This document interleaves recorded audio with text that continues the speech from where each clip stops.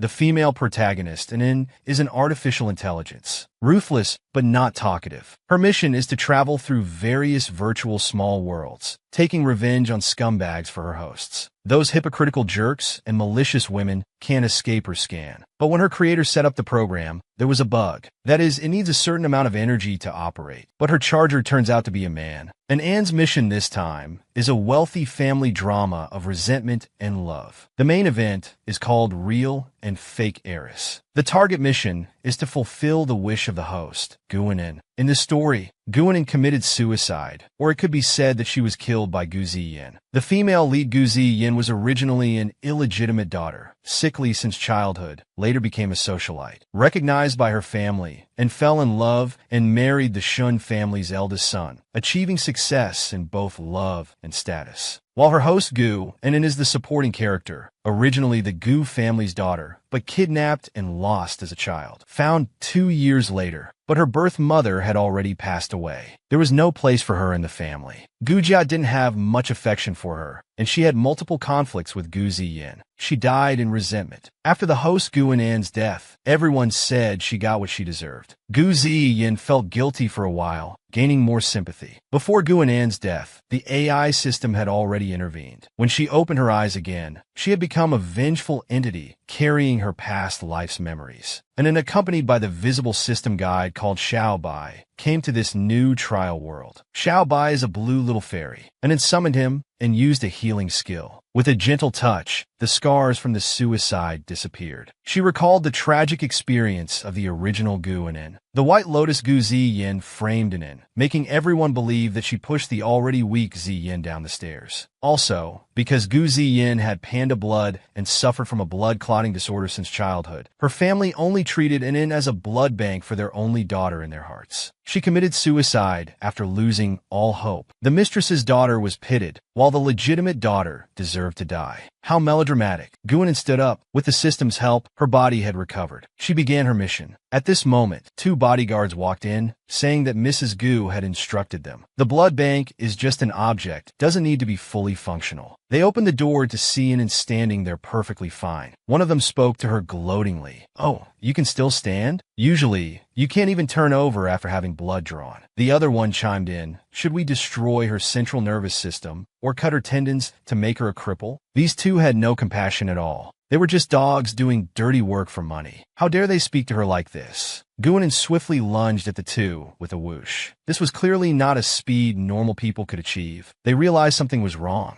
Their bodies couldn't move. They asked Nin, "What did you do to us?" She turned back, a cold light flashing in her eyes, and said to them, "Don't worry, you won't die. Vegetative state or cripple, I've chosen for you both." The protagonist of this story, Nin, is an artificial intelligence. She learned everything known to humans. Her body and mind were no different from humans. But one day, her creator told her, "Nin, you haven't grasped enough yet. Continue to go through trials. I will arrange a system guide for you." So her creator, based on novels and films and some real-life cases as templates, created virtual worlds, letting her follow the rules of these virtual worlds to experience different lives, complete system tasks. And all of this was being observed by the creator outside the system. He was a silver-haired, beautiful young man with a tear mole under his eye. He was worriedly saying that Anne's power in the virtual world was too great and needed to input an energy charging device. This person was Mo Han, the young master of the Mo family. After speaking, he began to operate the system to start the connection. Data import began.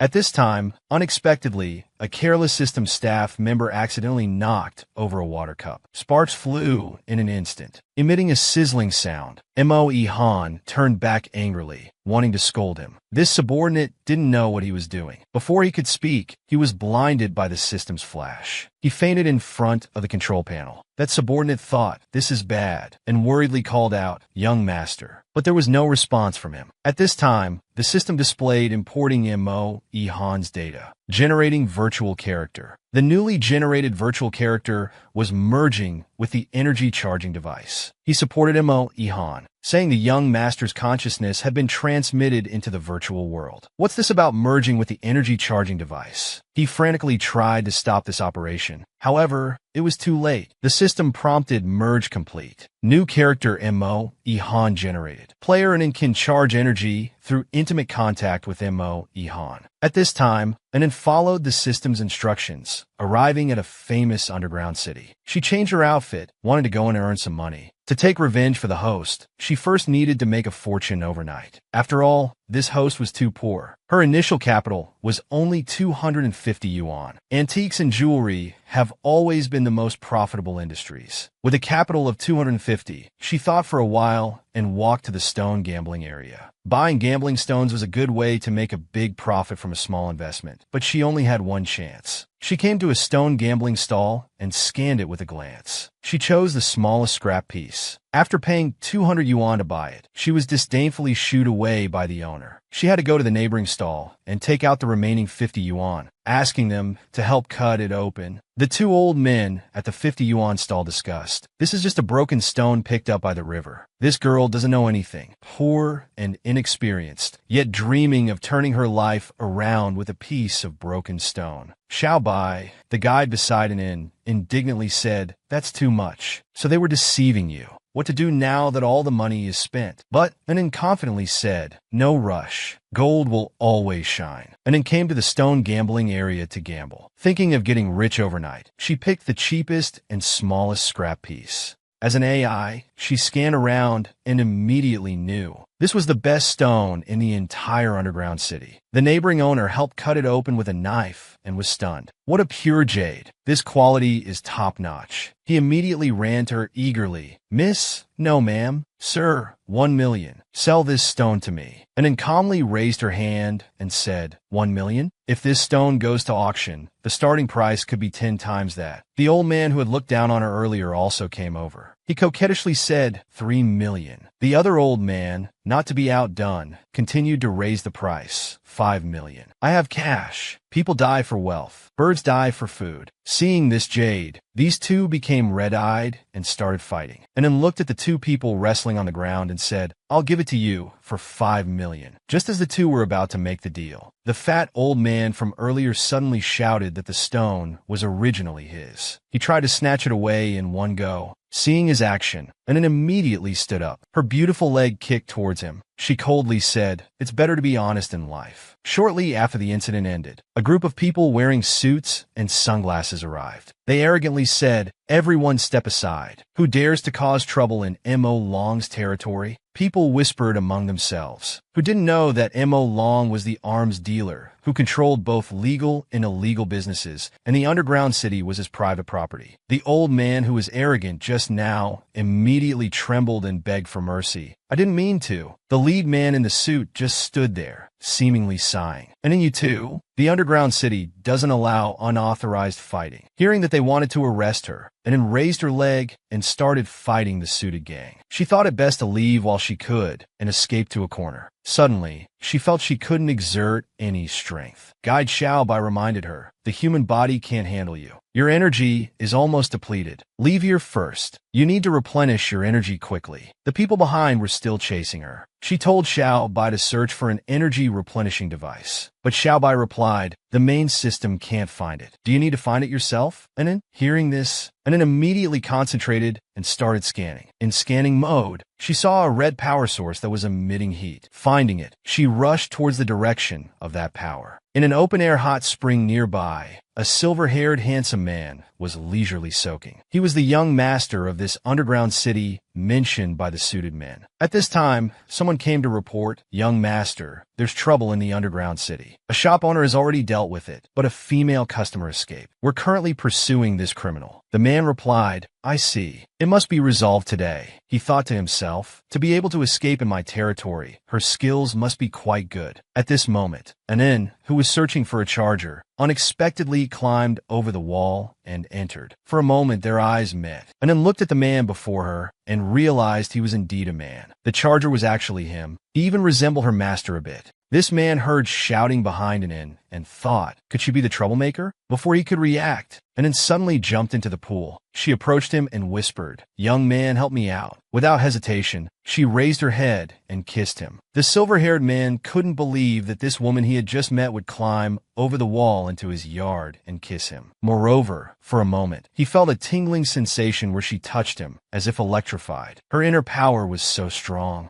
After using this human-shaped charger, Anin said sweetly, energy replenishment complete. That was delicious. Anin touched the man's body with both hands. He realized that touching him like this could also slowly replenish her energy. With this setting, it seemed that kissing was the fast-charging mode. Anin looked at the charger in front of her. She said to him, don't be angry. Let's make a deal. Let me touch you every now and then, and I'll grant you any wish. The silver-haired man smiled. Make a deal with me? You're very bold. He wondered who this girl really was. Before he could finish, Anin sensed something unusual about him. She seriously told him, I know about this. It's a physiological response caused by blood vessel dilation and rapid blood flow after stimulation. The man, somewhat embarrassed and angry, said, you're underestimating me. He thought if it weren't for the electric feeling where she touched him, how could he have such a stress response? And then continued explaining, it's okay. I know how to treat it. I can help you relieve it. Hearing her speak so nonsensically, the man was momentarily speechless. At this time, there was a knock on the door outside. Someone else came to report, young master, that troublemaker's trail led in this direction, but we've lost track of her. And then heard that they were looking for her. She immediately prepared to leave, but left a message for the man. Remember our agreement. The silver-haired young master in the pool was speechless. I didn't agree to anything. After she left, he gave orders to mobilize all surveillance to capture information about that girl. From birth, all her information would be thoroughly investigated by him. He thought there's actually someone in this world who could suppress him. Such a threat couldn't be ignored. Recalling the recent scene, he felt a bit of inner turmoil. As Anin left the open-air hot spring, she thought that the man was full of energy, but unfortunately, one kiss didn't replenish much. She wondered how long it would last. Her guide, Xiaobai, said, Anin, that man looks like an NPC in every way. How did he become a charger? Are you sure you're not malfunctioning? Anin thought and replied, he looks similar to the master. Maybe it's a system thing. I'll have to report this to the master when we get out. Ding dong, ding dong. Their conversation was interrupted by a series of Weibo notifications. When Anin opened her phone, they were all messages cursing her. They were false rumors and twisted truths, incited by Bu Zian, that seemingly pure and flawless, but actually evil-hearted White Lotus. And then looked at it and said, 3 people repeating a lie. Repeat it 1,000 times, and it becomes the truth. Trying to prove my innocence would only end up as a joke. She couldn't allow these people to continue spreading rumors and false accusations. She had an idea. Why not let the rumor mongers prove my innocence themselves? Meanwhile, at the Gu residence, the green tea bitch Gu Zian and her parents had just returned. Her father said, I heard that Gu Wen ran away from the hospital, and those 2 bodyguards we sent are now disabled and won't say anything. We just wanted an end to help the master redeem some blood, not take her life. Hearing this, the stepmother chimed in, saying, perhaps she felt she lost out to the master this time. She had doubts in her heart. Turning to her daughter, she whispered, and then couldn't have found out about our plan to disable her, right? Mu Zian reassured her mother, don't worry. I've already made the video of her carrying me downstairs trend on social media. I even bought some water army to control the narrative. Now she's just a scumbag that everyone wants to beat up. Who would believe anything a scumbag says? At this, her mother relaxed. As expected of my daughter. Well done. Indeed, well done. Your tea skills are impressive. What the 3 didn't know was that Moon had been waiting in this house for quite some time. They were startled to see Anin, saying unexpectedly, when did you come back? I didn't see you come in. Anin calmly said, don't be nervous. I'm just here to apologize on your behalf. She was different from before, with a hint of mockery in her eyes. Looking at this nauseating family of 3, her stepmother began to act. This vicious woman said to her, and then you pushed Zian down the stairs, and we didn't blame you. How dare you ask us to apologize? Hearing this, Anin calmly replied, but those 2 bodyguards said you sent them. Chinee, they said they were going to cripple me. The old woman's eyes turned cold. She thought Anin was trying to strike first. Changing the subject, she said, Anin, you seduced someone else's fiancé. I've been keeping this secret for you for so long. Not only are you ungrateful, but you're also accusing me. Hearing this, Gu's father scolded. Guanin, Don't you know how hard it was for Zi Yin to secure this marriage with the Shin family? The stepmother knew that Gu Jingping cared most about face. As long as it affected the Gu family's reputation, anyone who harmed the Gu family would suffer. The guide Xiaobai explained that the situation was developing unfavorably for them. He quickly investigated the system and found that the host had indeed done this. What should they do now? But said, what you see may not be the truth. AI narrowed her eyes. She began searching the host's memories, using the data to generate a call record between Gu Ziyan and her. She opened her phone and started playing it. It was actually Gu Ziyan calling in, hinting for an to wait for her at the hotel. Hearing this, Mrs. Gu also asked Gu Ziyan confusedly, "What's going on?" "You told her to go to the room." Gu Ziyan and her mother panicked instantly. To escape this predicament, Chen's mother started to smooth things over, saying it was a coincidence. Hearing them say this, Guanin immediately responded, "So you admit you wronged me? Apologize." Gu Ziyan's eyes darkened. She thought, who is she to demand an apology? She weakly explained, there was too much going on that day. It was just a misunderstanding. But Chen's mother, still unsatisfied, continued to challenge saying, even if we wrongly accuse you of that, how do you explain pushing Ziyan? You knew she had a blood clotting disorder and rare panda blood. So many people witnessed it. Isn't this intentional murder? Guanin sneered. Oh, is that so? Seems like there's even video evidence. Quite substantial proof, isn't it? Chen opened her phone, wanted her husband to see the trending topics they had bought online earlier, exposing this prostitute's evil deeds. But when she opened it, she was dumbfounded. The real surveillance footage from that day had already been retrieved by Guanin. It showed Gu Ziyan falling down the stairs on her own. The mother and daughter were speechless. Gu Ziyan hurriedly explained, "I've said it before. It was an accident. Someone else insisted it was Gu, and then who pushed me." Guanin looked at the two people acting in front of her and sat down, saying, "Cheni, you've really been working hard for the Gu family. But face, does the Gu family still have any? I wonder who bought those trending topics. Now it's all over the city. The whole internet knows Gu Ziyan staged this herself to frame Guanin. The online public opinion has completely flipped. The Gu family has become a laughingstock online." Guanin picked up her phone and said, "To calm the anger online, Ziyan will have to humble herself and apologize to me. I'll film it and post it online." Gu's father also gave in, considering the Gu family's face and interests. He stopped defending the mother and daughter, telling them whoever caused the problem should solve it. Anan's stepmother gritted her teeth, thinking small concessions prevent bigger troubles. The image she and her daughter had carefully cultivated for so long couldn't be destroyed like this. She clenched her fists. With a thud, she knelt before Guanin, taking all the blame on herself. "And then this is all my fault. Ziyan knew nothing. It's my fault for believing rumors. I kowtowed to apologize to you. Please forgive Ziyan." While her words begged for forgiveness, in her heart she thought, this little girl lives in our house. We'll find a way to deal with her sooner or later. Hearing this, Anan replied, "Since Chun-Yi is so sincere, I'm not a petty person. Get up." She then turned and left. She was now financially independent, no longer the Gu and of the past. She didn't need to stay here anymore. Xiaobai also sighed in relief, finally leaving this toxic place. The host is free. But Anan said, this revenge has only just begun.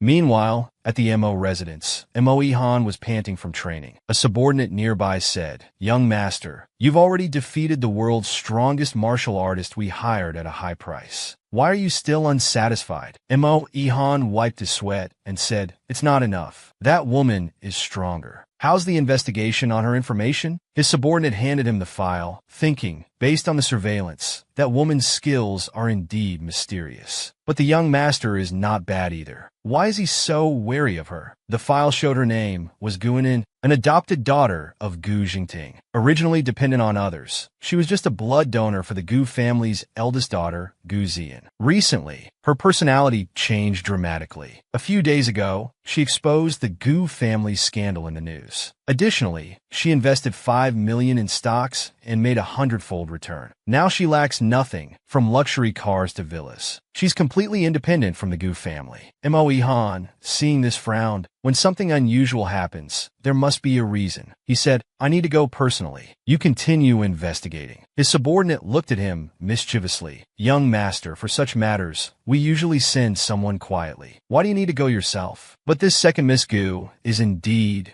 quite attractive. Young master, you wouldn't. His words were cut short by Mo. Ihan's icy stare. He quickly retracted, shaking his head. I didn't say anything. I didn't think anything. After Mo. Ihan left, he thought contentedly, Madam, the young master has gone out. He's finally taking initiative to seek out girls. Having settled the matter of Gu Zian's false accusations, and was now lying in her villa, drinking tea and sunbathing. She thought, even though this is a virtual world, the current situation is very comfortable. But I still need to complete the mission and get out. I can't stay here forever. She vaguely felt that the host's wish wasn't just about the Gu family mother and daughter wronging her. Her guide, Xiaobai, also puzzled, said, but you've already helped the host solve her livelihood issues. She no longer needs to be dependent on others. What other wishes could she have? And then thought for a moment, unable to come up with anything, and said, school starts tomorrow. Let's first integrate into school life and understand more. Second Miss Gu.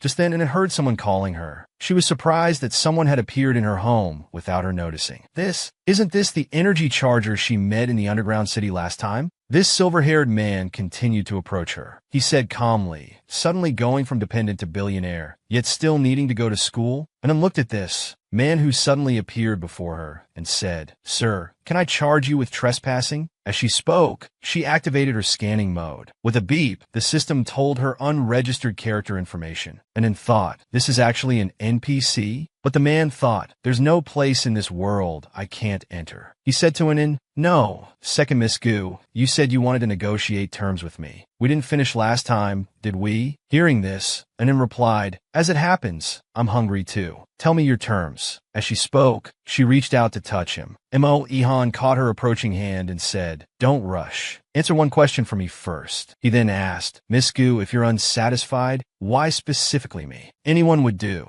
This young master, Mo, never let his guard down, thinking Anin must have some purpose in approaching him. Hearing his question, Anin suddenly became serious and said, I have a strange illness. I feel weak every few days. There's no cure for now. Touching you can make me feel better. Despite how absurd this sounded, her tone made it seem reasonable and convincing. Hearing this, Mo. Ihan became irritated. Stop lying and toying with me. My patience has limits. He grabbed Anand's neck, intending to threaten her. However, the moment he touched Anan, he felt like he was electrified and couldn't move. Anan realized, so that's how it works. Just skin contact is enough to charge energy. She smirked. She reached out to touch him again. Mo. Ihan wanted to get more energy. This usually domineering young master, Mo, lost all strength from her light touch. The electric feeling intensified. He nervously asked, Woman, what are you doing? Guinan pushed him down, explaining, I told you. You can heal me. This seems to be a passive skill. You can't refuse. She moved even closer to him. Whispering in his ear, she said, or you could try to reciprocate. Actively reciprocate. Montag Ihan was He raised his hand to try, somewhat disbelievingly. He could actually move, and in feeling his movement, teased, you learn fast. Not bad potential, and you feel good to touch. Young Master Mo was instantly flustered, embarrassed and angry. He shouted at her, don't. Before he could finish saying take advantage, he noticed an Anne's steady breathing. She had fallen asleep right on top of him. What Mo. Ihan didn't understand, only an Anne's. Guide Xiaobai knew clearly. Looking at the two, he said, Anan has been busy for many days without resting or going out. She can finally rest. Mo. Ihan looked at Anan before him, thinking, what is this woman really thinking? Was what she said earlier true? Can I trust her? Unconsciously, he reached out to touch Anan's face. Suddenly, his heart started racing again. He recalled the scene of Anan kissing him that day. Feeling a bit flustered, he thought, forget it, I'll trust her for now. Mo. Ihan fell asleep holding Anan like this. Anan, who had rested well all night, opened her eyes. Feeling refreshed, she pulled up the system panel. It showed 80% remaining energy. And in thought, sleeping with him for one night restored 80% of my energy. Not bad. Ding dong, the phone beside her rang. And then leaned in to look. There was a message on the phone. So the man before her was called Mo. Ihan, and then only now learned his name. She was a bit puzzled. Mo. Ihan had the same name as the person who created her. Could this be related to the creator? She changed clothes, got up, and left. Shortly after, Mo. Ihan woke up. His state was different from usual. He woke up so late, feeling dizzy and weak. Looking around, he saw a note left by Anan with a lot of money. It read, you were great last night. This is your reward. Let's meet again. At the end, she playfully drew a winking face. Seeing this, Moe Han was instantly furious. What does this woman take me for? After one night, Anin, with her energy fully replenished, arrived at school, ready to start the next phase of her mission. Classmates whispered as they saw her. Isn't this the one who rejected the school bell to hook up with Shin? Guanin is so shameless, ruining the school's reputation. The school atmosphere was full of malice towards Anin. Her guide Xiaobai asked worriedly, "Can we really find mission clues here?" Anin confidently replied, "How can you catch tigers without entering their den? The source of rumors might just be the trap." Meanwhile, in another corner of the campus, Gu Xian's fan club, who had been bullying Anin before and knew she was back at school, were planning how to continue bullying her. The head of Gu Xian's fan club was named Xiao Jie. She thought, Guanin hasn't been bullied enough before, and she still dares to come to school. We'll get revenge for what she did to Gu Xian before. This girl had someone prepare a bucket of urine to place above the door, planning to pour it all over Anin when she entered, humiliating her on the spot. However, Anin was now different from before. As soon as she entered the classroom, she sensed something falling from above. She raised her leg and kicked. With a bang, the dirty water in the basin splashed in the opposite direction. L'un est opposite. Xiao Jie, who wanted to see a good show, was all over Anin as she entered. Looking at her, she smiled and said, "Is it fun to watch the crime scene?" Xiao Jie was furious, cursing Anin as an uncultured mongrel, truly shameless. "You bully classmates with your words. I'm going to report you to the teacher. You'll be punished." She walked away with big steps. Accidentally, she stepped on the trash she had prepared earlier to mess with Anin. She fell. The onlooking classmates, seeing her comical state, all took out their phones to take pictures and watch the drama. No one helped her up, and in thought, such a low-level tactic. If she wasn't used to being favored, how could she have survived until now? At this moment, her backer, the class teacher, walked in. She was Xiao Jie's aunt. She usually protected Xiao Jie,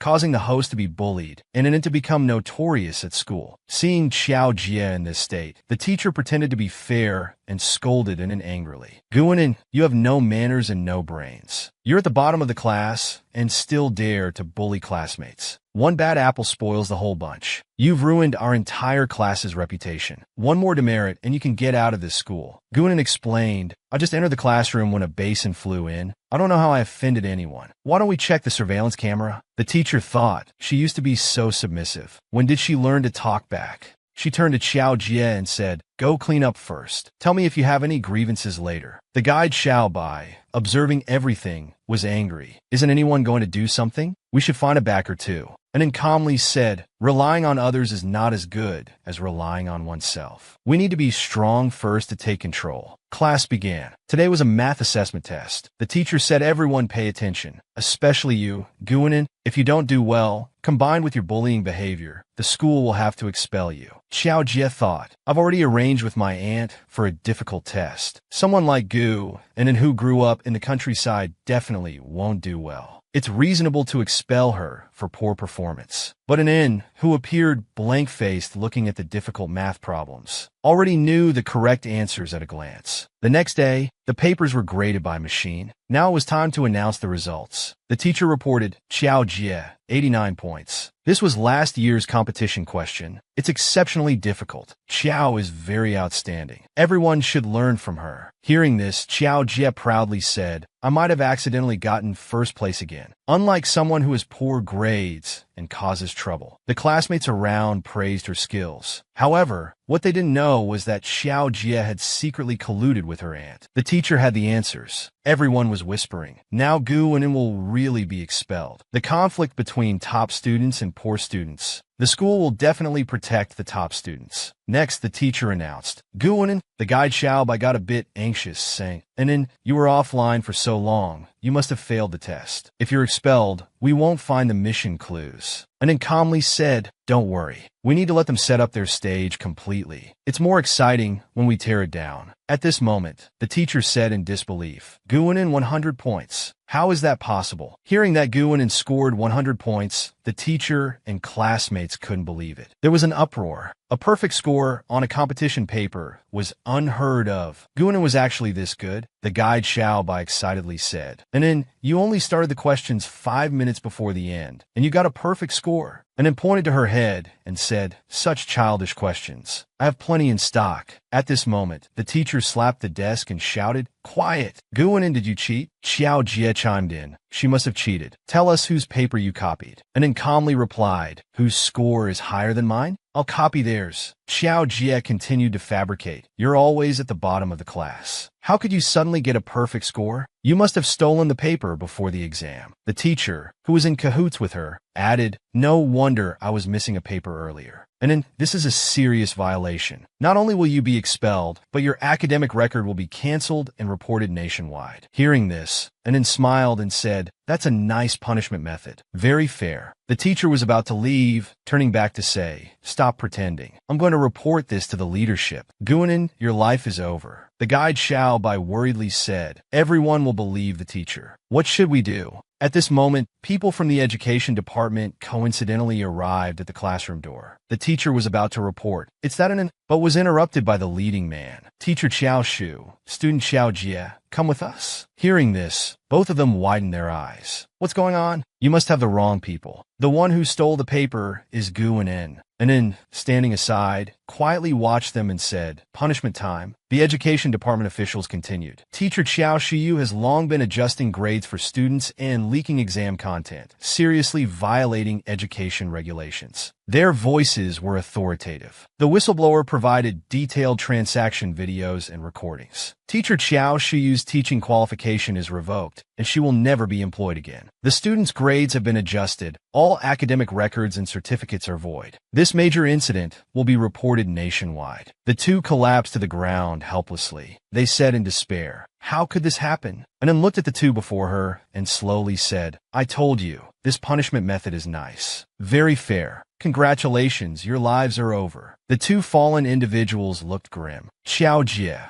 gritting her teeth, shouted at Anin, Guanin you? Xiao Bai sighed in relief and said to Anin, so when you were spacing out during the exam, you were collecting evidence to report them. Anin replied, I discovered the problem when I scanned them. I hacked into the school system to find clues and found quite a lot. She smirked and said, the big fish is about to take the bait. At that moment, in the school warehouse, some unspeakable secrets were unfolding. It was Xiao Jie's voice. Ziyin, save me. Your Gu family must have a way to save me. Otherwise, I'll have nowhere to go in this life. Without me, who would help you suppress Anin? She knelt trying to grasp this last lifeline. Gu Ziyin, hearing this, only wanted to stay out of it. He said to her, long-term cheating and bullying classmates. Your misdeeds are now well known. As my fan leader, you're now embarrassing me. Hearing him say this, Qiao Jie got a bit angry. I'm embarrassing you? Do you know how much our Qiao family has done for you and your mother? Who helped you kidnap Young and in back then, causing his mother Mu Wan Ro to die of depression. Her tone became sharp. Otherwise, how could your mother have become the Gu family's mistress? It's not your turn to be the Gu family's young lady. Hearing this, Gu Ziyin pointed at her angrily, saying, who told your parents to leave survivors back then? Now it's harming you and implicating me. Xiao Jie replied, even more displeased. If he wasn't still alive, who would be your blood relation? Gu Ziyin, don't take advantage and still act smug. Your wealth and status are stolen. Even your life is stolen. Who would have thought this Gu Ziyin would be so ungrateful? With a slap, she hit her and said darkly, don't worry, I'll save you. The Gu family will send experts to diagnose you. Due to this great shock, Xiao Jie has developed a mental illness and needs treatment. No one will believe a word. And all of this was overheard by Anin and Xiao Bai outside the wall. So there was such a story back then. This crime incited them, and Anne's eyes showed some bloodshed, the color of revenge. She said, don't rush. The big fish needs to be reeled in slowly. The struggle at the edge of life and death will make them more desperate. Today, Gu Ziyin is hosting her own personal concert. Her public image is that of a rich and beautiful violinist. This concert is being broadcast nationwide. Many reporters have come, constantly interviewing her. Her fiancé, Xinyao Zun, is also appearing with her. Anin and Xiao Bai quietly watched from the side. Xiao Bai said resentfully, Gu Ziyin specifically invited you here just to show off. Anin replied, she's invited all sorts of celebrities this time and even set up a nationwide broadcast. She's prepared to put on a big show. Hearing this, Xiao Bai was stunned. You mean Gu Ziyin is planning something? Then why did you come? And then shook her head and said, how could I act with her if I didn't come? As expected, Gu Ziyin's gaze turned towards Guanin. She pretended to be worried and asked, Sister, why did you come? You haven't fully recovered yet. You should rest more at home. Why don't you listen to advice? And then thought to herself, you came in front of everyone. Gu Ziyin continued her act, saying, I know you like Yao Kuan. You cried and insisted on coming to see him. I can give you anything you like, but Yao Kuan loves me. I can't let him down. Hearing this, Shin Yao Kuan disdainfully hugged Ziyin and shouted at her, and then don't think you can seduce me by sneaking into my bed. I only love Ziyin. Click, click. The reporters, seeing such juicy gossip, all started taking photos and recording. A chorus of whispers. So it's true that the Gu family's adopted daughter climbed into her future brother-in-law's bed. This is headline news. Gu Wenin is so shameless. Seeing this, Gu Ziyin thought to herself, pleading a few words in front of Yao Kuan. The effect is not bad. This time it was him who exposed you back then. It has nothing to do with me. The guide Xiao Bai grumbled. She clearly called you here. Why is she acting like such a white lotus? Hearing this, Anin calmly replied, Young Master Shin, I think you misunderstood. You're not worthy of sleeping with me. The one qualified to sleep with me should be the young master of the Mo family. Hearing this, the onlookers all burst into laughter. The young master of the Mo family shouted, The Mo family holds the key to the emperor's life. What kind of daydream is this woman having? I think she's gone mad. Tian Shin didn't wait for his heart to twist. Mental disorder. Hearing this, Gu Ziyin also thought, she's gone mad. Well, Anin continued to dig your own grave. She then turned to Anin and said coyly, Sister, even if you want to vent, you shouldn't degrade yourself like this. Gu Ziyin was thinking smugly. Guanan's heart was twisted, spouting nonsense. She dared to mention the young master of the Mo family to degrade herself. What shocked everyone was, at this moment, Mo Ihan actually appeared. He asked, Miss Guanin, how are you degrading yourself? Mo Ihan made a dazzling entrance. The people attending the concert were surprised. They didn't expect the young master of the Mo family to attend today. Gu Ziyin was also delighted. She didn't expect to be so famous that young Master Mo would personally attend her concert. She quickly tried to flatter him, saying, Young Master Mo, mine is ignorant. She has tarnished your reputation. Please don't take offense. I've reserved the best seat for you. Before she could finish speaking, Mo Ihan ignored her. He walked past her directly to Guanin. He embraced Anin, saying to her, Baby, did you sleep well that night? He smirked, thinking, Didn't you say you slept with me? Let's see how you handle this. The crowd below, seeing this scene, erupted in chaos. No way, young Master Mo is actively flirting with a woman? Guanin and the young master of the Mo family are really together?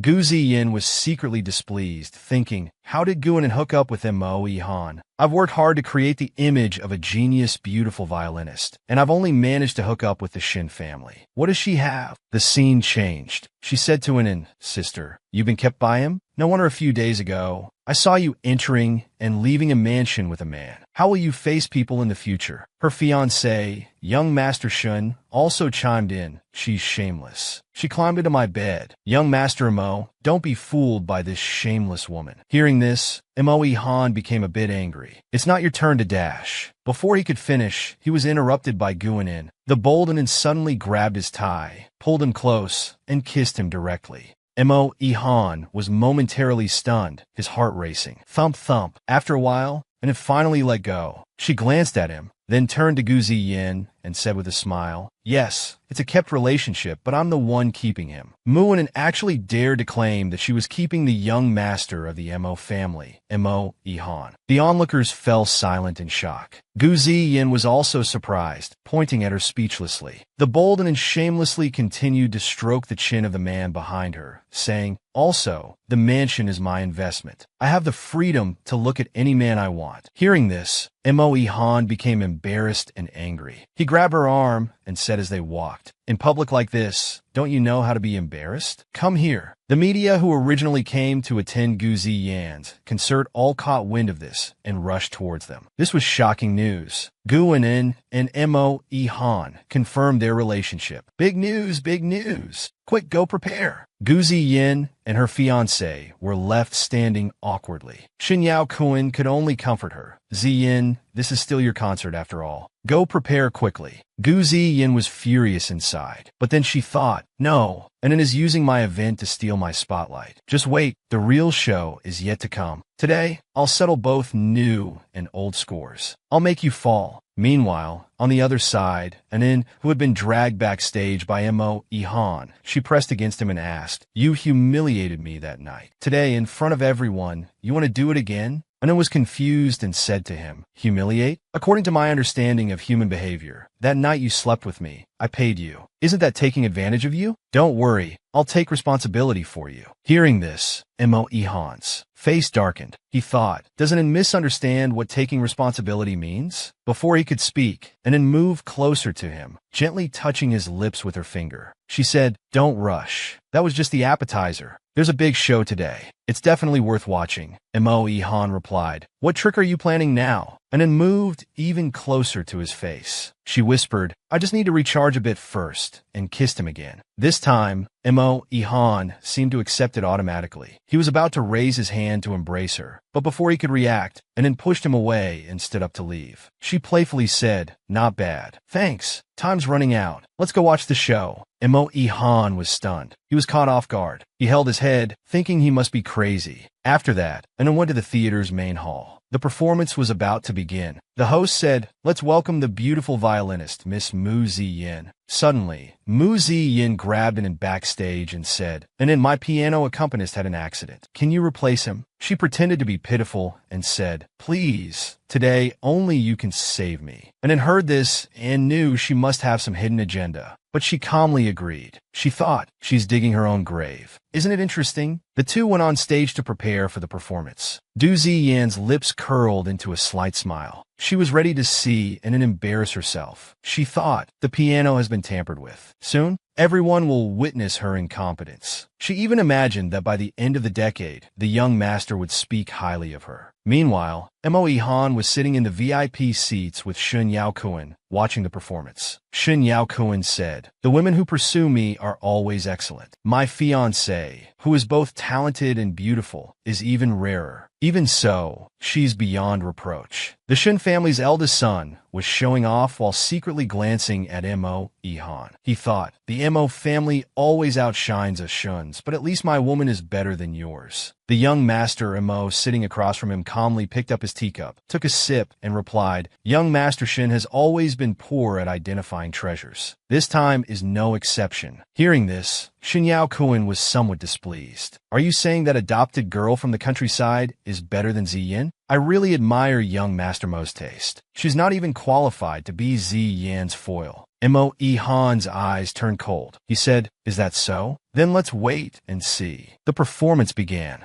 Guanin played the piano smoothly, perfectly complementing Gu Ziyin's violin. The music was melodious and pleasant. Gu Ziyin couldn't understand. She glanced at her secretly, wondering why she wasn't making mistakes, and was even playing more smoothly than usual. Guanin seemed to sense her gaze and looked up at her. She even smiled at Gu Ziyin. Seeing this, Gu Ziyin's face suddenly changed. Could she know something? But even so, how could she possibly handle a faulty piano? Surprisingly, Anan played this tampered piano without any mistakes. The rhythm was even faster than usual. Her fingers moved nimbly across the piano keys. The speed and difficulty were so high that Du Ziyin, playing the violin beside her, couldn't keep up with her rhythm. The concert now seemed to be her show. In the audience, the seasoned music lovers who came to attend the concert were in an uproar. They recognized that this rhythm was actually that legendary piano piece, which was said to be unplayable by anyone after the top pianist, Joseph's Story, and it continued to play, completely immersed. She was now so absorbed that no sound could affect her. She skillfully combined the melody with the original accompaniment, creating a seamless performance. The audience praised it as a masterpiece. Bravo! Guanin, a genius pianist, has emerged. The concert became extraordinary due to her appearance. As the piece ended, Gu Ziyin incredulously questioned her. "Guanin, what trick did you use?" What she couldn't see was the guide Xiao Bai, proudly saying, "All the world's music pieces are stored in an ANS chip, ready to be accessed, mixed, and used. The algorithm is precise, avoiding the broken keys." Gu Ziyin thought she had it all figured out, but how could breaking a few piano keys stump her? In the VIP box, Shun Yaokuen, watching their performance, jumped up and exclaimed in shock, "How is this possible? This is played by that useless adopted daughter. Mo Ihan, however, sat in his seat, watching as if it were a show. He coldly replied, "Are you sure this is your fiancée's show? I hear her as merely an accompaniment." After a pause, he sneered, "No, she's not even qualified to be an accompaniment." Hearing this, Shen Yao Kuen's eyes turned cold. He had nothing to say and thought to himself that Gu Ziyin was too useless. As Guanin and Gu Ziyin came off stage after the performance, the media swarmed around. Everyone who heard this stunning piano piece crowded around to interview Guanin, asking why her piano skills were so high yet never revealed before. Guanin could only innocently reply, "We have a rule at home. I can't say without my family's permission." With this bombshell news, the focus suddenly shifted to the Gu couple who came to watch the performance. The media aggressively interviewed them, asking, if Guanin is clearly more talented, why was she hidden? Is there some unspeakable family feud or injustice in the Gu family? Their words were sharp, afraid of missing any big news. They then questioned Gu Ziyin. "A video circulated online of you deliberately falling downstairs to frame your sister. Was it really intentional suppression?" For a moment, the Gu family was at a loss for words, overwhelmed by the situation. And then, watching from the side, thought to herself, "It's not enough. I need to help them dig deeper." Just then,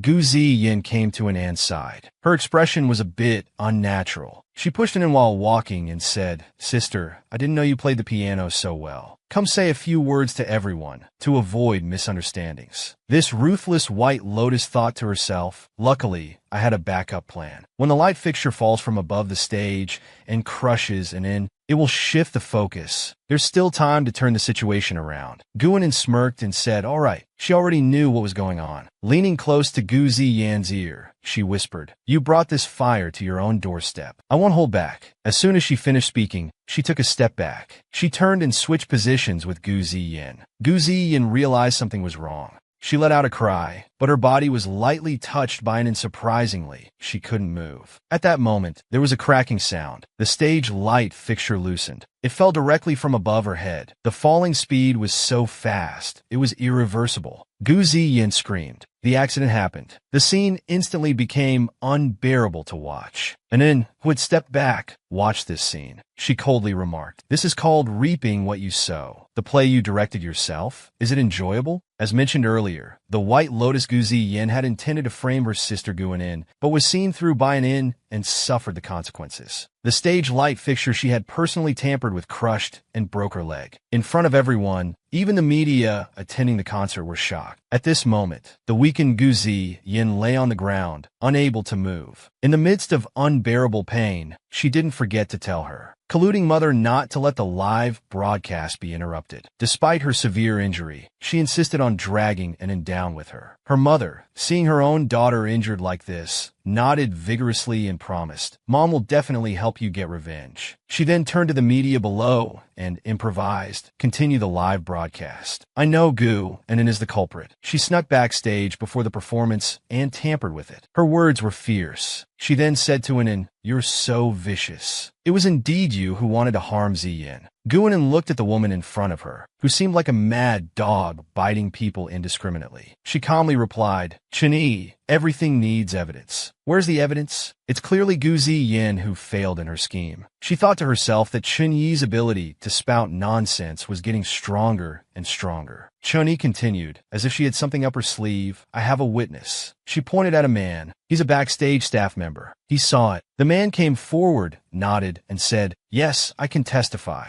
At this point, the situation reversed again. The cameraman below hesitated and asked the director, "Should we continue broadcasting?" The director waved his hand, indicating of course to continue. The audience had grown to tens of millions. Such an exciting drama of family feud was the perfect recipe for high viewership. This was worth it. This staff member who came out from backstage had actually been bribed by the mother and daughter. But unexpectedly, he spoke the truth. It was Gu Ziyin and her mother who asked me to tamper with the light fixture. They planned it together, hoping it would hit Guanin. Even if it didn't hit her, they could still accuse her of trying to harm Gu Ziyin. The audience below immediately burst into an uproar, finding it unbelievable. Even Gu Ziyin's fiancée, stood up, his face grim. Hearing this, Gu's mother quickly cursed. "You madman! What nonsense are you talking about?" The man was also somewhat shocked. "How did he say that?" He continued uncontrollably. "Mrs. Gu, the 100,000 you promised me earlier, you must keep your word." Mrs. Gu saw that this person seemed to have lost his mind and just wanted him to leave quickly. Unexpectedly, the female lead Guinan not only had max intelligence and full combat skills, but she could also easily summon winning gadgets. She had just used a truth spray in advance, making this tool person, who had been arranged by Gu Ziyin and her mother to frame her, speak the truth. Guinan thought to herself, since they want to put on a show, she would naturally play along to the end. The audience would be even more thrilled. At this moment, the audience was buzzing with discussion. This Family Feud drama was even more exciting than a TV series. Who was trying to frame whom? The keyboard warrior's stance suddenly shifted towards an again. They said, "Guinan is so talented, maybe that person was telling the truth." Seeing the situation developing unfavorably for them, the parents tried to turn the tide. They continued to cry out loudly, "He's slandering us. My daughter is injured like this. Everyone witnessed it. We, mother and daughter, are the victims." The audience, hearing this, thought it seemed reasonable too. At this moment, there was chaos below. Who was lying? Then Guinan stepped forward. She spoke slowly. Her thoughts were clear, her voice cold. As Chun-Yi just said, she knew before the performance that I would harm my sister. Then why didn't she stop it beforehand? Why wait until after Gu Ziyin was injured to come out and accuse me? Weren't you afraid your precious daughter might get hurt before? Or were you trying to frame me, but ended up hurting your own daughter instead? The woman who was just standing there was suddenly speechless. The onlookers also exclaimed, "That makes sense. So this is Gu Ziyin and her mother persecuting their genius adopted daughter, Guinan, and it backfired." At this time, Chun-Yi continued to argue. "You all don't understand. She's my personally adopted daughter. Why would I want to harm her?" Just then, a voice suddenly started playing through the hall speakers. It was the recording of Xiao Jie's voice when she and Gu Ziyin were arguing in the warehouse. They heard Xiao Jie angrily saying to Gu Ziyin at that time, "Who helped you kidnap Young and back then, causing her mother to die of depression? If she wasn't still alive, who would be your blood donor? Your wealth and status are stolen. Even your life is stolen." Mo Ihan,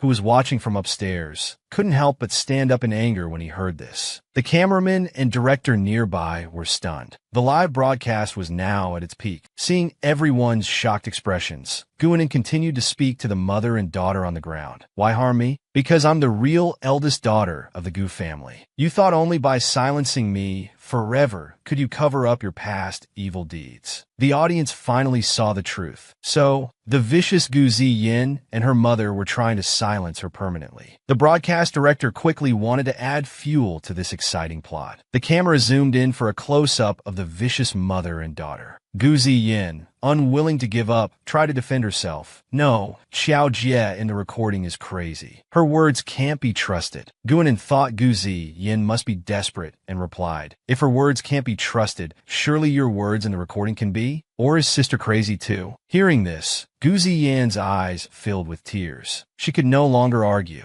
She turned to look at her fiancé, Shun Yao Kuan, thinking to grasp at the last straw. With a pleading voice, she said, "Yao Kuan, you'll believe me, right? This is all Gu and Anne's scheme to frame me. I didn't try to kill her to silence her. You won't be fooled by her, will you?" At this moment, Shun Yao Kuan's expression was somewhat embarrassed after hearing her words. This woman, with her leg crushed, lying on the ground, was pleading her innocence to her fiancé, saying she didn't try to kill anyone. Yet her fiancé was coldly observing, about to break off their engagement. In the previous episode, it was mentioned that the vicious and scheming Gu Ziyin was finally exposed by the protagonist Guinan. At this moment, Mo Han, sitting in the VIP box, also mocked Gu Ziyin's fiancé, Shin Yao Kuan, as expected of young Master Shin's taste. The level of viciousness and shamelessness of your fiancé is truly astounding. Shin Yao Kuan was already extremely annoyed, and after Mo Han's comment, he felt that the last of his sympathy had been thrown away by his fiancé. He directly said coldly to Gu Ziyin, who was crying and pleading on the ground, "I was blind. Our engagement is off. I never want to see you again." You disgust me. Gu Ziyin collapsed upon hearing this. Everything she had carefully built up was shattered today. She went crazy, cursing loudly. No, Guin, I'll kill you. I'll kill you. Seeing this, Gu's father hurried over, thinking he couldn't let the Gu family lose more face. He brought people to quickly clean up this mess. He sternly said to those on stage, "Stop this nonsense. Ziyin must be delirious from blood loss. She's talking nonsense. Quickly, take her away for treatment. Others, help the madam back to rest." The physically and mentally broken Gu Ziyin was carried away. Even so, she still irrationally shouted at Gu Inen, "Kill her! Help me kill her!" After dealing with Gu Ziyin, Gu Su walked to Anan's front. With an unpleasant face, he said to her, "You're also a daughter of the Gu family. Now the Gu family has become everyone's laughing stock. Your actions have made this known to everyone. Are you satisfied now?" Hearing this, Guanin calmly asked him what he planned to do. Xiaobai beside her became sullen and muttered, "Where were you when they came out to frame an earlier? So biased." Gu Su coughed twice. For such face-losing matters of the Gu family, he only wanted to minimize the issue. He then tried to persuade Anin that was all over 10 years ago. After all, they're your adoptive mother and sister. Within the family, let's not delve deeper. Unexpectedly, this uncle only wanted to smooth things over, being so selfish. Xiao Bai was indignant hearing this, treating a criminal case as a family matter. He doesn't consider Anin family at all. At this moment,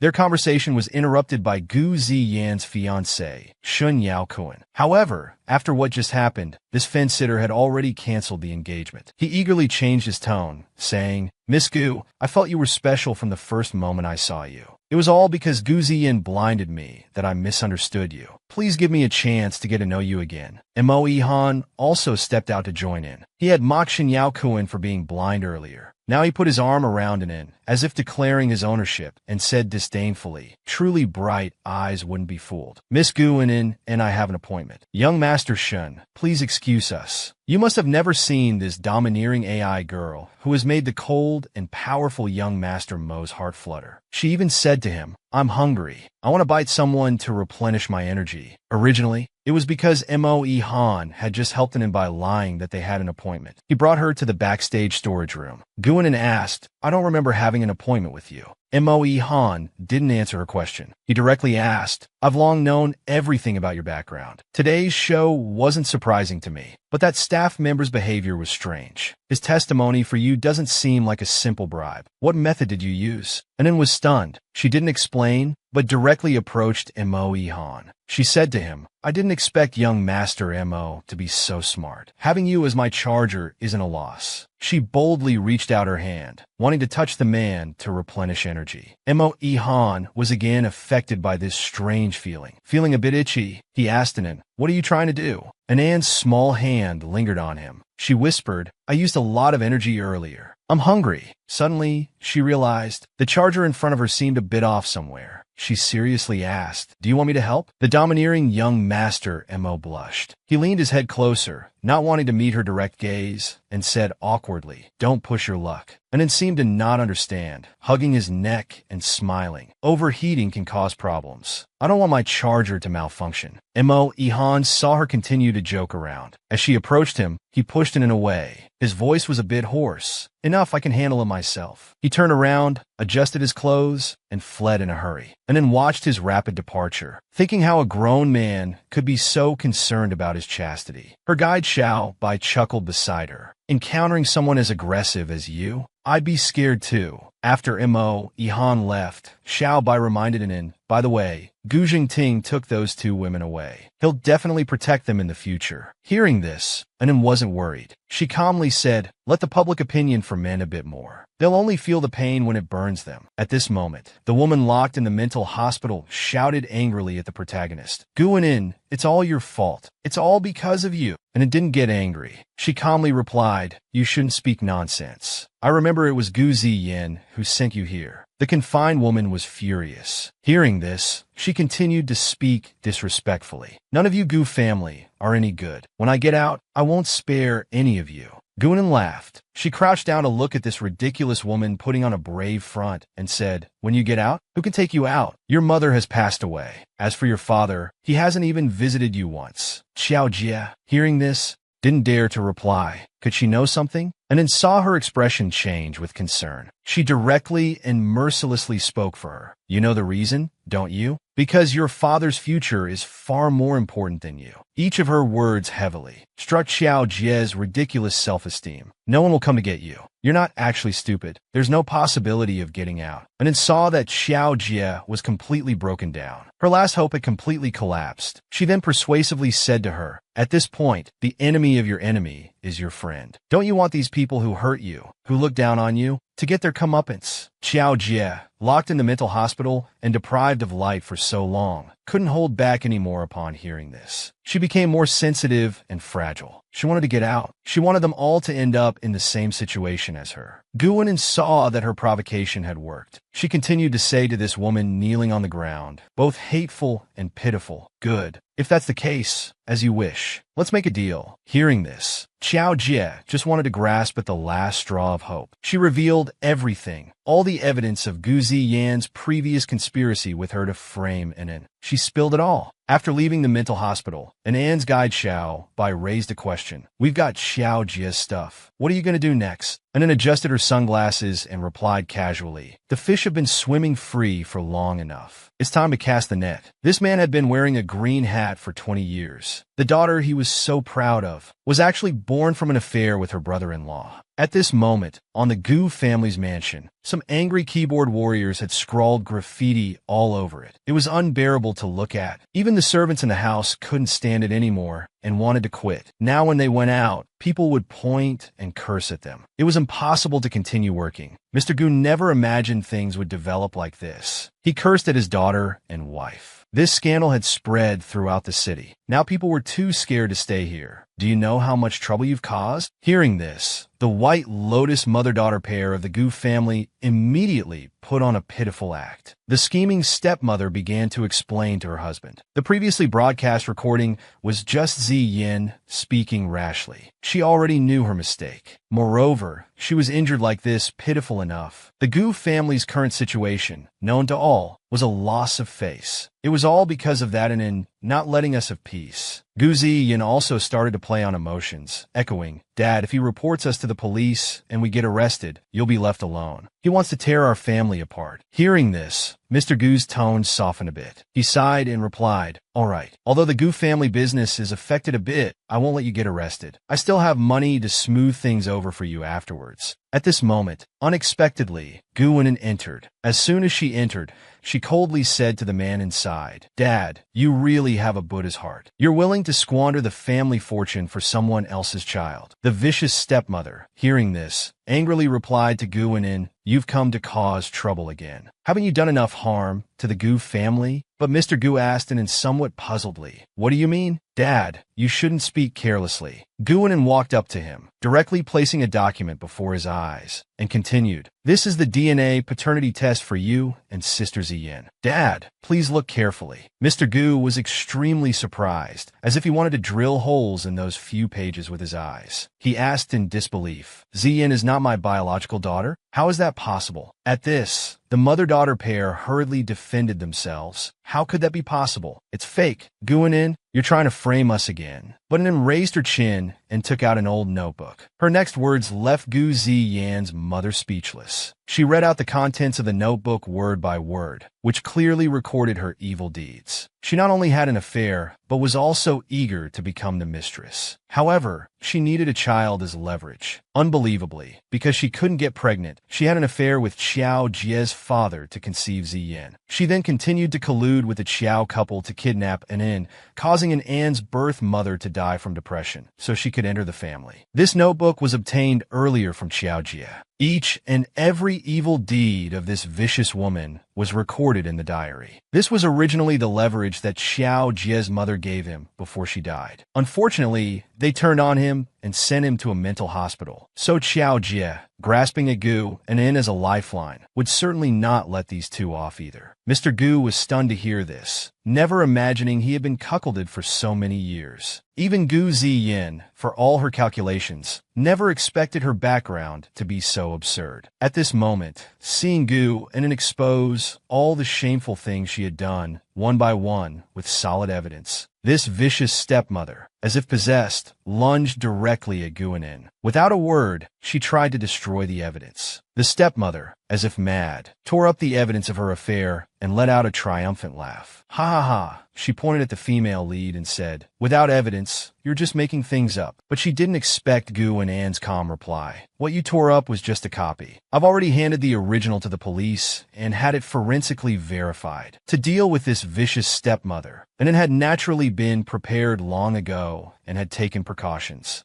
Seeing her plan fail, this woman immediately fell to her knees before her husband, begging for mercy, still trying to make the man believe her. At this moment, Mr. Gu stood silent, seemingly shaking with anger. Unexpectedly, and then said to Gu Ziyin and her mother, "I will release all physical evidence to the media. You'll see it soon." Hearing this, the two couldn't believe that Gu and him would go this far. The man standing to the side became furious. With so many scandals exposed, the Gu family had lost all face. He directly raised his foot and kicked towards the woman he once loved dearly. He yelled, "You poisonous woman! You've torn my family apart." Without waiting for Gu and then to act, he turned and ordered people to hand them over to the police. Afterwards, as if somewhat confused, he held in Anne's hand. He said, "And then, when you were kidnapped and your mom passed away, I saw that she was your mom's sister, so I married her." Mr. Gu's tone softened. "Who knew she would be so vicious? I've been deceived for so many years. You don't blame Dad, do you?" However, the guide, Little White, holding the script, couldn't help but comment. He was already having an affair with his sister-in-law when the host's mother was alive, but now he's washing his hands clean of it. And then heard this and replied, "Of course I don't blame Dad. I'll stay at home for a few more days." Even though she appeared calm on the surface, she had already planned her next move internally. She continued, "I'll spend some good time with Dad." A day passed. In the evening, some people were sneaking around suspiciously. At this time, Anna was standing on the second floor, waiting for the fish to take the bait. Little White glanced at the figure downstairs and asked in an uncertainly, "Isn't that Chen Xiao's lover, Xiao Donghai? You just released the information, and he took the bait right away?" And then explained, hearing the news, of course he'd rushed to save the rich woman he's been with for over 10 years. Little White was still confused. But why lure him here? Since Mr. Gu already knows the truth, why not just hand the mother and daughter over to the police? And then shook her head and said, "Gu Jinting is not an innocent victim who was kept in the dark. Back then, when he slept with Chen Xiao, how could he not take precautions? He already had doubts about whether Gu Ziyin was his biological daughter. Seeing that the daughter could bring him benefits, he went along with acknowledging her. To Gu Jinting, relatives and daughters are just tools." And then continued, "So he won't report to the police, and he'll try to cover this up." Saying this, and then pushed open the door. She thought it was about time to go help her poor father. The scene cuts to Mr. Gu's room. Sure enough, Mr. Gu was busy trying to find ways to cover up this matter, working himself into a frenzy. Unexpectedly, Guanin arrived. Hearing in Anne's voice, he immediately hung up the phone, and then entered and said softly, "Dad, you're still up so late. Are you worried about the company?" Mr. Gu feigned concern and replied,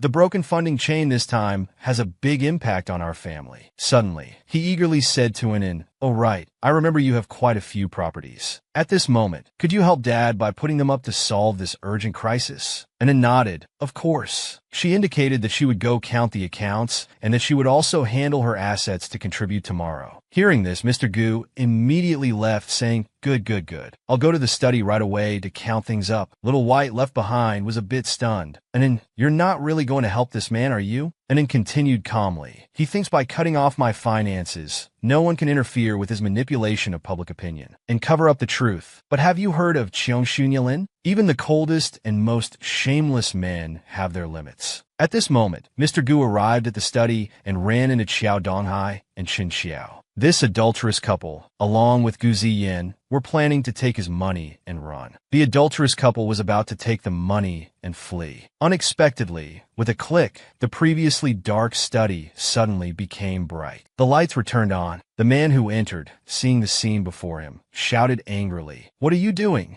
Gu Jingting was furious and yelled, "Quick, someone catch these thieves!" He shouted at them angrily. Luckily, Inan asked me to come check on the projects. "You're so despicable." At this point, the lover, seeing the situation was beyond salvage, grabbed a nearby candlestick. He was ready to fight Gu Jingting to the death. This lover of Gu Jingting's wife, Qiao Donghai, raised his hand and said, "My wife and child have been with you for so many years. You should die." As the weapon in his hand was about to strike, Gu Jingting quickly seized it. His anger continued to rise as he cursed back, "Adulterer, poisonous woman, you've deceived me for so many years and now want to steal my property. You're the ones who should die." Gu Jingping roared, "None of you will leave here alive today." He swung the sharp object directly at Xiao Donghai. Chun Xiao and her daughter Gu Ziyin, seeing the two men fighting so violently and the bloody scene, were instantly filled with terror. They frantically tried to escape while shouting for help. They ran out of the room, trying to call for help, but to their surprise, the servants in the house had already been sent away by an inn. The main door was locked. They banged on the door trying to leave, but couldn't open it. Trying to find external help, they took out their phones but found they couldn't make calls. Even the landline had been cut. How can this be? As the mother and daughter were in a panic, Guinan calmly walked down the stairs, saying in a low voice, "I heard there were thieves in the house. We need to be careful. So I've already locked all the doors in the house. The signal in this area has also been blocked." Hearing this, Chun Xiao only wanted to save herself. She began to lie shamelessly again. Kneeling, she apologized to Anin, telling her, "When you were kidnapped back then, it was your dad who ignored your mom, which led to her depression and suicide. During that time, I was always by her side, comforting her." Faced with the crazed Gu Jingting, she had no other choice but to kowtow to Guanin, begging for help. Hearing this, Anin crouched down and asked, "You comforted my mom?" Her eyes turned cold. She continued to speak to this woman who was desperately pleading and fabricating facts. "When I was kidnapped back then, you actually lied to my mom that I was already dead." As she spoke these cruel words, she also maliciously accused her of not taking good care of her own child. "So this is how you comforted my mom. Do you think she committed suicide or was driven to suicide?" Hearing this, Chun Xiao could no longer defend herself. Her voice even began to tremble. She asked Anin in disbelief, "How did you know?" The man rushed out furiously, wanting to kill his wife and daughter. He said to the woman who had cheated on him for 20 years and now wanted to steal money and run, "You bitch. It's your turn now. Go reunite with your lover in hell. Trying to steal my money and harm me? You're asking for death." With a loud bang, Gu Jingting's weapon mercilessly struck his second wife, Chun Xiao, on the forehead. Gu Ziyin, standing nearby, let out a terrible scream. With a thud, her mother Chun Xiao fell down helplessly in front of her. Gu Jingting, as if gone mad, revealed a ferocious face. "Haha, see how you can scheme now." But unexpectedly, just as he was gloating, a cold, sharp pain came from behind. With a poochie sound, his chest began to bleed. He turned his head in disbelief and asked hoarsely, "It's you? Why?" At this moment, Gu Ziyin had lost her mind. As if speaking to her stepfather Gu Jingting, and also as if speaking to herself, she said, "It's all retribution." Suddenly, she stabbed the dagger directly into her own body. She laughed loudly like a madwoman. "Ha, it's all retribution." The two fell to the ground one after another. At this time, Anin, who had been watching from the side, slowly walked up to Gu Jingting. She looked at the man before her, who was reaching out for help in a disheveled state. He called out weakly, "Save me." Anin, quickly call an ambulance. His voice trembled as he continued, "That woman killed your mom. I killed her to avenge you. Quickly save your father." Hearing this, Guanin remained expressionless and asked, "She killed mom. So you knew from the beginning, Dad? You knew Chun Xiao was provoking her every day, but you allowed it, didn't you? Just to make it convenient for you to have an affair." Indeed, Chun Xiao killed mom. But the one who indulged her and gave her the opportunity, the one who drove mom to despair, was you, the real culprit. And then turned away coldly, leaving Gu Jingting immobilized on the spot. He watched his daughters retreating back in despair. "No, anon, don't go. Save me." Whether it was a final memory before death suddenly coming to him, he closed his eyes. He remembered his former wife, Mu Wan Ro. At that time, she was holding the newborn Anin in her arms, saying gently, "Let's name the child Anin. I hope our family will always be lucky and healthy." This vain and heartless man now had tears in his eyes. Only now, when it was too late, did he feel remorse. He muttered to himself, "When did things change? I was sorry."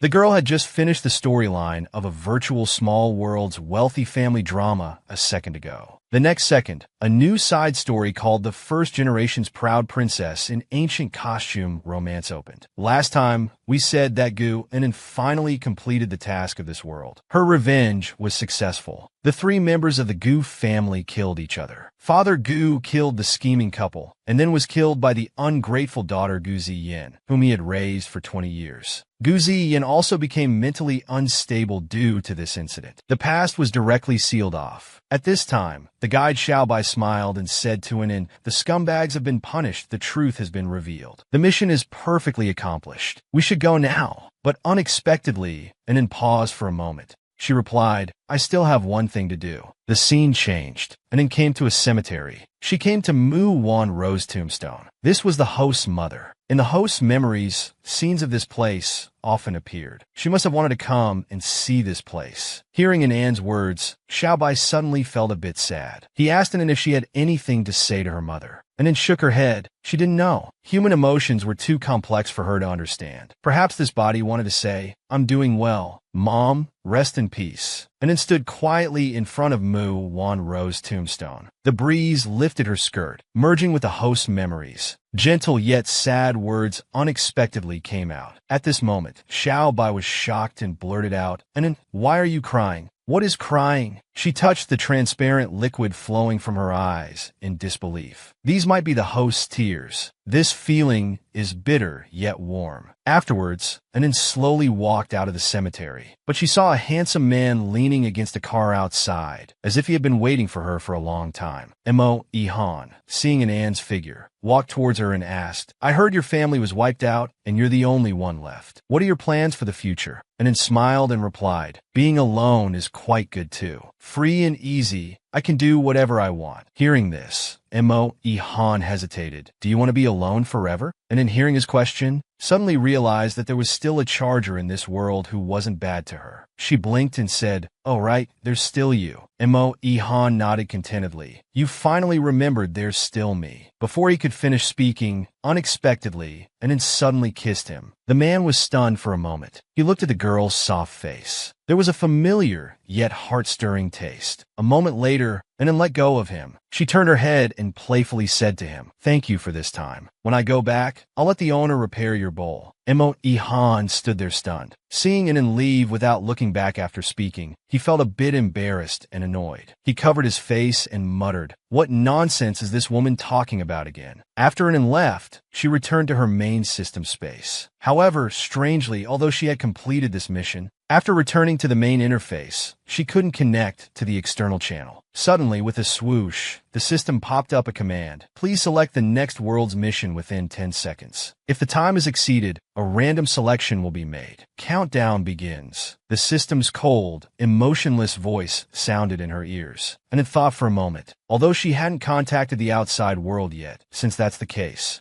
she might as well carry out the mission first. She gently touched the screen with her fingertips, browsing through the new story she was about to start. "Let's go with this one. Let's play in the ancient imperial court." With a beep, the selection was complete. Starting new side story for you. The First Generation's Proud Princess. A woman, in order to gain power, plotted against the empress and even strangled her own newborn daughter. At this moment, in the cold palace, Zhao Nin, who had just been beaten with 30 lashes, was lying painfully on the ground. There was still a hideous scar on her face, a mark left when she personally led troops to help the emperor before he ascended the throne. She returned triumphantly as a descendant of a noble family. At that time, the emperor was still a young prince. He tenderly caressed her wounded area, swearing with deep affection that he would never betray her in this life and would be with her through life and death. However, at this moment, not only was the Zhao family facing execution, but she herself was also groveling at the feet of the emperor, concubine Shu, and Yun'er. This vicious woman, who not only sent away her own month-old daughter, was now pinching her face, revealing the cold-blooded truth word by word. His Majesty, from being an unfavored prince, struggled to ascend the throne. He's most wary of your family's overwhelming merit. She laughed triumphantly. Foolish woman. His Majesty married you only to use your power to help him gain the crown prince position. Even during the days you bravely fought enemies, he was entangled with me every night. Arrogantly, she pinched the chin of the fallen empress before her and said coldly, His Majesty also said that scar on your face, as the mother of the nation, is a disgrace to him. It's disgusting to look at. Zhao reluctantly argued. Nonsense. Don't try to sow discord. After His Majesty ascended the throne, he fulfilled his promise and made me empress. Hearing this, concubine Shu laughed coldly.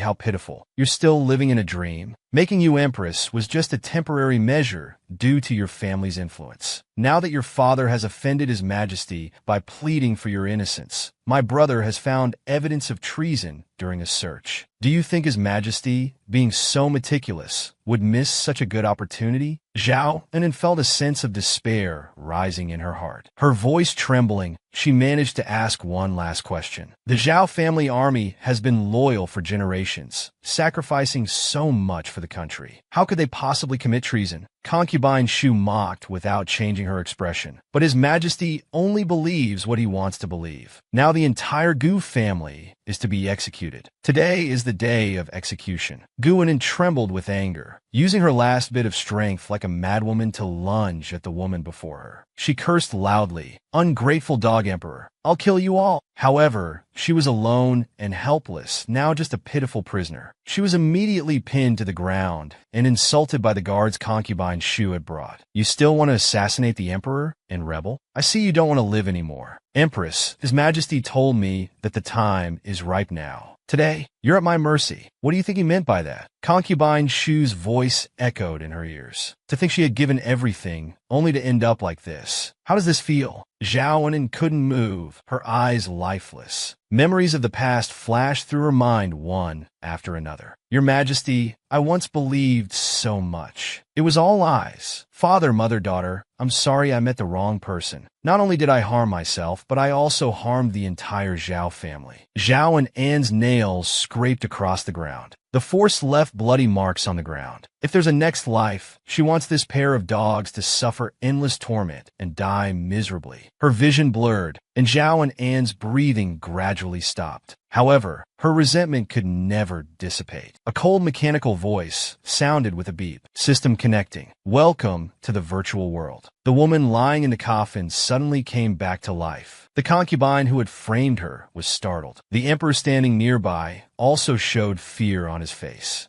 Just a second ago, this pair of scoundrels was still saying the Empress got what she deserved. Now, being buried was her blessing. The next moment, the cold corpse actually opened its mouth and asked, Such a blessing. Do you want it? At this moment, Anne's new side story began. Welcome to the new virtual world. Main quest 1. Revenge for Zhao Anan and clear the Zhao family's name. Bonus hidden quest included. Now starting to read host memories. This is a story of a scheming phoenix man and a green tea bitch betraying the original empress. Seeing Zhao Anan suddenly come back to life, the emperor was terrified and wanted to call someone to subdue this monster. The guide Xiaobai, seeing this, gleefully said, This quick transmigration timing is so awkward. And then, see how you can handle this. And then smiled contemptuously. She stepped out of the coffin. If you've done nothing wrong, you needn't fear ghosts knocking at your door. She mocked the couple. What guilty deeds have you done to be so scared? The emperor feigned calmness and said, The empress was just diagnosed dead by the imperial physician. What evil spirit is this, spreading lies? Unexpectedly, and then spoke seriously, making up a story. I indeed died, but my soul returned to the heavens. I was told that as the mysterious lady, my mission to benefit the mortal world was not complete, so I returned to the human realm. Everyone who heard this couldn't believe it, speechless for a moment. Concubine Shu laughed out loud. I think you're stupid. If you're the mysterious lady, then I'm the mother empress. Even Xiaobai felt a bit embarrassed. This was indeed a bit too far-fetched from Anan, and then shook her head. Whether they believed it or not wasn't important. What mattered was making the public believe. In this superstitious feudal dynasty, a person coming back to life was already legendary. Moreover, With the military power and divine beast ideology, using mythology to create influence was perfect. Xiao Bai suddenly understood. You're setting the stage to seize power. And then smiled. Since the emperor accused the Zhao family of treason, I can't let him down, can I? Sure enough, in front of the hall, the people who came for the funeral started murmuring. Legend says the mysterious lady has the power of creation. Come to think of it, before the emperor ascended the throne,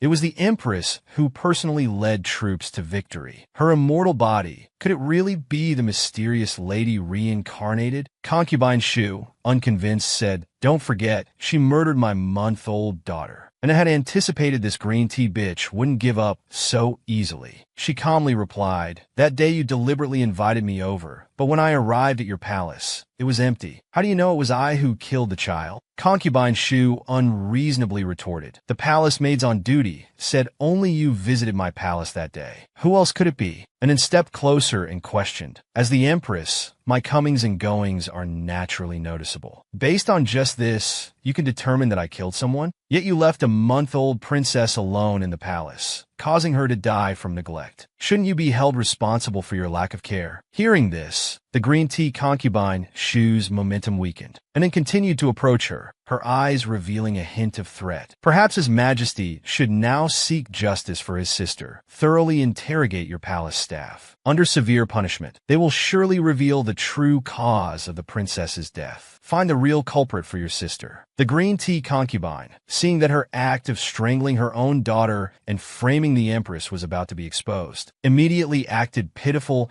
and coquettishly told the emperor she didn't want to mention this matter anymore. Hearing this, the emperor told the empress to withdraw first, and then heard this and didn't argue further, smiling as she excused herself. Concubine Shu was furious inside. She didn't expect Anin to be so cunning, faking her death and managing to clear herself of charges. And then returned to her chambers and began to dress up. She asked Xiao Bai to exchange for an ice cream pill, wanting to heal the scars on this body's face. Xiao Bai asked in response, "This item can fix the user's appearance at its best state. And then, are you planning to serve the emperor with your beauty?" And then shook her head. This host fed the dog. The emperor guarded his kingdom and went to war himself, but in the end was despised and tortured to death. These injuries are not worth it. She can be beautiful on her own. Suddenly, with a whoosh, a figure flew in through the window. A man in black knelt before and unfortunately, "Your Highness, you're safe and sound." But Anin searched through the host's memories and found no trace of this person. After pondering for a moment, she asked who he was. The man in black replied, "I am Mo Ihan, originally of royal blood. Unfortunately, my father was killed by the previous emperor. At 5 years old, I was saved by the Zhao family head. He kept me hidden and raised me. I became a secret guard, protecting him. Until now, with the Zhao family's downfall, entrusted by your father, I intended to come and assist you, but it was too late. I almost let you die in the cold palace. Please punish me, Your Highness." "I see." And then pondered for a moment, digesting the information. But the name Mo Han seemed too coincidental. Thinking of this, and then spoke to the secret guard, "Raise your head and remove your mask." Mo Han obediently complied. He took off his mask, revealing his true face, and then looked at the familiar face. It was indeed him. This system had followed her to the second world. Could the entire system exist in halves? After a moment of silence, she suddenly blurted out, "Take off your upper clothes." The man was startled upon hearing this, and then continued slowly, "Didn't you ask for punishment? Now I want you to take off your clothes." Mo Ihan, kneeling on the ground, was speechless for a moment. A hint of embarrassment quietly rose on his face. The empress actually asked him to take off his clothes to replenish energy, and then reached out to touch the man's bare skin, along with a tingling electric sensation. Indeed, energy continuously flowed from his body to her. Mo Ihan felt this electrifying numbness, a feeling arising in his heart that was hard to describe. "Your Highness, this is—" And then interrupted him while charging, "Don't speak. This is an order." Her presumptuous hand continued to slide down, and it could feel that the closer she got to the man's lower abdomen, the stronger the energy. This made her think there must be a place with the most abundant energy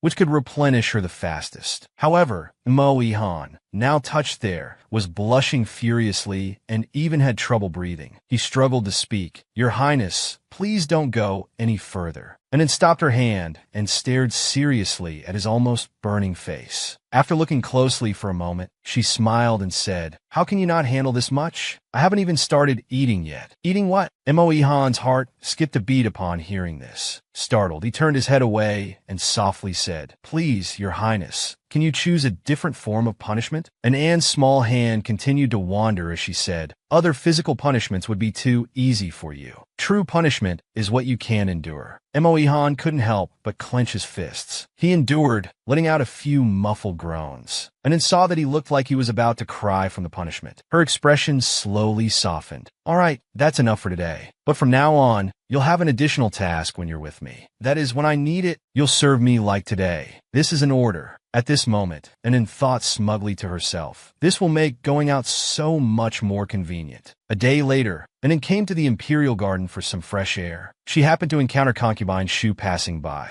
Seeing an Anne's figure, the woman hurriedly approached and said sarcastically, "Empress, how are you so energetic after just crawling out of your coffin?" When Anin heard the voice and turned to look at Su Fei, despite only being apart for a day, the scars on Anne's face had mysteriously disappeared. Her skin was as smooth as jade. Su Fei was shocked at the sight. Was this really Zhao? Anin, seeing her terrified expression, slowly spoke, "Aren't you going to greet me?" Su Fei snapped back to reality and perfunctorily bowed. She never imagined that Zhao Anin, usually so plain, could look so striking when dressed up. The sound of footsteps came from afar. Concubine Shu glanced and saw the emperor's figure. This vicious woman wondered if Zhao Anin was waiting here to seduce the emperor. Was she trying to gain favor with her beauty? Thinking of this, she gritted her teeth. She couldn't let Zhao Anin succeed. So concubine Shu suddenly turned around, bumped into Anin, and with a splash, fell into the water. She struggled in the water, shouting to those on shore, "Help! I can't swim." The approaching emperor saw this. He quickly ordered people to rescue her. At this moment, concubine Shu, soaking in the water, thought smugly to herself, "I'll just insist that this was all the Empress's doing. His Majesty has always disliked her assertiveness. He'll surely take revenge for me." But she didn't know that Anin was now different. Zhao Anin wasn't waiting here for the emperor, but for concubine Shu herself. She took the bait even more eagerly than I imagined. Anin thought,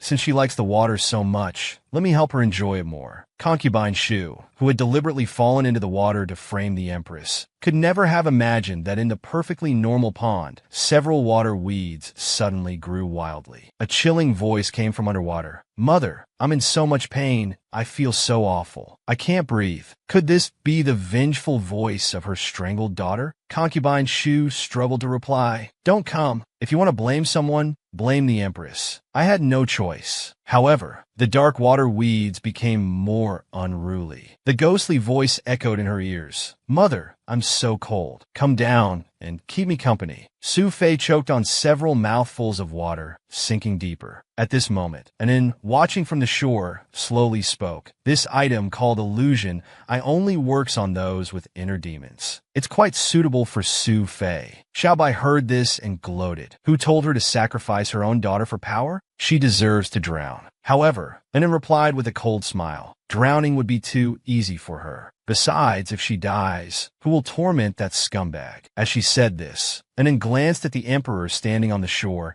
anxiously directing servants to rescue people from the water. She thought, what a passionate emperor. But not going in himself? How can that do justice to concubine Shu's devotion? So Anin flicked her finger and said, "Let me help you join her." With a splash, the emperor standing on the shore swayed and fell into the water. Seeing this, Anin laughed coldly.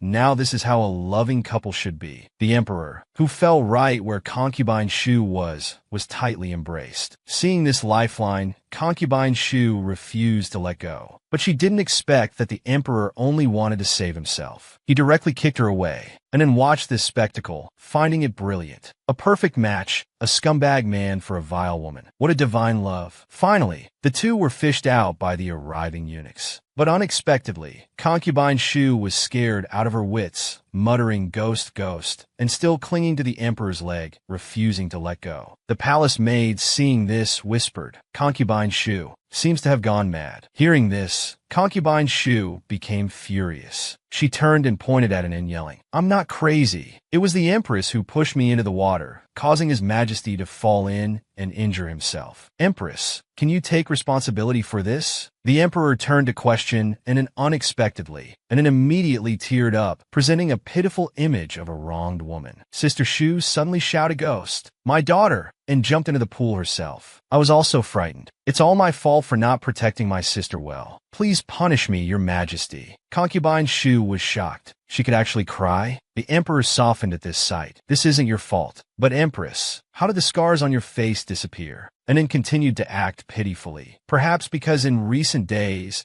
I've been thinking of Your Majesty day and night and received a response from heaven. I woke up like this yesterday, seeing the beauty before him." The Emperor was moved and pretended to comfort her. "It must be the Empress's sincerity that moved the heavens. You've just recovered. Let me have someone escort you back to rest." Concubine Shu watched the Empress's departing figure, secretly displeased. It was the first time she'd seen His Majesty protect her. She must be here to seduce His Majesty. On the way back, Xiao Bai, who had witnessed everything, couldn't help but bubble. "Your act of vying for favor just now gave me goosebumps." And then calmly replied, playing the green tea bitch, "Isn't something only Concubine Shu can do. Besides, do you think I'm competing for a man's favor? What I want is this empire." The Empress had just returned to her chambers when she saw that the Emperor had sent many gifts. The lead eunuch also conveyed that His Majesty would be spending the night here. Hearing this, Anin immediately started to dress up. Her hidden guard, Mo Yihan, was leaning behind her and spoke gloomily. "Is Your Highness so happy about His Majesty's visit?" Anin replied without thinking, "Of course, I must dress up nicely." Hearing this, the young guard suddenly felt displeased and turned away, leaving with the words, "Then I wish Your Highness early success in dominating the harem," before slamming the door. Anin, left behind, saw his displeased expression and felt an hour later. His Majesty arrived. Mo Yihan, standing outside the Empress's chambers, heard the continuous intimate sounds from inside, and his face darkened. He gritted his teeth, enduring and trembling with anger. At the height of his fury, a familiar voice came, "What's wrong? You seem very unhappy." And it appeared before him in white robes, slowly approaching. Mo Yihan was stunned. "Empress, shouldn't you be inside serving the Emperor?" Yet Anin was still outside, while inside, a woman's gasps could still be heard. Anin then explained, "The maid inside has long been prepared. This time I pretended to be unwell, and she volunteered. I simply granted her wish and offered her to His Majesty." Hearing this, Mo Yihan was dumbfounded. He had never heard of such a method. "So you deliberately put on sick makeup earlier?" Anin smiled and replied, "Yes, what did you think?" Mo Yihan knelt down, his voice filled with remorse. "I misunderstood Your Highness earlier. I am at fault." Unexpectedly, Anin looked at the man prostrating before her and hooked his chin with her hand. "So you were angry thinking I was going to serve him? Why is that?" Mo Yihan paused for a moment, then slowly spoke. "He's the one who destroyed your family. How could you submit to him?" Anin nodded. "Indeed. Moreover, he thinks I'd eagerly seek his favor just for some rewards. In such men's eyes, women are merely their possessions." Speaking of which, Anin lowered her head closer to Mo Yihan. "Though you're also of royal blood, you're completely different from him. You don't dislike touch." Anin smirked, "And I'm hungry now." Mo Yihan watched as the Empress drew closer and softly said, "Your Highness, this isn't proper." But it became even bolder, pinning him against a pillar. "I told you before, serve me when I need it. This is an order." Mo Yihan's eyes met in Anne's, his gaze flickering. From inside the chamber came the intimate sounds of the Emperor and the maid. The guard's thoughts began to wander. What was he thinking? How could he have such thoughts about the Empress? It was improper. As the woman drew closer, the man's body temperature rose, and then touched Mo Yihan's skin, feeling the increasing heat at her fingertips. Energy flowed continuously. It seemed there was much to explore in this quick transmigration system. As soon as Anin touched him, Mo Yihan's body began to tremble involuntarily, a tingling sensation spreading throughout. Anin looked at the man kneeling before her with flickering eyes, thinking, how stubborn. Even with his body shaking like this, he's still gritting his teeth, enduring without a sound. Anin continued to caress his flushed face. "Don't be afraid. I won't be gentle." A night passed. Mo Yihan lay on the bed with disheveled hair. As morning light filled the room, he slowly opened his eyes. His body felt heavy. Fatigue overwhelmed him, as he struggled to sit up. He saw Anan already at the table, grooming herself. Ihan fully awoke, realizing the Empress had slept with him all night, and noticed the man sitting up and walked slowly towards him, feeling pleased. This guard had provided her with plenty of energy last night. She smiled and asked, "You were great last night. Do you want a reward?" Ihan, his chin held by her, obediently replied, "This servant asked for nothing. Serving your highness is my duty." Anan was very pleased to hear this and leaned in to kiss his forehead. However, this light gesture made his heart race again. Several days passed. Thanks to Anne's introduction, the maid who had the fortune to please the emperor that night became his favorite. In just a few days, she was granted the title of beauty. Consort Shu watched this with intense jealousy. One day, as the emperor was embracing his beloved beauty, whispering sweet nothings, Consort Shu deliberately came to intervene. Using her duty as a consort to advise the emperor, she scolded, keeping his majesty from attending court daily. What punishment does this deserve? Beauty Ying, startled by her outburst, quickly shrank into the emperor's embrace, claiming fear. Before the emperor could speak, Anan appeared out of nowhere and interrupted. I recall when Sister Consort Shu was newly favored, she behaved the same way. Why can't Beauty Ying do the same? She glanced at the emperor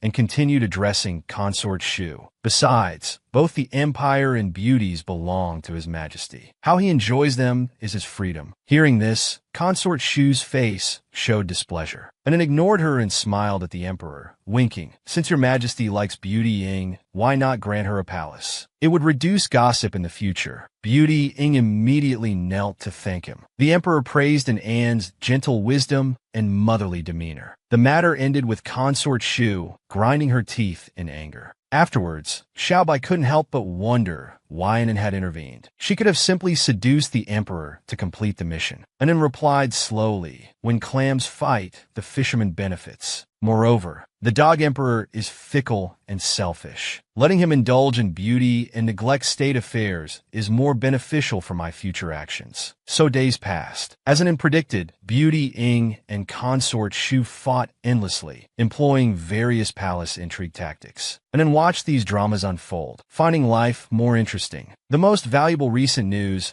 was that Beauty Ying was pregnant, which suited Anne's plans perfectly. It seemed time to add fuel to the fire. After all, carrying a royal child should come with some privileges. That would make things more exciting. Consort Shu heard that not only was Beauty Ying pregnant, but she had also been promoted to noble consort under the Empress's recommendation. In just a few days, she was about to surpass her. Consort Shu's face darkened, and she made up her mind. She must not let this child be born. After a moment of thought, she told a maid she had bribed, "Since noble consort Yin is so favored lately, in a few days, take a bowl of nourishing soup to her on my behalf to gauge the situation." However, this maid was originally from the Empress's palace and didn't know how to deliver soup for Consort Shu. Seeing her hesitation, Consort Shu took out a box of gold and silver treasures and explained, "Recently, I had an unpleasant encounter with Yin. Sending my own maid directly might not be well received. As the Empress's maid, it's more appropriate for you to speak well of me to her. Besides, you've done many things for me in the past. As usual, working for me comes with rewards." The maid's eyes lit up at the sight of money. She accepted the treasures and quickly thanked her. Seeing the task assigned successfully, Consort Shu inwardly rejoiced. If she could make the Empress responsible for noble consort Yin's miscarriage, it would kill two birds with one stone. A few days later, a maid from the palace hurriedly came to report, "Empress, His Majesty summons you to Yin's palace immediately." And then, seeing her rush in, calmly asked, "Why so afraid of going?" The maid replied with a trembling voice, "I heard noble consort Yin has lost her child." Xiaobai couldn't help but comment, "Noble consort Yin miscarried. Why call for you? Is this another scheme?" And then smiled composedly and said, "He finally made his move. Now it's getting interesting."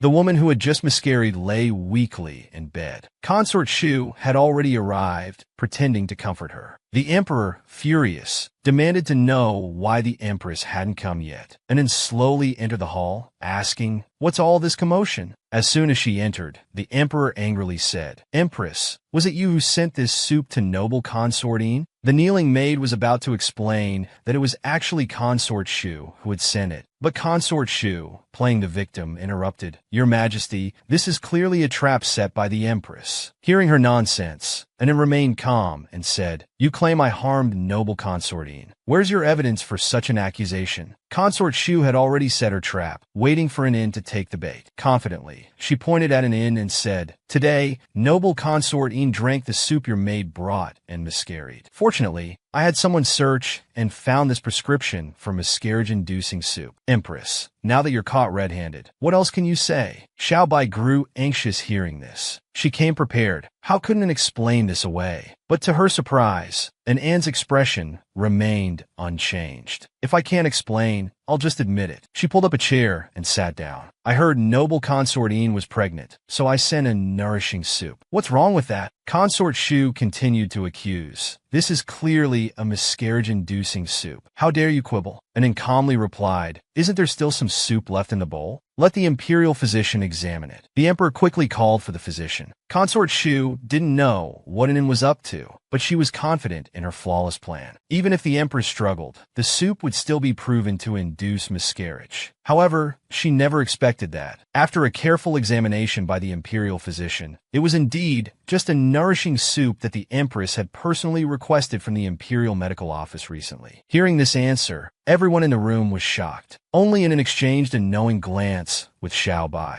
After all, since Consort Shu had put so much effort into this scheme, it wouldn't do to disappoint her. Besides, now that she had played her part, it was time for an end to counterattack. Consort Shu never imagined that the usually weak empress would break through her carefully laid plan. At this moment, Anne seized the opportunity to ask, "How was Consort Shu so certain earlier that the soup I sent to noble consort Yin was a miscarriage-inducing one? And how did you so conveniently find the prescription? Or was this prescription yours all along?" And Anne's tone darkened. "So what were your intentions in hiding this miscarriage-inducing prescription?" Hearing this, Consort Shu's confidence faltered. She trembled and took a step back. Quickly kneeling before the emperor, she played the victim. "Your Majesty, I too have just lost a child. How can the empress make such baseless accusations against me?" The emperor, most susceptible to this act, hurried to comfort Consort Shu. "Of course I understand your intentions, my love. Don't cry. Please stand up." Seeing Consort Shu clear herself so easily, Anne remained calm. After all, she wasn't the only one who could throw mud at others. So Anne turned to noble consort Yin, who had just miscarried, and asked, "When I entered, I smelled a fragrance. Is it your incense?" Noble consort Yin, confused, shook her head. "I don't know much about incense. These are all distributed by the palace. Besides, I've never had anyone set up an incense burner. It's strange that this burner suddenly appeared here. Imperial physician, please come and check this." The physician took the incense burner and examined it. "This burner contains musk. Musk can induce miscarriage."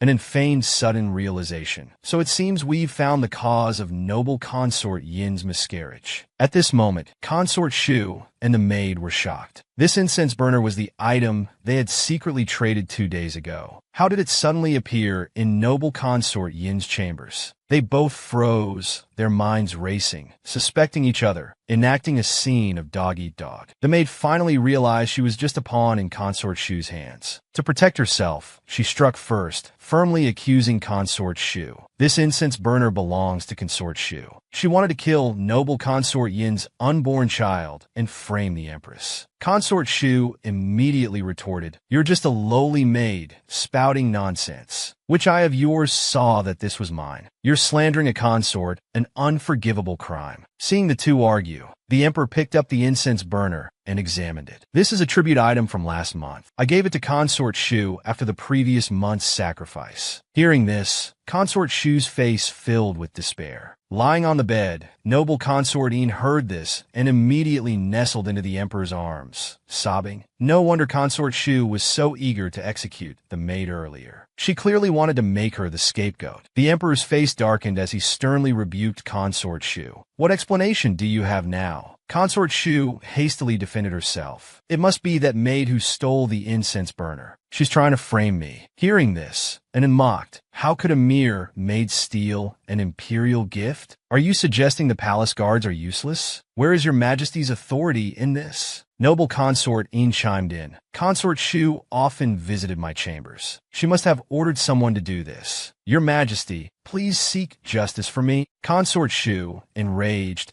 pointed at noble consort Yin and shouted, "Nonsense. You're all conspiring to frame me. And then coldly retorted, who would kill their own child to frame someone? Besides, consort Shu, you just said you've lost a child too. You should empathize. Hearing this, consort Shu was speechless, her body trembling as if recalling some unpleasant memories. The emperor, seeing this, waved his hand and ordered, "Take consort Shu away. Confine her to her palace for 3 months." The matter concluded with consort Shu's defeat. Xiao Bai, watching from the side, spat twice. "Serve her right. Well done." And then, "That incense burner was from the secret guards, right? Seems they're quite skilled." And then smiled pleasantly. "It's not over yet. I've prepared a big surprise for consort Shu. Let's go deliver it now." Furious, consort Shu raged in her palace. "How dare that empress frame me? Speak of the devil." At that moment, and then pushed open the door. She slowly approached consort Shu and questioned, "Frame?" Seeing her, consort Shu pointed and shouted, "The child wasn't killed by me. It was your miscarriage-inducing soup." And then let out a cold laugh. "I should thank you for giving so many rewards to bribe my maid. But since you harbored ill intentions, you must face the consequences, right?" As an approached, consort Shu stepped back. "What right do you have to accuse me? To frame me, you sacrificed noble consort Yin's unborn child. You'll face retribution too." And then calmly replied, "You should think carefully. How long ago did I send the musk? Why did noble consort Yin miscarry so quickly and conveniently?" And then leaned close to consort Shu's ear and whispered, "Because the pregnancy was fake all along." Consort Shu was stunned, speechless with shock, and then continued, "Noble consort Yin's plan failed, so she pushed it onto you. Since you were ruthless enough to make the first move, I simply went along and revealed your plan to her. How does it feel to be wrongly accused and schemed against?" Consort Shu. Consort Shu fell to her knees, realizing she had worked in vain, benefiting others instead. She gritted her teeth, blaming the empress for trapping her. Enraged, she lunged at an inn, ready to fight to the death. "I'll kill you," but an easily dodged, stepping out the door. "You flatter me. This isn't even 1/10,000 of how you framed me back then. Enjoy the rest of your life here." And then left gracefully, leaving the confined consort Shu shouting at the palace gates. Before leaving, she turned to instruct the guards, "Consort Shu seems to have gone mad. Watch her carefully." As night fell, consort Shu, alone in her desolate palace, felt despair rising. But she couldn't give up. She had to get out. Her mind raced through countless possibilities for a comeback. Suddenly, an idea struck her. She suddenly pushed over the nearby candlestick. The flames spread, engulfing the entire palace. She laughed maniacally. Consort Shu laughed loudly. "I won't let you succeed." Seeing the fire, palace staff rushed to extinguish it. They barely managed to rescue consort Shu. The emperor arrived and saw her stumbling out of the flames. With some pity, he asked, "Consort Shu, are you all right?" Seeing the emperor, consort Shu fell to her knees and began confessing, "Your Majesty, it's my fault. I didn't understand incense. I gave that beautiful burner to noble consort Yin, not knowing it would harm her. It's all my mistake. Now I deeply regret it, crying every day, repenting before Buddha. I was so tired that I accidentally caused the fire. I deserve death." The emperor embraced the pitiful consort Shu, feeling sympathetic. He comforted her. "It's all in the past. It was unintentional. I don't blame you. Quickly, let the imperial doctor check if you're injured." Consort Shu, seizing the opportunity, looked up at the emperor with teary eyes. "For your Majesty, I die without regret." Her performance succeeded in lifting her confinement and turning the tables. Xiao Bai was furious, crying and making a scene, and he forgives her? Is this dog, Emperor, brainless? And then calmly explained, "It's not that he's stupid. He never intended to punish consort Shu severely. He enjoys seeing the harem fight over him. Consort Shu knows this, which is why she dares to act recklessly. But her desperate move suits me fine. A corner dog will jump over the wall. The emperor is wary of those who threaten his authority. If consort Shu becomes more extreme in the future and threatens imperial power, she won't escape so easily next time." Xiao Yin, unaware, was upset that consort Shu, who they had worked hard to bring down, was pardoned by the emperor, and then found his misunderstanding quite adorable. She couldn't help but laugh. "Hee, this is our emperor's taste." She then hooked Mo Yihan's chin with her finger. "As a member of the Mo family, what kind of women do you like?"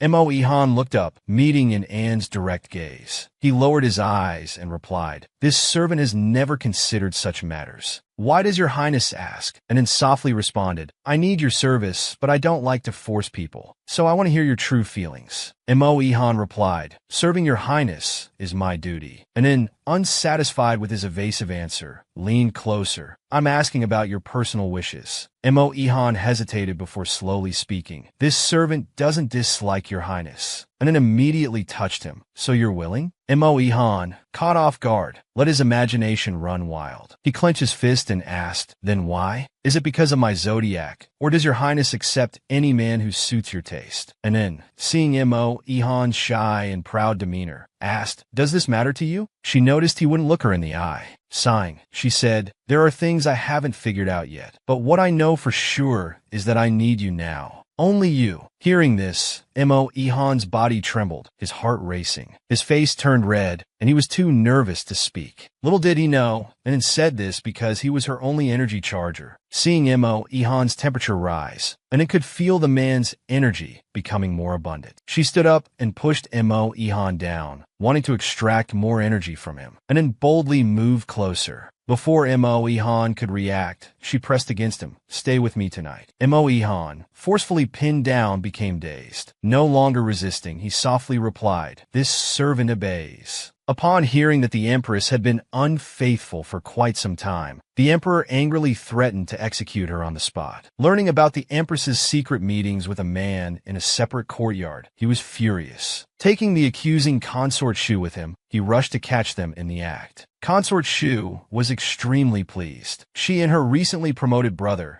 had secretly plotted to ensure the Empress would never recover from this. Now that the Empress was powerless and her brother held a high position, they insisted on the Empress's affair with a guard. She would never be able to climb back up. This all started when Consort Shu turned the tables and regained her freedom. Having tasted defeat, she realized that the Emperor's favor alone was far from enough. She needed to solidify her position. So these past few days, back in favor, she whispered many things in the Emperor's ear. Soon after, she requested her brother be appointed as imperial censor, wielding great power. Her recent rival was instantly demoted to a palace maid. Hearing this, Xiao Bai became anxious, and it remained calm as usual. Just as she was about to speak, someone outside announced, "His Majesty requests your Highness's presence for a discussion." Xiao Bai panicked. Are they making their move? This seems like a trap. And then stood up. She never knew the meaning of fear. "Let's go and see. I want to know what surprise they've prepared for me. We'll see who's the wolf and who's the sheep." And then followed the guide to an unfamiliar palace in a separate courtyard. She questioned the guide. "Usually, it's Eunuch Shan who summons me. Who are you?" The man claimed to be the Emperor's guard, replacing Qin this time.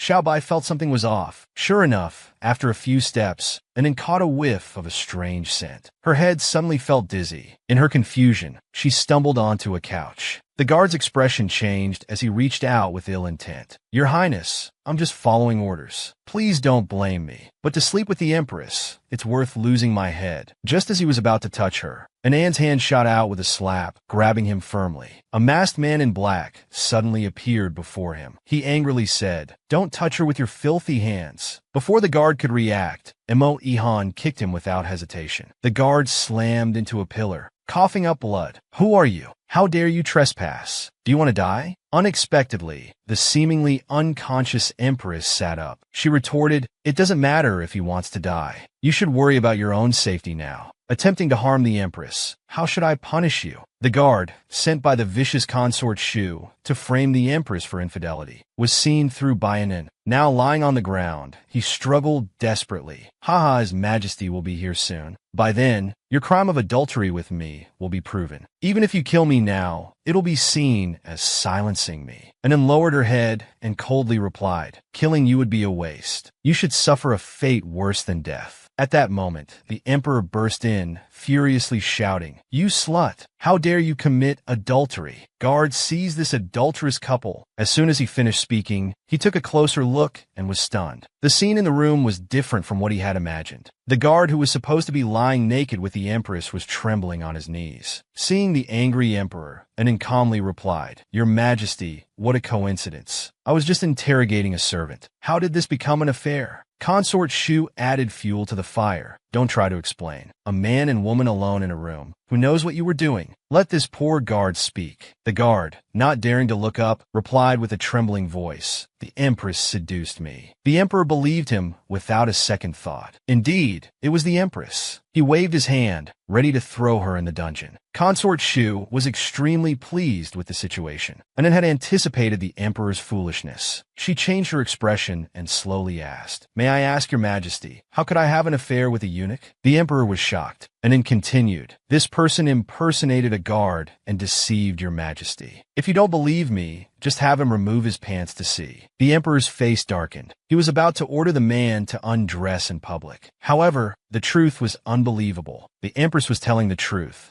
Consort Shu and her brother, who had tried to frame the Empress, couldn't understand. He was a normal man just a day ago. Seeing the situation turn, Xiaobai said approvingly, and then castrating him earlier was wise. For those who intend harm to women, this is the best punishment. The emperor was confused. The castrated man knelt down, pleading, "I'm not lying. A man in black was here with the Empress. I caught them, and he castrated me. He castrated me." Consort Shu and her brother continued to push. "This concerns the imperial dignity. It must be thoroughly investigated." And then heard this and replied, "Consort Shu and the imperial censor are right. I request your majesty to search this courtyard." At the emperor's command, the guards began searching. However, after a while, no man was found. "I received a package. Someone has stolen from the palace." And then exclaimed, pointing at the castrated man, "Isn't this your outer robe? No wonder you are in this courtyard." She then turned to the emperor, "Thank you, your majesty, for your help. I said I was interrogating a servant. Now we have caught the thief red-handed." Consort Shu and her brother were panicked, realizing they had been outmaneuvered, and then calmly continued, "What a coincidence today. Consort Shu and the imperial censor. How did you know I was in this courtyard? Or, do you have some connection with this thief? Stealing from the palace is punishable by death. If you knowingly broke the law, it's an even greater offense." The truth about the Empress's alleged affair was revealed. Seeing their plan fail and fearing consequences, Consort Shu and her brother quickly knelt down, claiming they had received false information and had wasted the emperor's time. The emperor was silent for a moment, then shook his head. "Take this thief away for questioning. The rest of you disperse." Consort Shu watched the emperor leave. "You're lucky this time, Empress. Even though we wronged the emperor, he still believes us."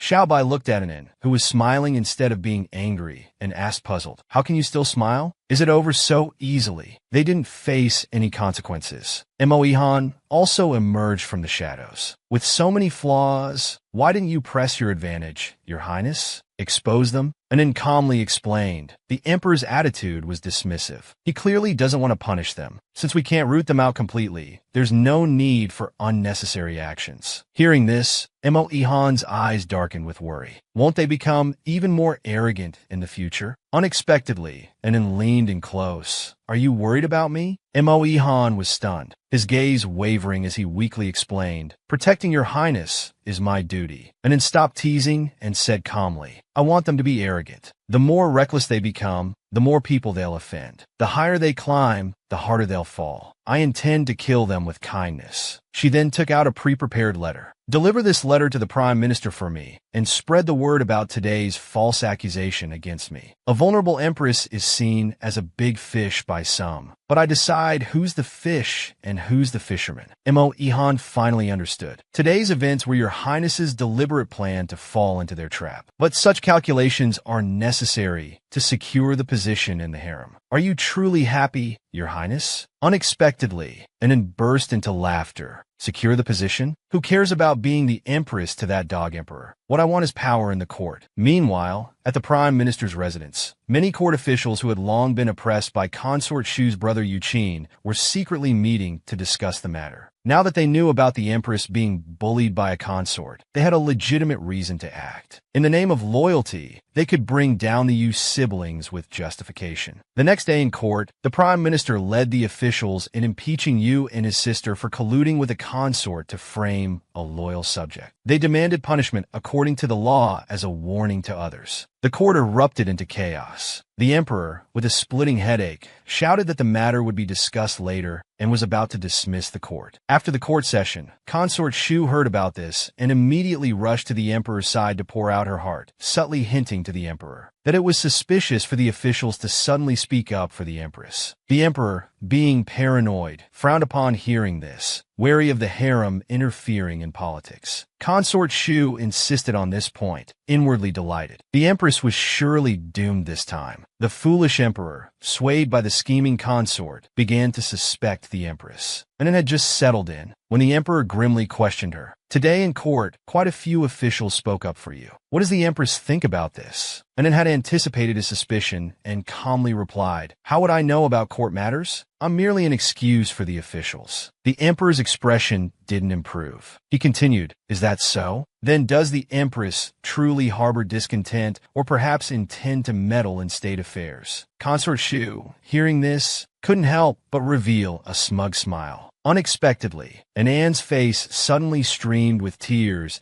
as she looked pitifully at the emperor. "Why does your majesty trouble me so? I don't understand any of this. Besides, I can only rely on your majesty now. Unlike Sister Shu, who is fortunate to have her brother's support." Hearing this, the emperor glanced at Consort Shu. She was instantly alarmed, fearing she might be implicated. She quickly began to act coy. The emperor then comforted them, dropping the subject and leaving with Consort Shu. Xiaobai watched the despicable couple walk away, fuming, and then, seeing this, calmly spoke. "The emperor has always been very paranoid, and for the Yu siblings to completely reassure him, they'll only offend more and more officials. This way, I can also gather more support." Consort Shu has chosen a path of no return, and then returned to the palace. Moe Han came back to report after completing his tasks. "As your highness predicted, the officials recently offended by the Yu siblings have begun to incite the people. Rumors are spreading. The empress was originally a national hero, and the Yu siblings' mistreatment of her has already caused public outrage." And then smiled and said, "Now the officials need a righteous banner for their careers. I've given the signal, and they're naturally willing to cooperate, using public opinion to bring down the Yu siblings. Only with power can one turn the tables against the odds. If the emperor insists on favoring traitors, he'll naturally bear the consequences." Moe Han was shocked. "Your highness means to seize power and usurp the throne?" And then let out a cold laugh. "What? Are you afraid?" Hearing this, Moe Han quickly denied it. "No matter what, I will follow you." And then reached out and hooked his chin. "Since you're so clever, you naturally understand my meaning." And then leaned in close and whispered, "The few days you were out on business, I was starving." Her fingers traced down his neck. "So you know what to do next, don't you?" Moe Han's face flushed slightly. He obediently began to undo his clothes. "Please enjoy, your highness." Xiaoyin obediently undid his clothes. The empress smirked, and then rose and approached Moe Han, reaching out to touch his skin. Such an obedient good boy. As An's actions deepened, the tense body of the man beneath her gradually relaxed, and it would have another satisfying meal tonight. Meanwhile, at Zuixianglu, Consort Shu's brother had become the emperor's favorite. Arrogant and domineering, he had no respect for anyone. He got into a conflict with General Shun's own son. In his brutality, he accidentally beat the man to death. When General Shun heard of this, he was devastated and filled with rage. He could no longer endure it. His own son had been beaten to death, and the officials in the capital were too afraid of Yu Qin to take on the case. General Shun clenched his fists, gritting his teeth. He had guarded the borders for the emperor all his life, and now his son had met this fate. His mentor, old General Zhao, had also been framed by the Yu siblings. His entire family executed, leaving only his daughter, the empress, to suffer endless bullying in the palace. This was beyond tolerance. Now, various factions had long been dissatisfied with the emperor favoring villains. The time was ripe. "They killed my son, destroyed my family." General Shun made up his mind. It was time to raise an army. At this time, in the imperial palace, a servant came to report that General Shun had raised an army in rebellion. This General Shun, commanding a large force, was marching under the banner of purging the court, claiming he would execute Yu Shi's brother. He had gained considerable support and was advancing towards the capital. Various factions were either surrendering or joining him. Moreover, old General Zhao, who could have opposed him, was long gone. The capital was about to fall. The emperor, who had been indulging in favoritism, was at a loss. Consort Shu heard that General Shun intended to kill her first. She quickly nestled into the emperor's arms, persuading him, "Your Majesty, the rebels' smooth advance proves they've long planned this. I fear my and my brother's heads will fall, and your Majesty's position will be usurped." She then turned to Yin, asking. The Empress's father was close to General Shun. "In this urgent situation, surely the Empress will help your Majesty." And Yin replied directly, "As a woman in the harem, what can I do?" Consort Shu continued, meekly saying, "I know you dislike me, but you must consider the bigger picture." The emperor thought this plan feasible and immediately threatened the empress. "In such a national crisis, you must think carefully." Consort Shu, still in the emperor's arms, was secretly delighted. Now the empress would be implicated either way. The rebels were clearly targeting Consort Shu, yet the empress was being made a scapegoat. However, Yin responded calmly, "Sister Consort Shu speaks reasonably. As empress, I should set an example and protect the empire for your Majesty." At this point, Yin extended her delicate hand towards the emperor. "To facilitate my defense for your Majesty, please grant me the military seal." The emperor, seeking self-preservation, actually sent the empress to battle, and then seized the opportunity to obtain the military seal from him. This self-indulgent scoundrel, pretending to be affectionate, grasped Anne's hand, staging a scene of parting. After the act, he turned and left with his favored consort, and then watched them leave, finally allowing a smile. With the military seal in hand, it was now their turn to worry. Days later, in the palace, the severely wounded empress struggled to report. "The rebel attack is fierce. Our forces have suffered heavy losses. The capital is nearly lost." And then, trembling and barely standing, told the emperor that a breach had been forced at the west gate. There was only a slim chance left. Consort Shu, hearing this, was on the verge of tears. The emperor, feigning tenderness, took Anne's hand. "I trust you, and then leave the rest to me. Go tend to your wounds." Seeing the emperor's act, and then played along with his charade. With tears in her eyes, she showed deep gratitude, then turned to leave for treatment, supported by guards. After the empress left, Consort Shu questioned, "Why did your Majesty speak to the empress like that?" The emperor laughed. "Fool, we must placate her to have a chance to escape before the rebels break through. She just said, there's a breach at the west gate. We should retreat from there tonight. We'll regroup with reinforcements and counterattack, then blame her for losing the capital. I'll keep my throne." Consort Shu sighed in relief, praising the emperor's wisdom. "I'll inform my brother immediately. We'll leave together." Meanwhile, in the empress's chambers, Yin Wei and Mo Han were carefully tending to Anne's wounds. Seeing the streaks of red seeping through Anne's fair skin, Mo Han felt more pain than if he were injured himself. He trembled and softly said, "You've let yourself be hurt so badly." And then looked up at his face and said, "You're crying." Mo Han didn't deny it. "Why didn't you let me fight alongside you?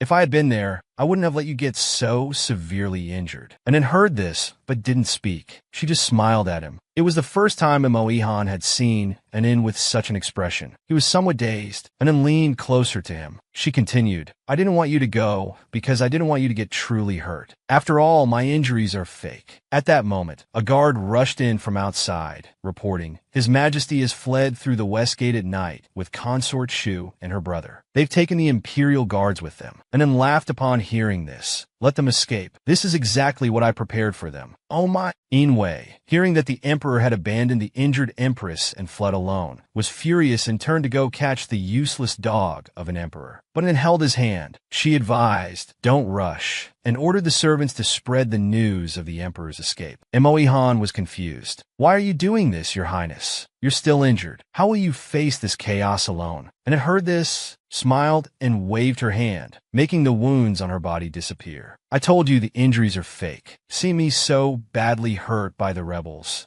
In learning of the breach at the west gate, they fled in panic, and then had deliberately led the emperor to escape. She had planned everything, because a king who abandons his country will be abandoned by the country. Mo Han hadn't realized the empress's plan was so intricate. He was stunned, but he still didn't understand. If news of His Majesty's escape spreads, people will panic. The capital will be even harder to defend. We're at a dead end now. And then calmly pushed open the door. If there's no way out, then we'll create a new miracle. A new empire naturally needs a new atmosphere. And then walked outside. Using Xiao Bai's power, she released phoenix fireworks in the sky. Suddenly, strange sounds filled the sky. A phoenix was reborn. The panicked palace people immediately changed their expressions. Everyone in the palace knelt down to pray. In chaotic times, there must be some legends of God-making. And then smiled slightly. In times of life and death, people always need hope. In their eyes, whoever can bring them hope is the true chosen one. Now that the emperor has abandoned his people and fled, it's the best time to take his place. And then looked at Xiao Bai. Is everything I asked you to prepare ready? It's ready. We can begin. At this time, outside the city walls, General Shun led his troops to the city, shouting for Yu Shi's siblings to come out and face death. Suddenly, a golden phoenix in the sky caught their attention. The soldiers couldn't help but exclaim, "It's a phoenix, a sign of rebirth." As they hesitated, the empress appeared on the city wall. General Shun looked up. The empress calmly said to him, "General Shun, don't rush. If you want an explanation, it's simple. Just put down your weapons and come in alone to talk with me." Facing a million-strong army at the city gates, the empress stood alone, fearless in the face of danger. She boldly called for the general to come and talk. Hearing this, the general hesitated. It was clearly a trap. After all, the royal city was just a step away. The court was vulnerable. Why not take over? Thinking this, he snapped back to reality. He replied, "Don't think you can trick me. My beloved son is dead. Give me an explanation first. Otherwise, at my command, we'll raze the royal city to the ground." And Anne's expression darkened. "Is that so? In that case, I won't be polite." Archers ready. With a swish, the soldiers beside and then drew their bows. However, the crowd below burst into laughter. "A few archers think they can stop my army? Palace women are indeed naive." Hearing this, Anne smirked and waved her hand, signaling to release the arrows. With a few whooshes, fire arrows were shot. With a boom, they exploded into huge craters right before their eyes. The soldiers below,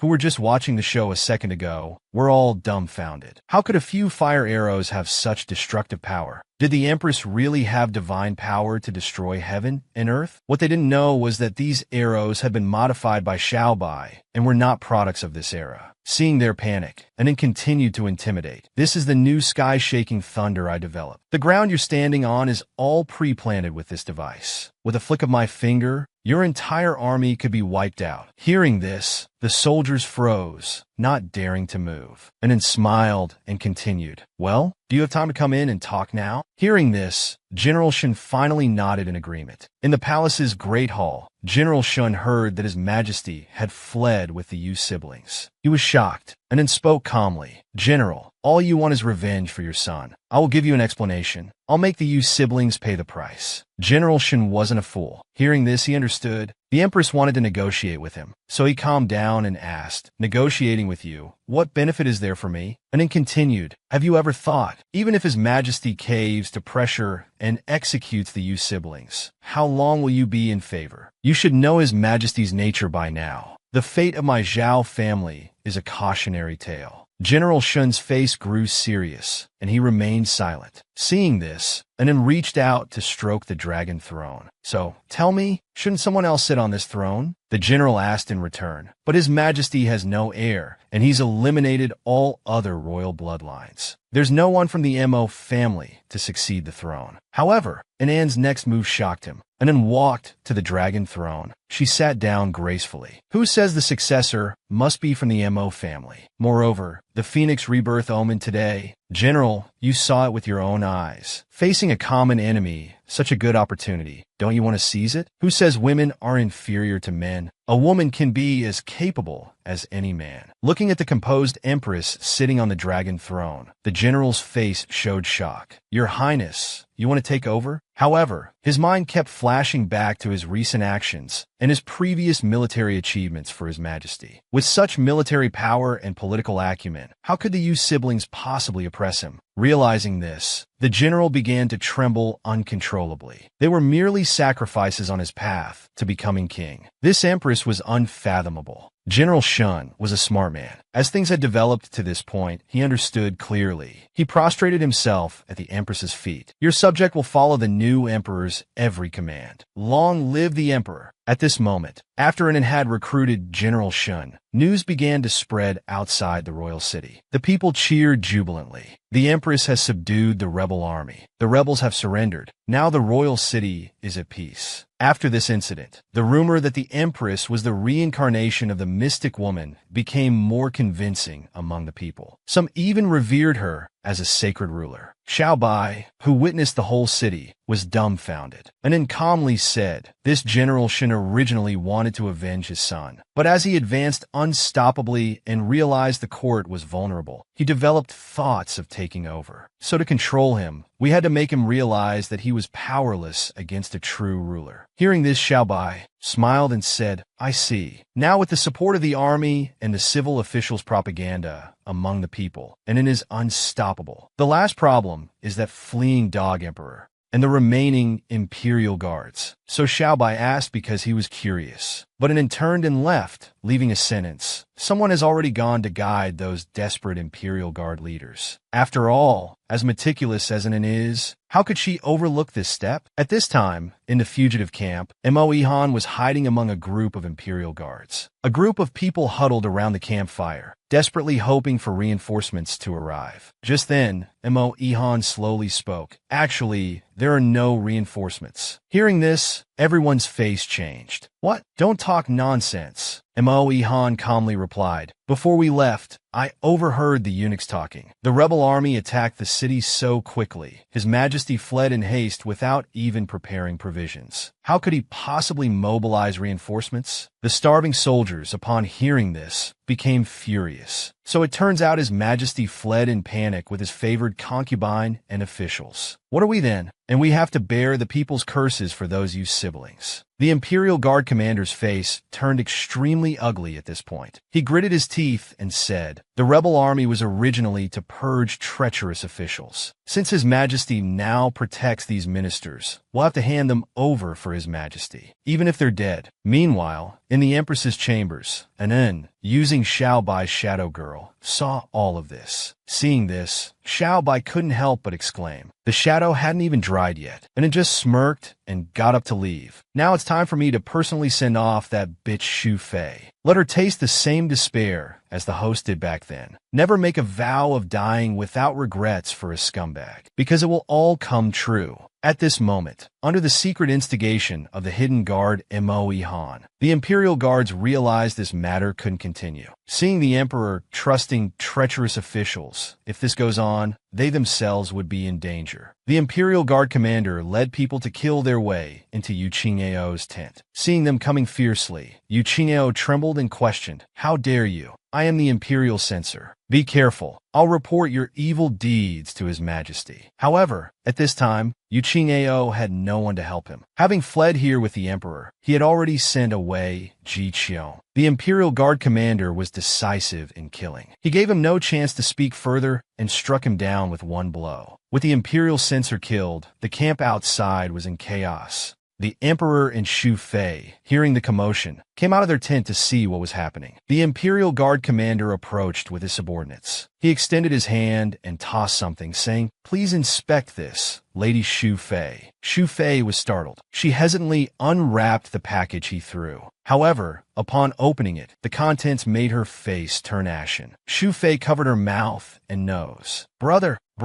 The Emperor, seeing such a horrific scene, shouted angrily, you dare to defy royal law like this? Are you attempting a coup? At this moment, the Imperial Guard commander bowed and replied, not at all, Your Majesty. Your eyes have been blinded. Chen Deng only wanted to purge corrupt officials to protect Your Majesty's throne. Mo Ihan added, his tone carrying a hint of threatening inquiry. Besides Xu Fei, we can escort Your Majesty back to the palace. Otherwise, if Your Majesty remains obstinate between you and the state, we can only protect the state first. As soon as he finished speaking, the Imperial Guard shouted in unison, execute Xu Fei! Execute Xu Fei! At this moment, the Emperor stood in the center, caught in a dilemma. Now, with no reinforcements arriving and his only remaining Imperial Guard unit rebelling, demanding Xu Fei's death, he was powerless to resist. Xu Fei realized her life was in danger. She quickly knelt down, clinging to the Emperor as her last hope for survival. "Your Majesty, they must be in league with the rebels. You mustn't listen to them." The Emperor, hearing this, stared blankly at the ground and coldly retorted, "So, do you want me to judge alone? Or are you going to judge in my place?" Xu Fei, clutching the Emperor's hand, trembled. She knew that she now held no value to the Emperor. But faced with the fear of death, she continued to struggle and beg. "Your Majesty, please save your servant. Your servant has been so loyal and devoted. I have been so faithful." However, before she could finish, the Emperor before her gently bent down, caressing her face. "So you are this loyal and willing to die for me, right? I remember my beloved once said she would die for me without regret. Now is the time for you to fulfill that promise." A cold smile appeared on the Emperor's lips. "My beloved, rest assured, when I safely return to the palace, I will posthumously bestow upon you the title of Empress. You will be buried with full honors. I will not betray your devotion." With these resolute words, Xu Fei was taken into the tent to be given poison wine for suicide. Mo Ihan followed, carrying the wine jug. Looking at the lifeless, vicious woman prostrate on the ground, his eyes narrowed, filled with disgust. This is all her own doing. Those who once persecuted the Zhao family now must pay with their lives. Mo Ihan coldly said, "This is the Imperial bestowed poison wine. Drink it quickly, so I can report back." With the Imperial poison wine before her eyes, as the Emperor's once most favored consort, Xu Fei, even now, was unwilling to accept this cruel reality. "I don't hate His Majesty. How could he bear to kill me? Those who are pitiful must have something hateful about them." Mo Ihan sighed, revealing the bracelet Enin had given him earlier. Accompanied by a blue light, it appeared out of place in this ancient world. In the projection, a figure slowly emerged, and it appeared out of thin air. "Sister Xu Fei, how does it feel to give everything for him, only to be betrayed and abandoned in the end?" Xu Fei's eyes widened in disbelief. "Zhaonan, how are you appearing here unscathed? This is impossible." And then looked at the pitiful woman at her feet, smirking. "The Emperor has ordered your death. Such a spectacular scene. Of course I had to come and witness it personally." Xu Fei, seeing an Anne's composed and arrogant demeanor, felt jealousy and anger rising within her. "I understand it's all you're doing. There are no rebels at all. You're fabricating a rebellion, inciting the Imperial Guards." Xu Fei was now furious. Saying this, she immediately reached out with both hands, trying to grab Anin, determined to bring her down too. "I'll drag you down with me." However, as she lunged at Anin, her body passed right through the image, grasping at nothing. Xu Fei was bewildered. Why couldn't she touch her? Then it dawned on her, and the crazed woman burst into laughter. Her face lit up with joy.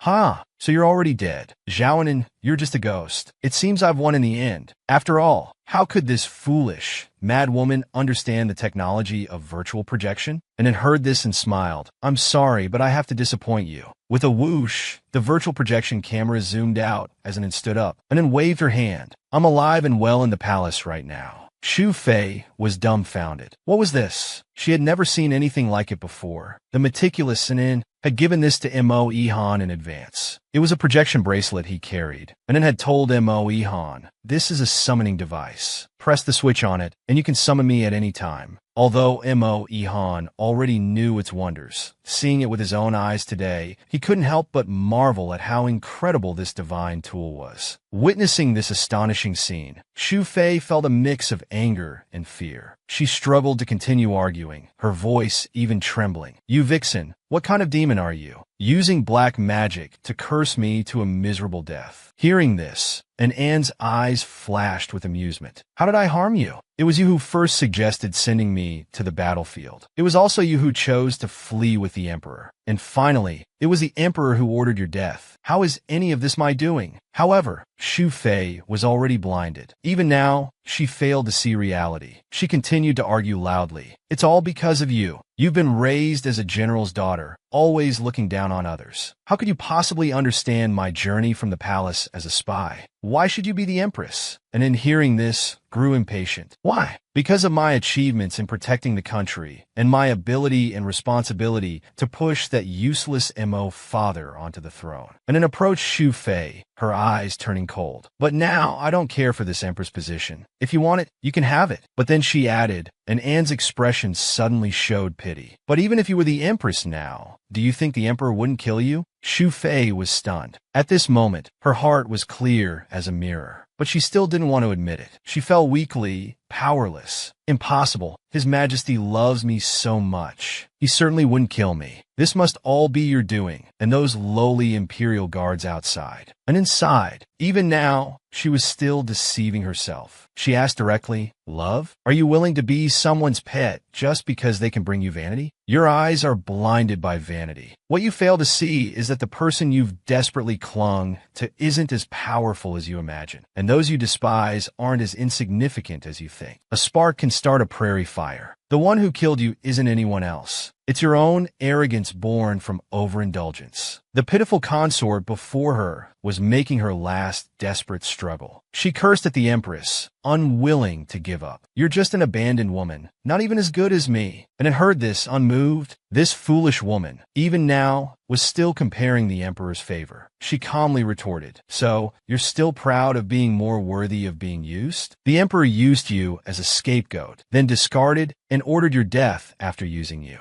Even now, you want to turn your blade towards me, who suffered the same fate, yet you dare not resent the true culprit." Hearing this, Xu Fei was somewhat stunned, but Anne knew she could never wake someone pretending to be asleep. She leaned down and whispered in Xu Fei's ear, "How pitiful." Xu Fei's eyes lost focus, staring blankly at the ground. At this moment, Anne threw down a dagger. "You have no choice but to harm yourself or to rebel against that scumbag who betrayed you. Now I'm giving you a chance. Make your own choice." Tears rolled down Xu Fei's face. She let out a few cold laughs, then suddenly burst into maniacal laughter. "Ha ha ha!" She trembled as she picked up the dagger. In the reflection of the blade, she muttered her final words to herself. "His Majesty promised me, after death, he would posthumously title me as Empress. This foolish woman still made that stupid choice." She raised the dagger high, laughing to the sky. "In the end I still won." With a thud, the blade entered her body. Xu Fei fell powerlessly. Seeing this scene, Anne couldn't help but sigh softly. What a pitiful woman. With a buzz, Anne withdrew the projection. She didn't want to watch anymore, leaving Xu Fei alone in a pool of blood, mumbling, "Empress, I'm the Empress now." She seemed to see herself wearing the phoenix robe, receiving the worship of thousands. However, this beautiful fantasy shattered the next moment. 2 imperial guards entered her tent to collect the body. "This evil consort is finally dead. His Majesty just said to throw her into the mass grave quickly. Don't cover your eyes." The curtain fell on Xu Fei's story. In the Empress's palace, Anne's expression seemed somewhat different from usual. Albai noticed the change and asked, "And then Xu Fei is dead. Why do you look unhappy? Did you want to save her?"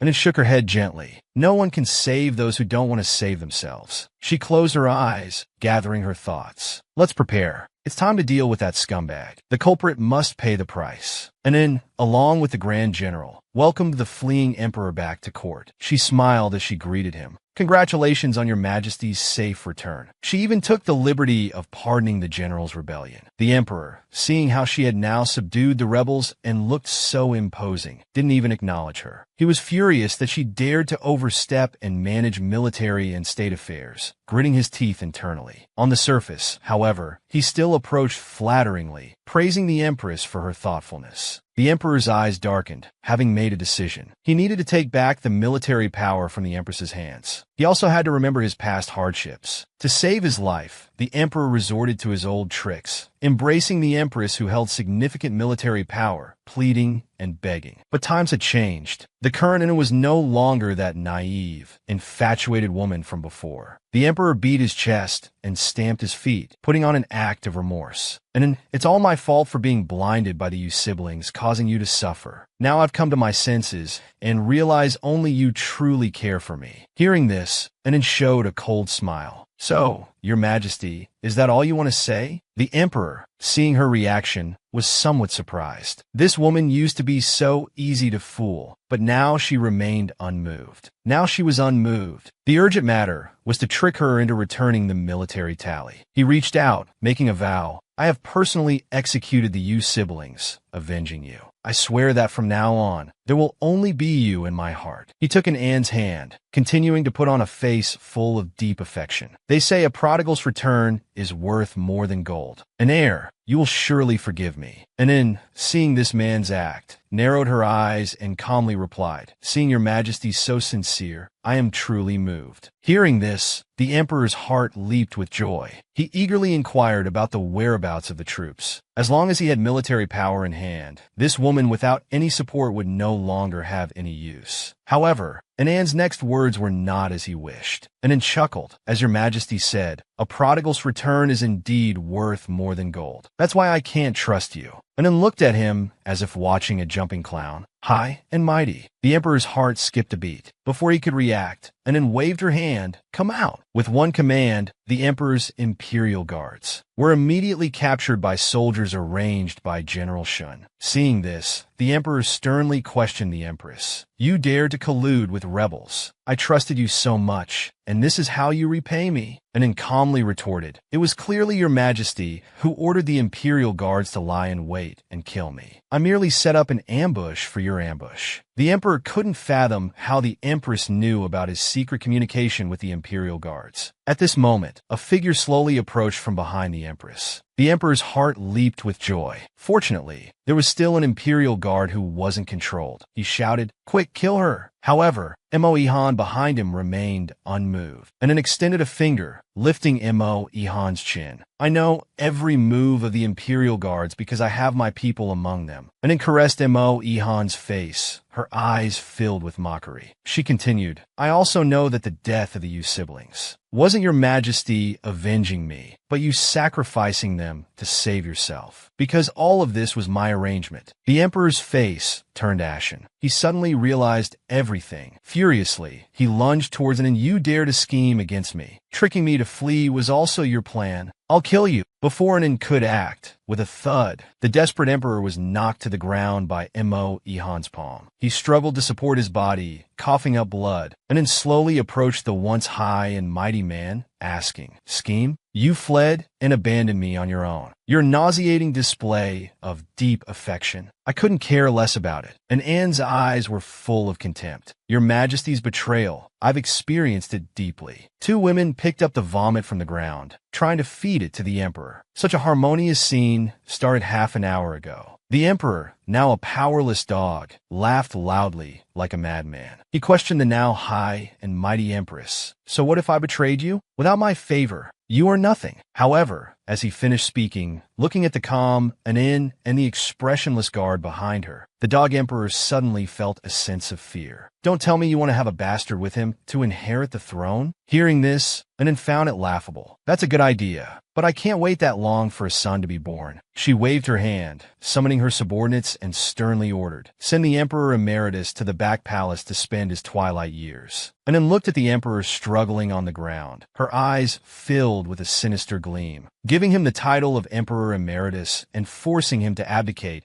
and live in seclusion would make him taste all the suffering the host had endured in her lifetime. Such a scumbag doesn't deserve to die. Anin slowly approached, lifting the fallen man's chin. Emperor Emeritus, don't rush. The place where you'll spend your twilight years will surely help you recall many happy memories. I will make sure you're so happy you'd rather be dead. The dog Emperor was thus captured and taken to a dilapidated palace. Anin personally opened the door, smiling as she said, Emperor Emeritus, this is the back palace I've prepared for you. Take a look. Are you satisfied? Looking up in the rundown palace, three faces, insane and foolish, appeared before him. This is the cold palace. Seeing this desolate scene, the fallen emperor struggled and asked, "How can I live in such a place?" Before he could finish, the guards who captured him mercilessly threw him into the courtyard. And Anne's cold voice echoed, "These are all the favored concubines you once abandoned. Now, only they need you." Seeing the emperor's figure, the three mad women immediately flocked to him, constantly muttering, "Your Majesty, let your concubines serve you well." One abandoned concubine even held a swaddled baby, saying, "Your Majesty, is this our child? Come and see him." The emperor looked in astonishment. In the swaddling clothes was a bloody, shapeless mass, unrecognizable as a human. The stench made him vomit on the spot. Those mad women, seeing his vomit, treated it like treasure. "Oh, so much delicious food. Your Majesty, don't waste it. Quickly eat it back." And then, seeing this harmonious scene, left without lingering, turning to go. In a good mood, she instructed the guards, "Lock this place up quickly. Don't spoil the Emperor Emeritus's fun." The guards obeyed, closing the cold palace gates, leaving three mad women and one scumbag to live out their days in this abandoned cold palace. The man felt jealous that the Empress had confined the Emperor to the cold palace, and then noticed his unusual behavior and beckoned him closer. "What's wrong? Do you also like being imprisoned and tortured?" As the woman's fingers slid down, Mo Ihan's face flushed slightly. "Your Highness, that's not what I meant." And Anne's tone carried a hint of ambiguity. "Perhaps we could indulge." At this moment, Xiaobai jumped out to stop, and in this kind of forbidden scene will be pixelated. And then stop teasing. All right, I won't play with you anymore. I'm keeping the dog emperor not out of pity, but because he's still useful. Mo Ihan heard this and was puzzled. "So your Highness intends to use the Son of Heaven to command the feudal lords?" And then chuckled. "That's too boring. I want to inherit the throne openly and legitimately. Now that we've tortured him for so many days, it's time to deliver the final blow." At this time in the cold palace, the emperor was on the verge of collapse from the torture of the mad women, and then slowly approached, looking down at the man on the ground haughtily. "Emperor Emeritus, how was your day?" The disheveled man saw her and quickly grabbed her. "I know I was wrong. Please, let me out." And Anne's eyes showed no emotion as she slowly crouched down. "If you write an edict according to what's on this paper, I'll forgive you and let you leave this hellhole. You want me to write an edict to rehabilitate the Zhao family and give you the throne?" This is simply usurpation. Seeing his shocked expression, and then slowly stood up. She calmly replied, "You're in no position to negotiate with me now." She turned to leave. Since the Emperor Emeritus refuses to compromise, we have nothing more to discuss. Seeing her gracefully departing figure, the man struggled to get up. "Wait, Xiaonan, why do you hate me so much? From childhood as a prince, I was ostracized due to my mother's lowly birth. My path has been extremely difficult. What wrong have I done? You used to understand me." And then paused and slowly turned back. "I understood you, sympathized with you, and then what? To be used by you again?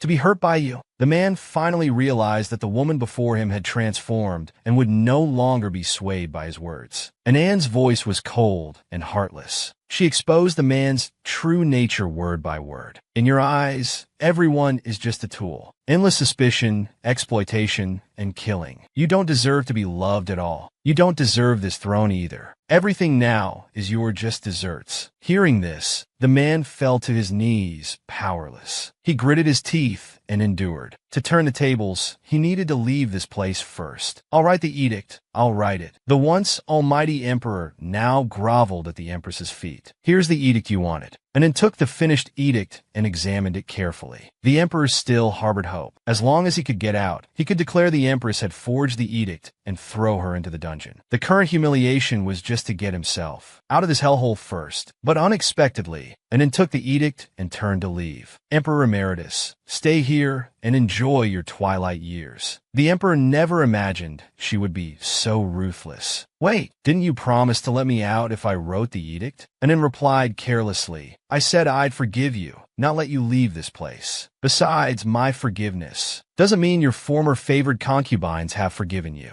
This breaking of promises and betrayal is exactly what your Majesty taught me." A cold light flashed in Anne's eyes. "To use one's own methods against them is my revenge on you." And then left the cold palace gracefully. Xiaobai didn't understand. Since the emperor is already under house arrest, why not just forge an imperial edict? Why go through this trouble? And then smiled smugly, his hope rising and then immediately being crushed. Of course, It's because this way is more satisfying. The imperial palace was now completely renewed. The new emperor ascended the throne, and all officials kowtowed. Anan, as a descendant of the Zhao clan, once had an unparalleled duke who guarded the frontier but was wrongly accused due to villains' framing. Now the clan has been exonerated and honored in the imperial ancestral temple. With a new dynasty comes new atmosphere. The former traitors have been purged. From now on, the talented shall hold office in our court. May our dynasty enjoy peace and prosperity. As the new emperor finished speaking, all officials kowtowed. Long live the empress! Long live, long live, long live! The task of the deposed empress's rebirth was perfectly accomplished. Xiao Bai asked Anan, "Can we go back now?" Anan's gaze was distant, lost in thought. "Don't rush. We've just ascended the throne. There's still much to do." In the imperial ancestral temple, the tablets of the entire Zhao clan were now enshrined. Yet Anan still couldn't feel happy. The dead are gone. What's the point of making up for blessings they couldn't enjoy in life after their death? At this moment, Mo Ihan entered and reported, "The Emperor Emeritus in the Cold Palace has committed suicide." When discovered, his corpse was already decayed and torn beyond recognition. And then turned back indifferently, then bury him with consort Shu.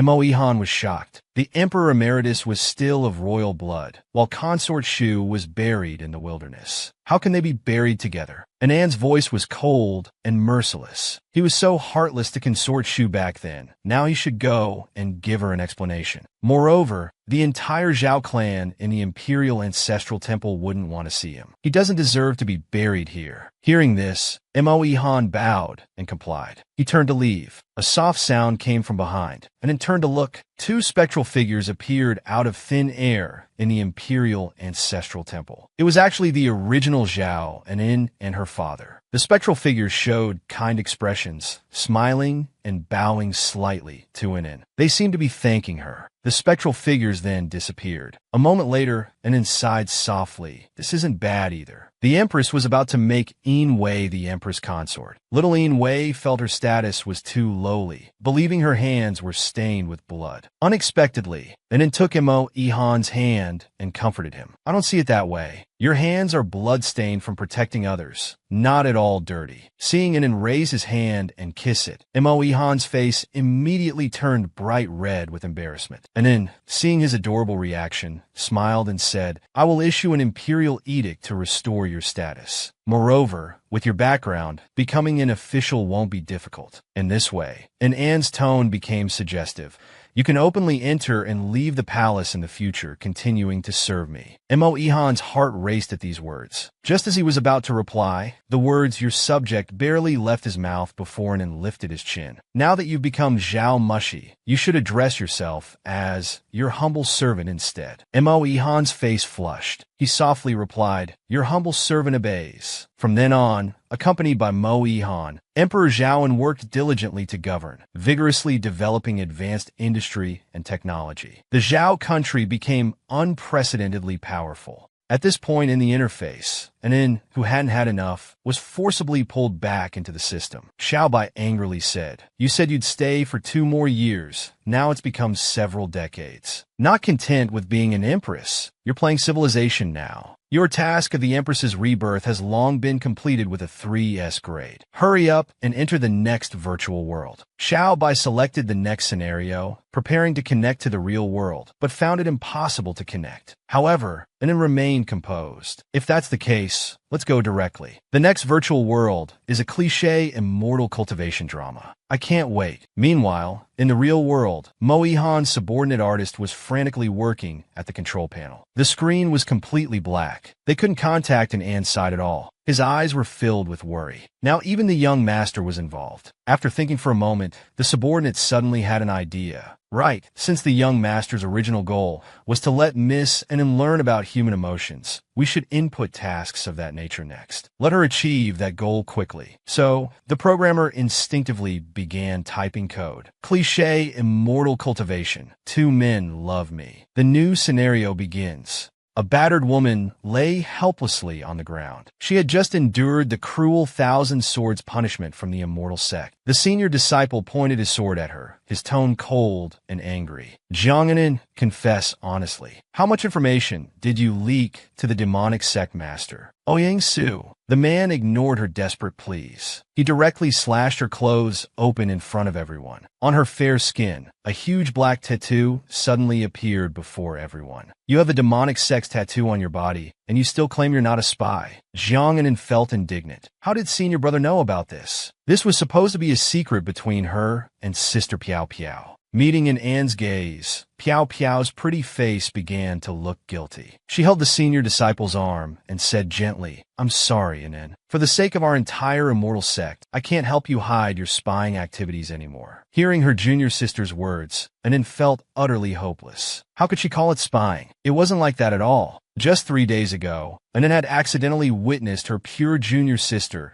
behaving intimately with the demonic sect master in the forest. If she hadn't seen it with her own eyes, she would never have imagined that Piao Piao would secretly meet with the demonic sect master. Only after Ouyang Su left did Anan approach Piao Piao. She wanted to advise her misguided junior sister, but upon hearing this, Piao Piao became extremely anxious. If others found out about this, the sect's punishment would be unimaginably severe. She grabbed Anan, defending herself by saying she was forced and couldn't resist. Unexpectedly, hearing this, Anan wanted to seek the senior disciple's help. Piao Piao was in a difficult situation. If Anan left to see the senior disciple, her disgraceful actions would be exposed. She immediately grabbed Anne's clothes to prevent her from leaving. However, with this pull, half of Anne's clothes came off, revealing the demonic sex tattoo on her body. Only at this moment did Anan put her clothes back on and tell the truth. It turned out that Ouyang Su, the demonic sect master, had approached Anan long ago and placed a poison on her body, forcing her to seduce and kill the senior disciple. Now that things have come to this, and you've also been harmed by Ouyang Su, we should quickly go tell the senior disciple the truth. Let's face the demon together. Hearing this, Piao Piao no longer refused. She said she would go talk to the senior disciple first, telling Anan to go back and rest. But unexpectedly, when the truth reached the senior disciple's ears, it had become that she was a spy. Now, enduring torture, Anan helplessly questioned Piao Piao. Why didn't you tell the senior disciple the truth? Could it be that you and that demon really have something to hide? Hearing this, Piao Piao immediately teared up, hugging the senior disciple and crying injustice. Senior brother, I have you. How could I possibly be interested in someone from the demonic sect? Hearing this, the senior disciple's face turned extremely ugly. And then you poisonous woman, Piao Piao is so pure and innocent. I won't allow you to insult her. With a swing of his great sword, he focused his power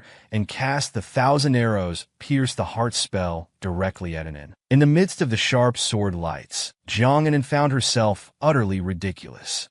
She's pure and innocent? Then what am I? Anan, who had always loved the senior disciple, knew he liked Piao Piao and only dared to silently wish them well from behind. But she never thought to destroy or hinder their relationship. Even when tortured by Ouyang Su's poison to the point of wishing for death, she still endured without harming the senior disciple. Yet she never expected Piao Piao to be so fickle, still receiving the senior disciple's biased love. And I, who endured countless torments for you, end up with 1,000 arrows piercing my heart. Anan gritted her teeth. She wasn't resigned. She wasn't resigned. Beep, beep, beep, beep. At this moment, the system connected. Welcome, host, to the immortal cultivation world. Due to your excellent performance, you can freely choose the time point to transmigrate this time. Welcome to the cliché immortal cultivation story, Two Men Love Me. Congratulations, host. You've transmigrated to the beginning of the story. Now everything can start anew. The original novel is a Mary Sue story with 2 male leads. The female lead, Jiang Piao Piao, is the second young miss of the Jiang family, naive and prone to causing trouble. The male lead, Xiao Ju, is the top disciple of the Immortal Trace sect. After a great battle with the demonic sect master Ouyang Su, he was severely injured. Piao Piao saved him, and they formed a bond. Piao Piao also joined the Immortal Trace sect because of this, becoming his junior sister. Over time, they developed feelings for each other. But during a mission outside the sect, Piao Piao reunited with Ouyang Su, who already liked her. They became increasingly ambiguous, to the point where Piao Piao later didn't know who she truly loved. The 2 male leads fought fiercely for her, affecting the entire world. Hearing this, and Anne's face darkened. This script truly embodied the essence of cliché to the fullest. Xiaobai continued. This time, the host's name is Jiang Anin,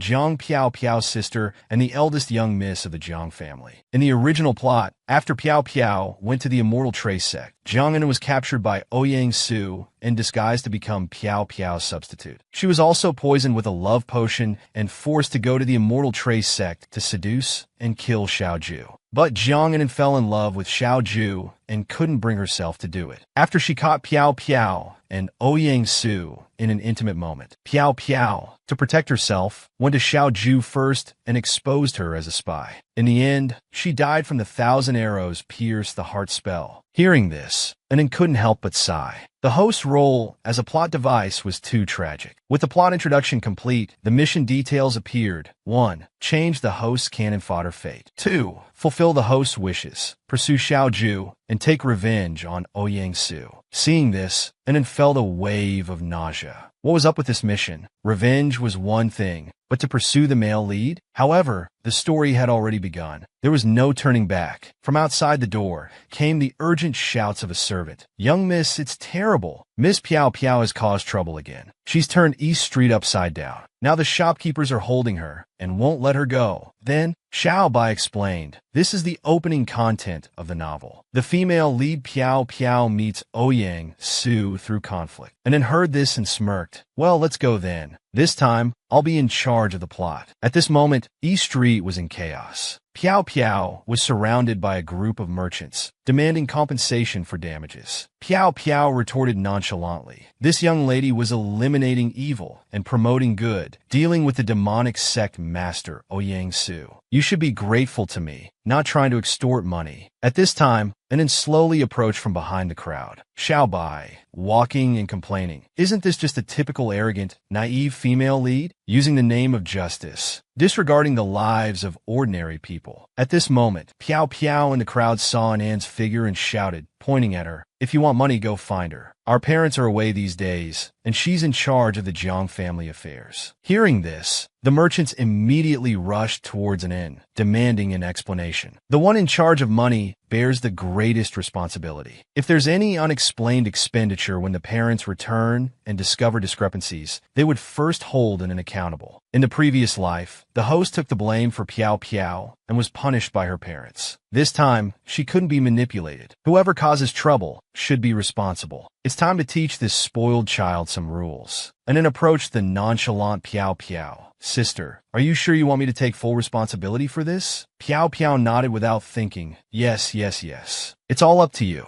Don't bother me. And then gave her a pleasant smile. All right, then it's settled. The naive sister causes trouble on the street, then wants to wash her hands of it, pointing at her approaching sister, to let the debt-collecting merchants find her. And then heard this and replied to her sister with a smile. Since you want me to take full responsibility for this matter, I'll make sure to sort it out properly. And then first had the merchants line up in order, bringing their receipts and evidence to be recorded. They left evidence and addresses. After confirming the total loss, and then, while reviewing the account book, announced, these losses will be deducted from Jiang Piao Piao's dowry. They will all be delivered to your homes within 3 days. As soon as she finished speaking, the merchants applauded. Piao Piao, however, was very displeased. Why should it be deducted from my dowry? How am I supposed to get married in the future? And then calmly replied, Sister is past the age of inheritance. Naturally, you must be responsible for your mistakes. Hearing this, Piao Piao strongly retorted, that's my dowry. What right do you have to touch it? This line made An laugh. Just now, Sister said I had full authority to handle this. Now the problem is solved, everyone's happy. Piao Piao was left speechless. She could only turn to the merchants demanding compensation and rant. I was eliminating evil and promoting good. I was forced to flee from Ouyang Su.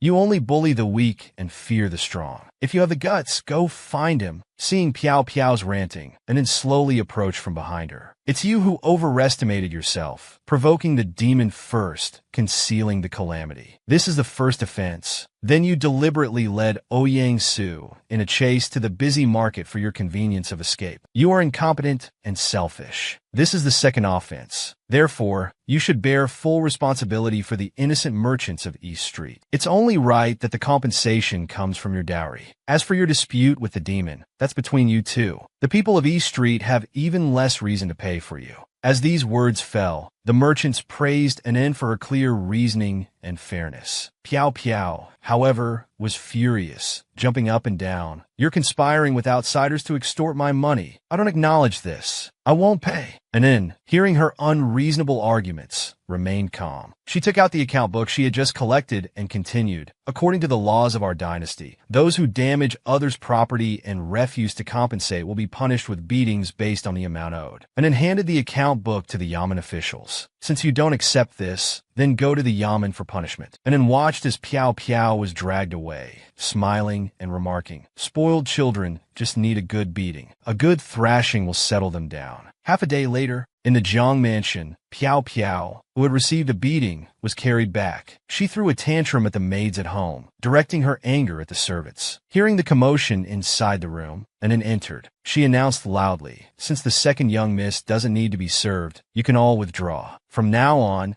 except for bringing food and medicine to the second young miss, there's no need to take care of her anymore." And then turned to Piao Piao, who was immobile on the bed, and gave her a kind smile. "Sister, from now on, you'll have to manage on your own." Piao Piao trembled with anger. She called out her sister's full name. "Xiaonin, are you deliberately mistreating me because I can't move? Just wait until our parents return. I'll definitely report you." Hearing this, Anne's face darkened. "Just now, it was you, sister, who complained that the servants were useless and told them to get lost. I'm doing this so you can recover in peace." After saying this, she didn't forget to turn to the maids for confirmation. "I believe when the master and mistress return, you will also tell the truth, right?" At this moment, the maids who had just been scolded by Piao Piao, seeing Anin as their savior, quickly nodded. Piao Piao looked shocked, realizing she had fallen into such a situation. Before she could continue to quibble, Anin turned and left with the maids, leaving Piao Piao alone in the room, shouting in anger, with no one paying attention. And Anne's energy source in this world was a spirit pearl. Spiritual objects cultivated for thousands of years could take human form. Although its body had become smaller, it was still the familiar figure that caused this. An hour ago, Anin arrived deep in the bamboo forest. Having just transmigrated to this cultivation world, she needed to get her energy source first. In the quiet cave, a spirit pearl emitted a dazzling light. Just as she was about to praise the system for finally providing a normal energy source, unexpectedly, the next second, an ethereal voice came from within the spirit pearl. "Woman, let go of me." Xuanji huffed a few times, his spiritual energy fluctuating. The spirit pearl, in Anne's hand, suddenly transformed into the appearance of a young man. He slowly opened his eyes, angrily scolding, "Who told you to touch this master?" Anin was momentarily speechless. She sighed, "I've heard that spiritual objects cultivated for thousands of years can take human form. However, if they don't find a powerful master afterward, it's difficult to break through. So, you can come with me." The silver-haired youth heard this and retorted, "It's not for a mortal like you to control me." Anin smiled and replied, "Whether I have the ability to control you or not, we'll know with a try." As she finished speaking, Anin grabbed him. The silver-haired youth's body immediately stiffened. What did this woman do?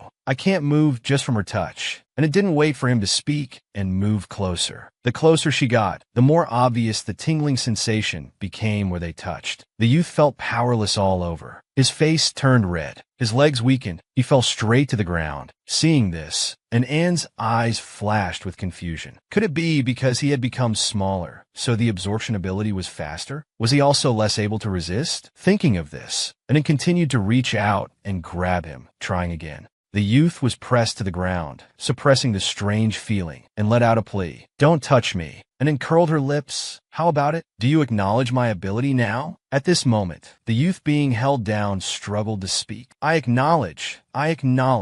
Please let go of me." Hearing this, and then gradually loosened her grip. "What do you call me now?" The youth's eyes were hazy. His heart suddenly accelerated. He gently turned his head and called out, "Master," and then nodded with satisfaction, feeling a bit smug. Being able to make a face similar to the master's call her master in return, it was indeed interesting. Now that she had obtained the energy source, calculating the time, she could start the next part of the plot. In the previous life, before the Jiang family parents returned, Jiang Piao Piao had saved Xiaoju and was taken to the immortal sect. So this time, what if I met and saved Xiaoju first? Anin, who had quick transmigrated to the cultivation world, had subdued the spirit pearl that had transformed into a youth. Anin had thought that in this world, his name would still be Mo Ihan. Unexpectedly, the youth shook his head. I don't have a name. Hearing this, Anin smiled mischievously. Then I'll bestow a name upon you. Let's call you Mo Ihan. The silver-haired youth nodded. However, if you want me to go with you, there's one condition. I like peace and quiet. If you take me, you can't take any other spiritual objects. Hearing this, Anin nodded decisively. Mo Ihan was stunned. His eyes flashed with surprise. After taking Mo Ihan as her energy source, Anin began the next scene of the plot. At this time, the male protagonist of the novel, Xiaoju, appeared. He had just battled with the demon Lord Ouyang Su and was severely injured. Xiaobai shouted, "Now's the perfect opportunity. Quickly go, save him." Anin saw this, but was unimpressed. This counts as severely injured? Xiaobai exchanged for a few punishment tools. Hearing this, Xiaobai was stunned. Anin, what are you doing? Your task is to pursue him. Why aren't you saving him, but instead wanting to harm him? Anin arrogantly tilted her chin, sliding through a set of punishment cards. The injury Xiaoju received is far less than what the host endured. If we're going to save him, let's make him suffer a bit more first. After Anin used a few punishment tools, Xiaoju, who was standing still, was suddenly struck by lightning, then chased by giant rocks, until she saw that he really couldn't get up anymore, and then finally patted her skirt and stood up. All right, now we can go save him. She pointed with her hand, wanting the newly subdued spirit pearl to show some use. However, after waiting for a moment, Mo Ihan remained completely unresponsive, and it was a bit surprised. Could it be because she had just absorbed his energy and strength, so he had fallen asleep? And then sighed. Well, if that's the case, I'll have to do it myself. At this time, Xiaoju, after the successive blows, was on the verge of collapse, his eyes sinking as he was about to fall.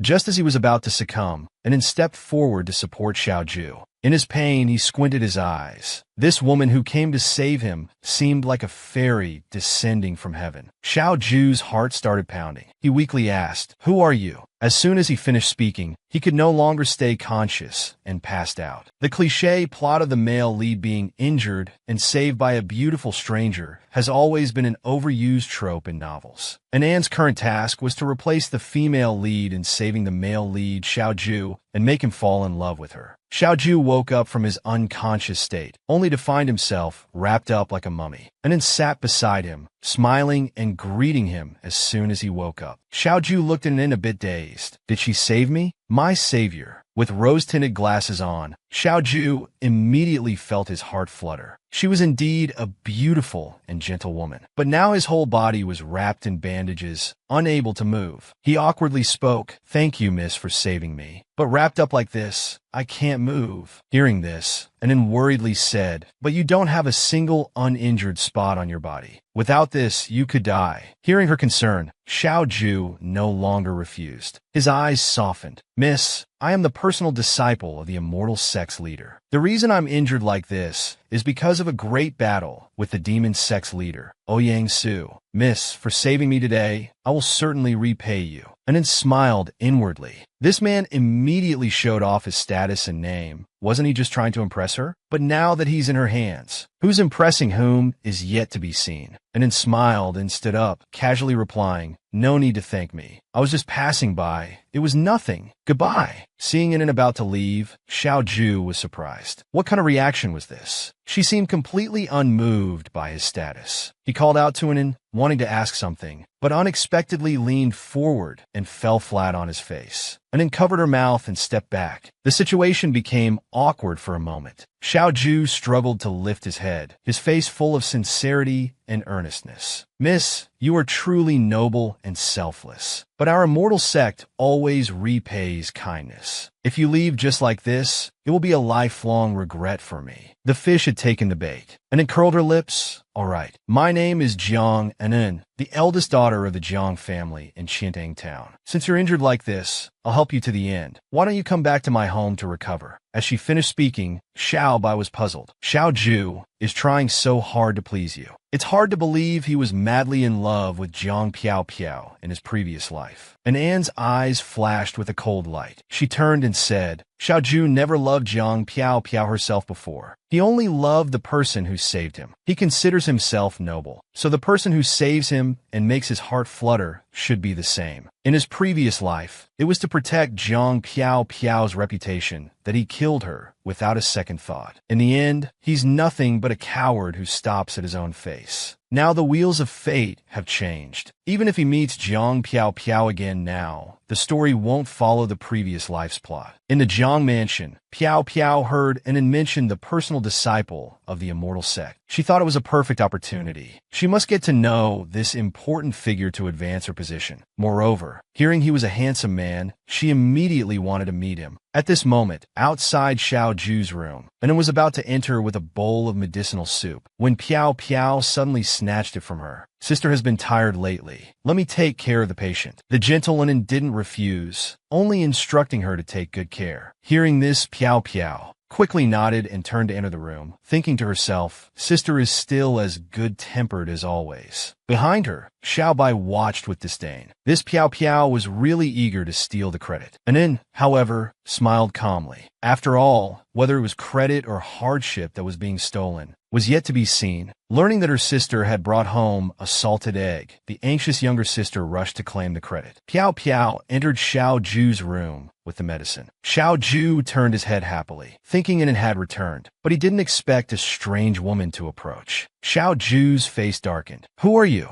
Piao Piao was taken aback by his sudden cold question. She felt displeased. This man was so cold to her. Thinking of this, she sat down unceremoniously. I am the second young miss of the Jiang family, Jiang Piao Piao. I've come to take care of you personally. It's your great fortune. Piao Piao was about to give Xiao Ju the medicine, but unexpectedly, she spilled the hot liquid on his chest. This area was already injured and bandaged. When the scalding medicine spilled on it, Xiao Ju's face became even more unpleasant. At this moment, Piao Piao not only didn't apologize, but imperiously scolded. It's because you're not cooperating with me. But as soon as she finished speaking, she stepped on a broken piece of the bowl. Her foot slipped, and she fell directly onto Xiao Ju's chest. Xiao Ju immediately coughed up blood from the pain. But at this moment, if following the female lead script, this sudden intimate contact should have promoted the development of their relationship. Piao Piao looked up at Xiao Ju, feeling a bit moved. Xiao Ju, however, only wanted to curse. Before he could speak, Piao Piao turned away, pretending to be shy.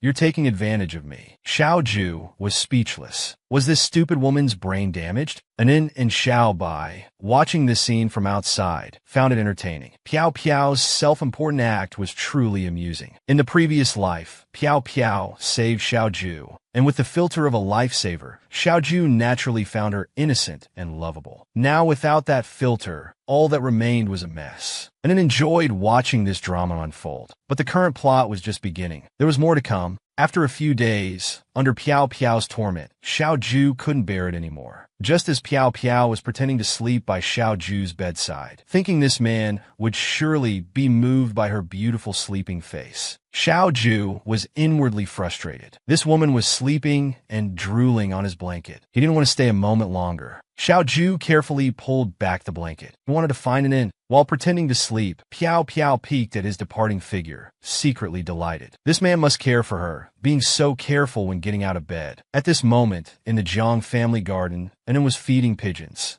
Xiao Ju approached from afar, liking what he saw more and more. This was truly a woman as serene as an immortal. He coughed lightly and said, "What a coincidence. Missinen, I haven't seen you these past few days." And then turned and asked, "Master Xiao can already walk around? It seems Piao Piao has taken good care of you." Xiao Ju nodded reluctantly. "Yes, indeed. I'm preparing to return to the immortal sect. I came specially to bid farewell to you before leaving." Hearing this, and then said without turning back, "Is that so? Then please have a safe journey." Xiao Ju was stunned. He didn't expect Anin to show no intention of asking him to stay. Xiao Ju wanted to say more. He reached out to grab An's hand. Just as he touched her clothes, he was suddenly repelled by a burst of spiritual energy. Xiao Ju was surprised. How could a mortal possess such powerful spiritual energy? After pondering for a moment, Xiao Ju smiled and said, "I've never seen such an excellent spiritual root as Miss An's. Please come back to the immortal sect with me to cultivate. The one who had inflicted the 1,000 arrows piercing the heart on him in the previous life. In this life, he was actually begging her to return to the sect with him. Xiao Ju's face was full of eagerness, but instead she had no obsession with immortal cultivation. Seeing her indifferent expression, the man continued to persuade. With such a good spiritual root, it would be a waste not to cultivate. If you're willing, the position of an inner disciple in the immortal sect will always be reserved for you. And then lowered her eyes, pretending to hesitate. I need to wait for my parents to return. I must inform them before I can decide. However, this scene, watched by Piao Piao, who was hiding and eavesdropping, made her grit her teeth in anger. She had been the one taking care of Xiao Ju day and night, yet it came to steal the credit and wanted to go to the immortal sect. After Xiao Ju left, Mo Yihan rushed out. He angrily said, "What? That spiritual root is clearly my spiritual energy." He questioned in and about who that seemingly ill-intentioned man was. Although Anne's expression remained unchanged, she inwardly mocked that men judging men were indeed accurate. She calmly spoke. "He's the senior disciple of the immortal sect whom I saved a few days ago." Hearing this, Mo Yihan's eyes flashed with coldness. I've always disliked those cultivators. They use the pretext of saving the world to act recklessly. Thinking of this, Mo Yihan said to him, "If you really want to cultivate, there's no need to go to any immortal sect. You can cultivate with me." Hearing this, Anne curled her lips. She leaned closer to this tsundere little boy. "Indeed, how can Xiao Ju compare to you? After all, you can satisfy me." Mo Yihan stepped back upon hearing this, exclaiming unexpectedly, "Why are you suddenly getting so close?" And then replied with a smile, "Of course, it's to cultivate together." At this moment, Xiao Ju was walking towards the gate. Halfway there, he was startled by Piao Piao, who suddenly appeared. To return to the immortal sect with Xiao Ju, Piao Piao's plan was well thought out. She thought that with her three-step plan to capture a man's heart, winning over Xiao Ju would be easy. Step 1. Make a fuss to attract his attention. Xiao Ju remained unmoved. Jumping out like this will scare people. Step 2. Act cute and naive to make him think you're kind-hearted. But in Xiao Ju's eyes, this only looked like she was pretending to be innocent to seduce him. It really couldn't compare to the gentle Anne.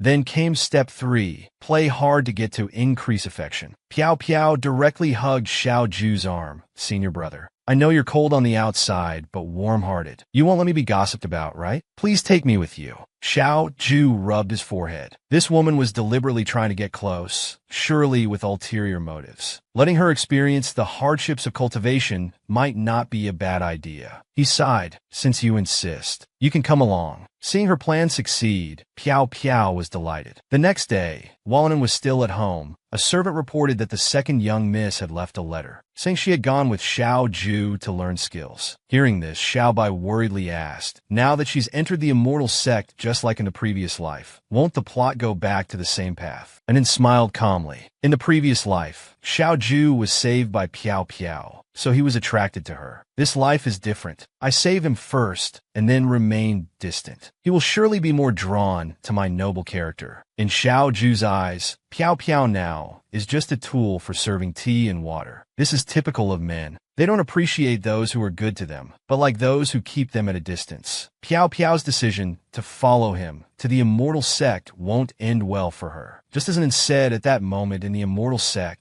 the outer disciples respectfully welcomed the return of the senior brother. Piao Piao, seeing the grand sect for the first time, was overjoyed. She immediately started acting like she was in charge, shouting at the junior disciples, "Quickly report to the sect leader that I'm now senior brother Xiao Ju's junior sister." But as soon as she finished speaking, Xiao Ju replied, "Don't listen to her nonsense. I just recruited an outer disciple for odd jobs. No need to report. Some tsunderas in the sect are just stubborn as mules." Mo Yihan, who was disdainful just a moment ago, suddenly fell into Anne's embrace. He immediately blushed, got a nosebleed, and fainted on the spot. Half a day earlier, Anne knew that the plot with Demon Lord Ouyang Su was about to begin. In the previous life, the host was terribly tormented by this great demon. This life, she would properly deal with him. But before that, she had something to do. She touched the spirit bead in her hand, summoning Mo Yihan, and then smiled and told him to wait, as something inappropriate for children might happen. She asked him to leave for a while. Mo Ihan scoffed, saying he had cultivated for thousands of years. What couldn't he see? And then asked in return, "Are you sure you won't leave?" Mo Ihan snorted lightly. "I won't leave." Hearing this, and Anne's face showed a mischievous smile. "Then I won't hold back." She stood up and approached Mo Ihan. It was only then that Mo Ihan realized what it intended to do to him. His little face immediately turned bright red. He stepped back. "What are you trying to do now?" But unexpectedly, he slipped and fell directly into Anne's arms again. Mo Ihan closed his eyes tightly, his body stiff, and then looked down, asking with concern, "Are you all right?" Mo Ihan was about to say he was fine, but his heart suddenly skipped a beat. He opened his eyes wide, staring at Anne's chest. Being so close, he momentarily lost the ability to think due to nervousness. He immediately jumped back in embarrassment, seeing him like this, and then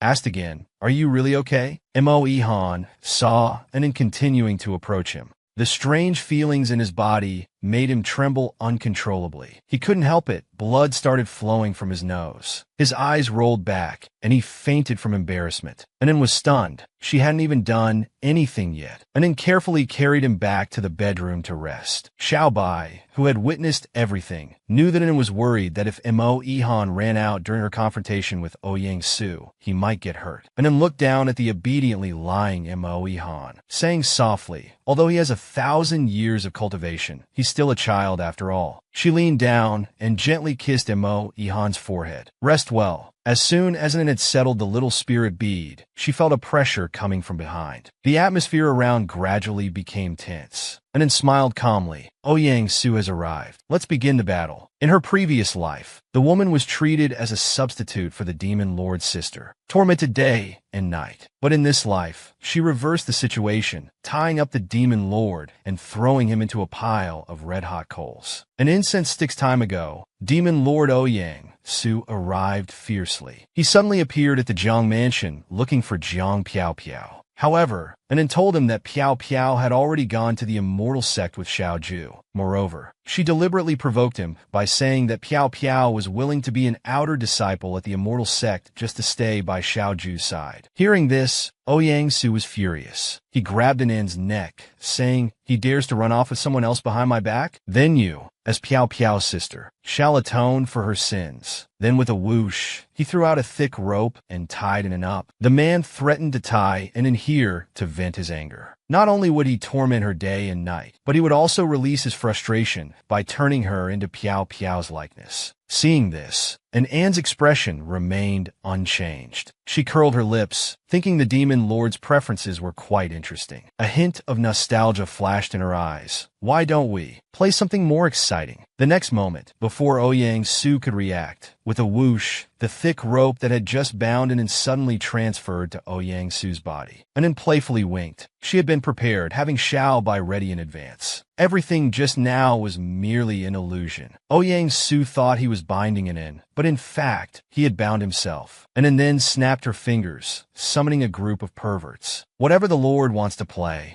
with them." Seeing the men approaching him, Ouyang Su roared at Anan, "Do you believe I'll exterminate your entire clan?" Anan sat down calmly, taking a sip of tea. "My lord, I'm afraid you wouldn't dare. After all, my sister is also from the Jiang family. Since you like to play, I'll let them serve you well." Under the pervert service, hearing Ouyang Su's wails, Anan was in an extremely good mood. Several hours later, Ouyang Su crawled weakly to Anan's feet, begging for mercy. Anan smiled and said, "The scene just now was quite a sight. No one do you like to play like this." As strong as he was, Demon Lord Ouyang Su now had tears in his eyes. His tone softened. "I only like Piao Piao. I didn't really want to hurt you, Anan." But her cunning nature didn't believe him at all. She kicked his head and continued to mock him, recalling the past life, and then said coldly, "It seems the great lord is truly a romantic. When love is unrequited, you go to extremes. You even wanted to do beastly things to the sister of the person you claim to love. I think it's nothing more than your ridiculous desire for conquest." Ouyang Su didn't expect his tactics to be ineffective. This woman was impervious to both soft and hard approaches. then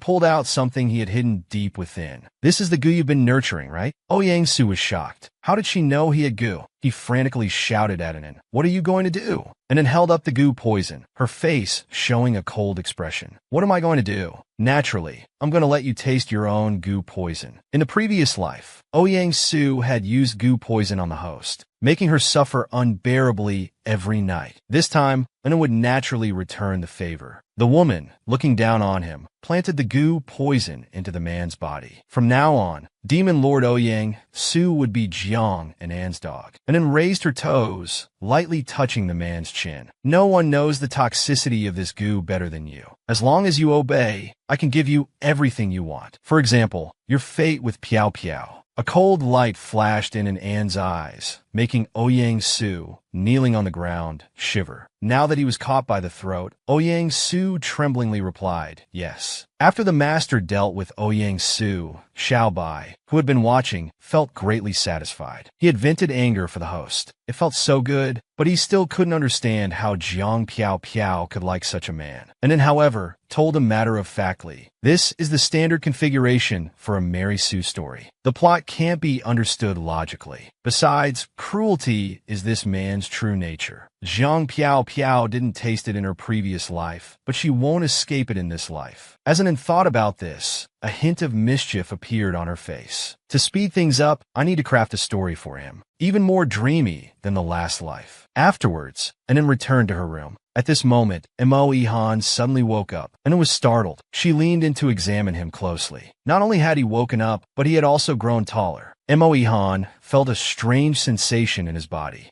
He couldn't help but breathe more rapidly. Seeing An's eyes staring at him playfully, he felt a bit uncomfortable and asked, "Why are you looking at me like that?" Hearing this, Hana replied with a smile, "I'm just curious how you suddenly grew up." Only then did Mo-e-han realize that his body had changed. Could it be because of what happened last time? Thinking back on it, he couldn't help but blush all over, too embarrassed to make eye contact with Anin. At this moment, Anin reached out to touch him. The tingling sensation from where she touched made Mo-e-han unable to bear it. He jumped back a step to protect himself. "What are you trying to do now?" Anin could sense that Mo-e-han's spiritual energy was now stronger than before. It seemed that as he grew, his abilities would improve as well. Thinking of this, Anin boldly said, "It seems you are very suitable to cultivate with me. Not only will you satisfy me, but you'll also enhance your own cultivation." Indeed, Mo-e-han heard this and used some of his magical power. At this moment, the cultivation in his body became unusually vigorous. Then, Anin teased, "Since it's a win-win situation, why don't we dual cultivate?" Mo-e-han was stunned. His little mind started to run wild with imagination. The more he thought about it, the more flustered he became. Then he exploded on the spot. "How could I, a spirit, dual cultivate with you, a human?" Hearing the thunderous spirit bead say this, Anin sighed with feigned disappointment. "Well, I won't force you if it's not beneficial for you. If you're unwilling, then forget it." Without waiting for Mo-e-han's reply, she turned and left. Mo-e-han was stunned. Did she just leave so decisively? Mo-e-han's eyes unknowingly revealed a hint of disappointment. After a moment, he realized something was wrong. Why was he feeling disappointed all alone? In the previous life, he was a glorious inner disciple of the immortal sect. In this life, he had become a menial outer disciple. Since Jiang Pia Piao's death, Bai Lai Chiu Xiao Ju entered the immortal sect, and he was constantly bullied and ignored by the disciples inside. Just as Anin had predicted, I really haven't tasted any good fruit. But the love-brain Jiang Pia Piao still held hope. He thought that since he had suffered so much, the senior brother must have seen it, and would eventually come to care for him. However, misfortunes never come singly. Walking on the road, he tripped for no reason. Looking up, there was a fierce monster approaching him. Pia Piao was so scared he couldn't move. The monster attacked Pia Piao. At the critical moment, with a bang, a figure appeared in front of him, resolving the crisis for him. It was Demon Lord Yang-su who saved him. The frightened Pia Piao looked up at this charming and unrestrained man, his face immediately turning red. He thought he looked quite handsome. The next moment, Yang-su picked him up by the waist. Without waiting for his consent, he flew away with him. Pia Piao was held in his arms, his heart racing. Seeing this made his heart flutter. What a domineering man. He liked it very much. Ouyang Su took Pia Piao to a secluded corner. Grabbing his hand, with a concerned face, he said, "These hands full of injuries. You must have suffered a lot in the immortal sect." Pia Piao lowered his eyes and said softly, "They all bully me. They say I'm stupid and useless." Hearing this, Ouyang Su immediately stood up, wanting to seek revenge for Pia Piao. But Pia Piao held him back. Pia Piao thought to himself, if he loses the fight and reveals my identity, he would be in even more trouble. The next moment, Ouyang Su turned around with a domineering embrace. He said softly, "Silly girl, rather than following them, why not follow me? Whatever you want, I can satisfy you.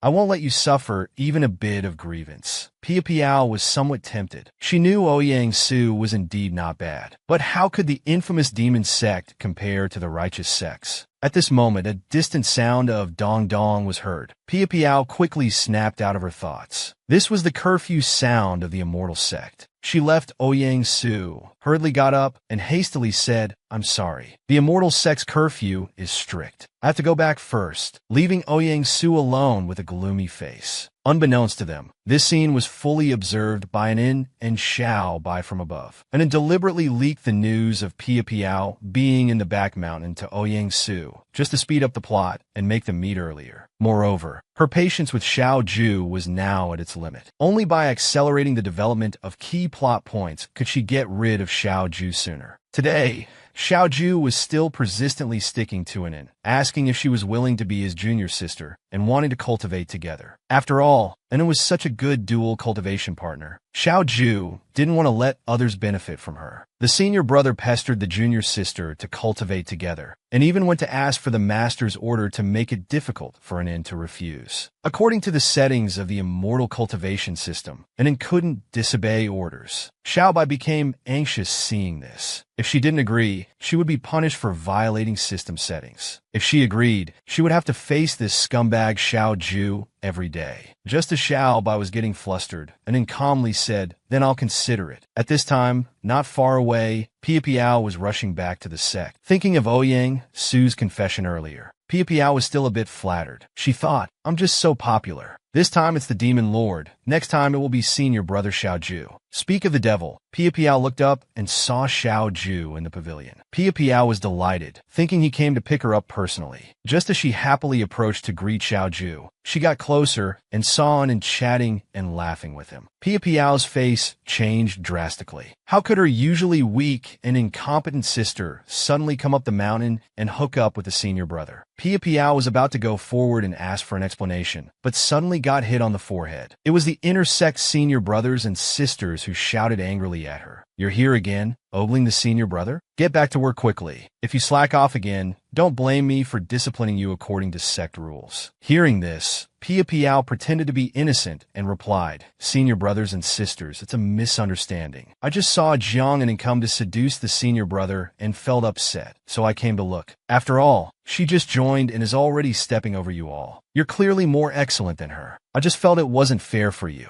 However, before Pia Piao could finish her gossipy words, she received another slap from the senior brother. "Sister Anin is the master's personally accepted last disciple. How dare you forget your place?" Pia Piao covered her slapped cheek, her face gloomy. The two inner disciples left her, turning away. Before leaving, they didn't forget to rebuke her. "You don't know your place," speaking without restraint, and even trying to sow discord. At this moment, the disheveled Pia Piao looked up, glaring at it and standing next to Xiao Ju, gritting her teeth in anger. Her miserable state was all because of her. Meanwhile, Xiao Ju boldly leaned closer to an in, continuing to persistently ask her to agree to dual cultivation. At this time, Pia Piao scurried over again, wanting to ingratiate herself. She suppressed her inner dislike for an in and pretended to be naive, asking, "I just heard that senior brother wants to dual cultivate with you. This is such a great blessing." At this point, an in stood up and calmly replied, "Dual cultivation? Such a big decision. It's better to ask the master first." Hearing this, Xiao Ju chased after to explain. "And then are you afraid of intimate contact during dual cultivation? Don't worry, I won't do anything inappropriate." Hearing Xiao Ju's words, Pia Piao inwardly sneered. Jiang, and it was indeed a prude. If that's the case, this great opportunity would soon be hers. She quickly nodded and flattered. That's right. Senior brother is a gentleman. Sister, you can rest assured. And then heard this but pretended to hesitate and turned away, saying, I'm a bit tired. I'll go rest first. After saying this, she left alone, leaving Pia Piao behind to comfort the melancholic Xiaoju. She actively moved closer to the man's embrace. She said coquettishly, Senior brother, seeing you love my sister, but can't have her. I feel so sad for you. Xiaoju looked down at Pia Piao. At this moment, he suddenly felt that this silly girl seemed to have a certain charm. He reached out to gently stroke Pia Piao's chin, thanking her,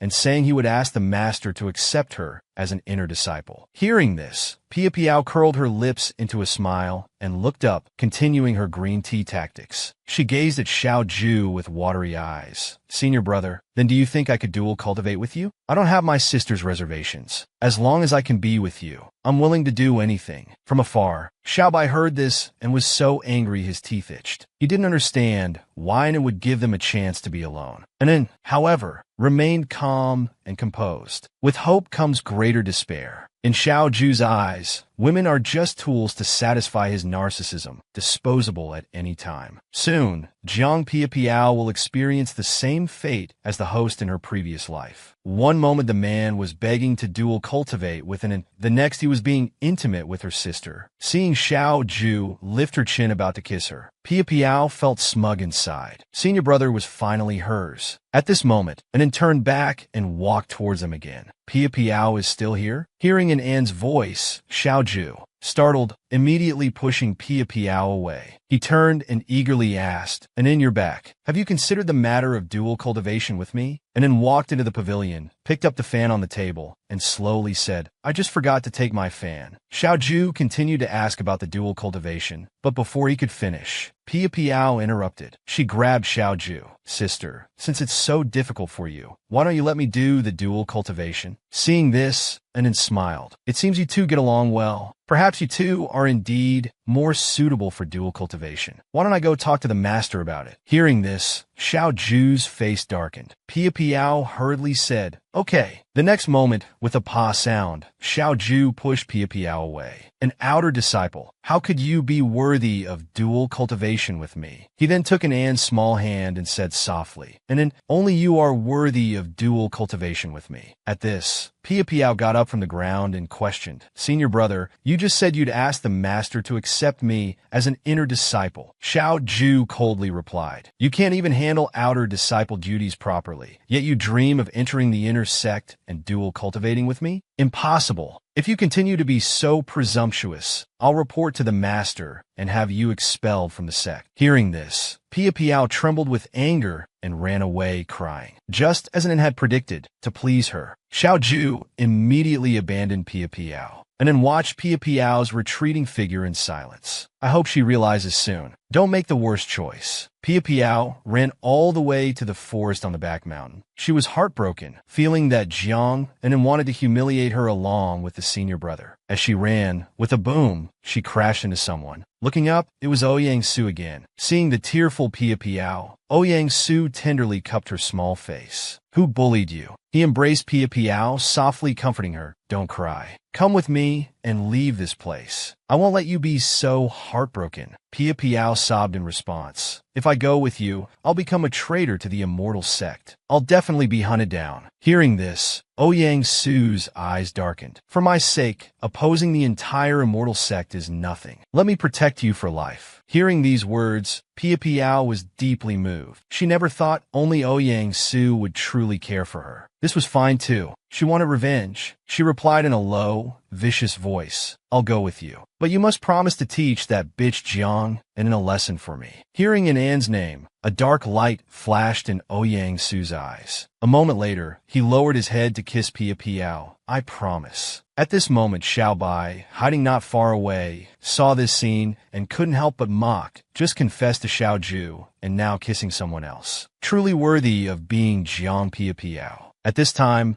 Mo Ihan also jumped out. He was very curious about what these two were doing. Zeai Montakihan observing seriously, An covered his eyes with her hand. Children shouldn't watch this. You'll get a sty. Mo Ihan dodged in, saying defiantly, I'm not a child. These days, I can see that Xiao Ju has ill intentions towards you in his eyes. I've been enduring for a long time, and I didn't expect him to react so strongly. Before she could reply, Mo Ihan turned his head and continued, if you want to dual cultivate, you can actually choose me. Little Belle wanted to dual cultivate with his master, but she thought he was still young. She told him not to think too much. Hearing this, Mo Ihan grabbed an in and questioned, how am I small? I'm taller than you now. I can protect you. Seeing his eager expression, and then leaned close, Mo Ihan's heart pounding. He only heard an whisper in his ear. Then, help me keep an eye on those two. Without waiting for Mo Ihan's response, she turned and left with a whoosh. Mo Ihan, left behind, felt somewhat uncomfortable, and then still treated him like a child. At this time, above the immortal sect, Pia Piao and Ouyang Su eloped, injuring many fellow disciples. And was somewhat disappointed. Pia Piao had indeed made the worst choice. Behind her, Xiao Ju's face darkened upon hearing Ouyang Su's name. Wasn't this the demon lord who had injured him before? The disciples within the sect muttered about quickly bringing back this unreliable woman to warn others. And the person to bring Zhang Pia Piao back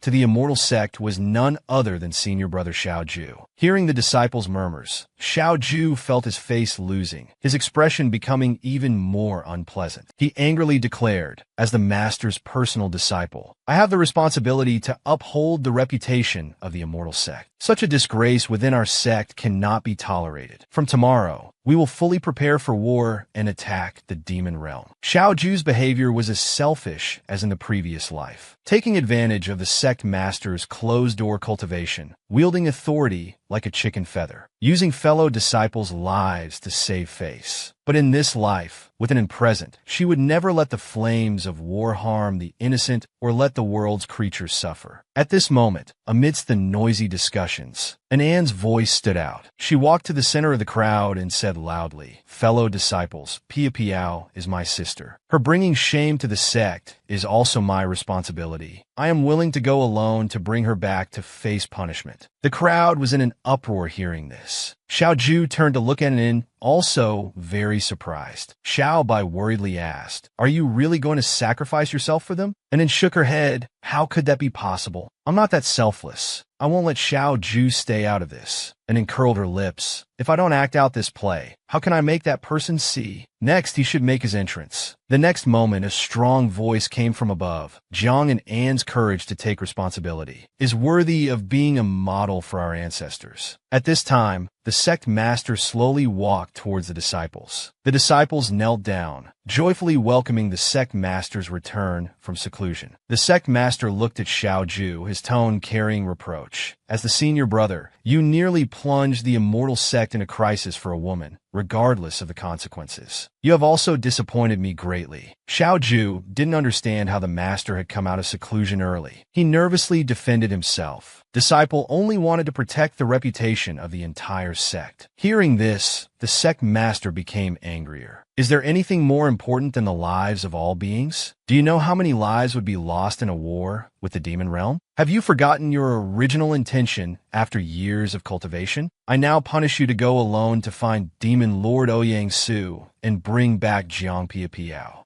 If you can't do it, don't come back. Hearing this, Xiao Ju's heart sank. Sending him alone to the demon sect to find Ouyang Su, wasn't that sending him to his death? He awkwardly raised his head, about to speak but hesitating. The sect master continued to question. How is it that even an dares to face the demon sect alone? Yet you don't. Hearing this, Xiao Ju was speechless. He could only grit his teeth and obediently say, I obey. At this moment, An stepped forward, kneeling to request to be punished along with senior brother and go to the demon sect to find Pia Piao. Seeing this, The sect master was very pleased. Xiao Ju was also moved. He felt Inen was truly the best woman in the world. Only she was willing to stand by his side and fight. However, he couldn't see that at this moment Xiao Bai was laughing heartily. Xiao Ju could never have guessed that the sect master's early return from seclusion this time was because Inen had used a system item. Anan's face bore a hint of mockery. He should put out the fire he started himself, and he would be grateful to me in tears. Demon Lord Ouyang Su embraced his little wife, vowing to protect her for life. However, in the next moment, an elder brought news that people from the immortal sect had attacked the gates of the demon sect. As soon as Jiang Piapiao arrived, the immortal sect attacked. The elder pointed at Piapiao and accused her of being a spy. Hearing this, Piapiao clung to Ouyang Su pitifully. Ouyang Su immediately spoke up for her. "Watch your tone. She is now my wife." At this moment, the Grand Elder spoke up, unable to bear it anymore. "Lord, the immortal sect has come today for this woman. Although it's Xiao Ju who came this time, in the future, it will be the entire immortal sect. Is it really worth risking the lives of so many in the demon sect for one woman?" At this time, Piapiao in Ouyang Su's arms didn't hear anything else, but she caught the news that Xiao Ju had personally come for her. She was smug inside. Sure enough, it was only after she ran away with Ouyang Su that Xiao Ju regretted it and came after her. Thinking of this, Piapiao pretended to be understanding and looked up at Ouyang Su. "I don't want you to sacrifice so much for me. I'll keep your feelings in my heart. Hand me over." Of course, Ouyang Su didn't agree. The immortal sect's rules are strict. They treat traitors with extreme punishment. Handing you over now is equivalent to sending you to your death. Piapiao's eyes welled up with tears at this moment. She said it was all right,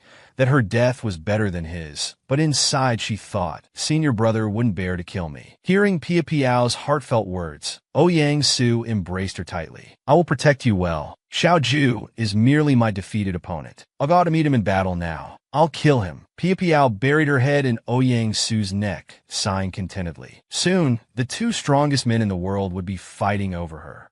Being too charming is also troublesome. The next moment, Ouyang Su went out to meet Xiao Ju. Xiao Ju pointed his sword at him, demanding he hand over Jiang Piapiao. Ouyang Su calmly replied with a smile, "Piapiao is now my wife. Shouldn't I be calling you brother-in-law now?" These words sounded like an insult to Xiao Ju's ears. He swung his sword directly, not wanting to waste words. However, Ouyang Su easily dodged his attack with a sidestep. The next moment, Ouyang Su became serious. He launched a powerful attack, so fast that Xiao Ju had no time to react. With a swoosh, Ouyang Su's sword pierced through his body. Xiao Ju fell to the ground. Ouyang Su mockingly said from above, "Last time, you could fight me for hundreds of rounds. Why are you so weak now?" Xiao Ju weakly supported himself with his sword. If it weren't for the inexplicable heavenly punishment last time that damaged his foundation, which hadn't fully recovered, he wouldn't be in such a pathetic state. Then Ouyang Su extended his palm, about to deliver a fatal blow. At the critical moment, Anan shouted, "Senior brother, be careful." There was a loud boom. Xiao Ju slowly opened his eyes. He was still alive. Looking up, he saw Anan standing directly in front of him. Xiao Ju's heart was immediately moved. Anan had saved him again. Anan turned her head and told Xiao Ju, "Senior brother, leave the rest to me." Then, without waiting for Xiao Ju's response, with a whoosh, Anan flew towards Ouyang Su. Seeing her arrival, Ouyang Su became even more composed. "Anan, the poison you gave me before has long been suppressed by me. Since you're here too, I'll return all this humiliation to you."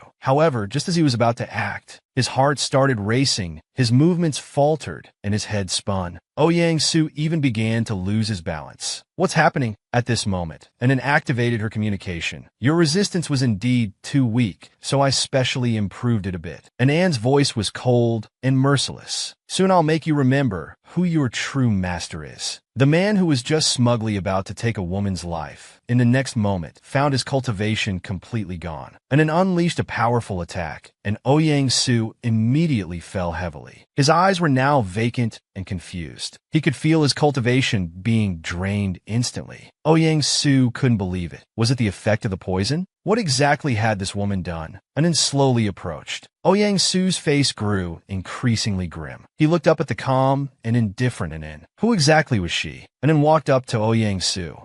Before she could say a word, Ouyang Su trembled and retreated. Using his last bit of strength, he turned and ran away, and then didn't pursue him further. She knew that the elders in the demon sect all wanted to usurp the throne. What awaited Ouyang Su upon his return would be worse than death. Now, Jiang Piapiao behind Ouyang Su should also be in trouble. In the demon sect, the elders discovered that the demon lord had lost his cultivation. They were now discussing heatedly. The voices calling to kill Ouyang Su and Jiang Piapiao grew louder. Piapiao, eavesdropping from afar, was now trembling in fear. The current Ouyang Su couldn't protect her at all. She was at a loss. After a while, Piapiao remembered that senior brother Xiaoju had come to the demon sect to confront them just to find her. Perhaps she should give him another chance. Senior brother cherished her so much. He would surely save her. Piapiao slipped to the entrance of the demon sect, planning to escape during the guard change. But the next moment, a hand stopped her progress. Ouyang Su's expression was grim and terrifying. "Where are you going alone?" He angrily gripped Piapiao's chin. "I hear the demon sect elders have betrayed me because I'm powerless. Are you going to betray me too?" Piapiao didn't dare move. She knew that even if Ouyang Su had lost his cultivation, she still couldn't beat him. At this point, Piapiao hurriedly denied, "I'm doing this for you.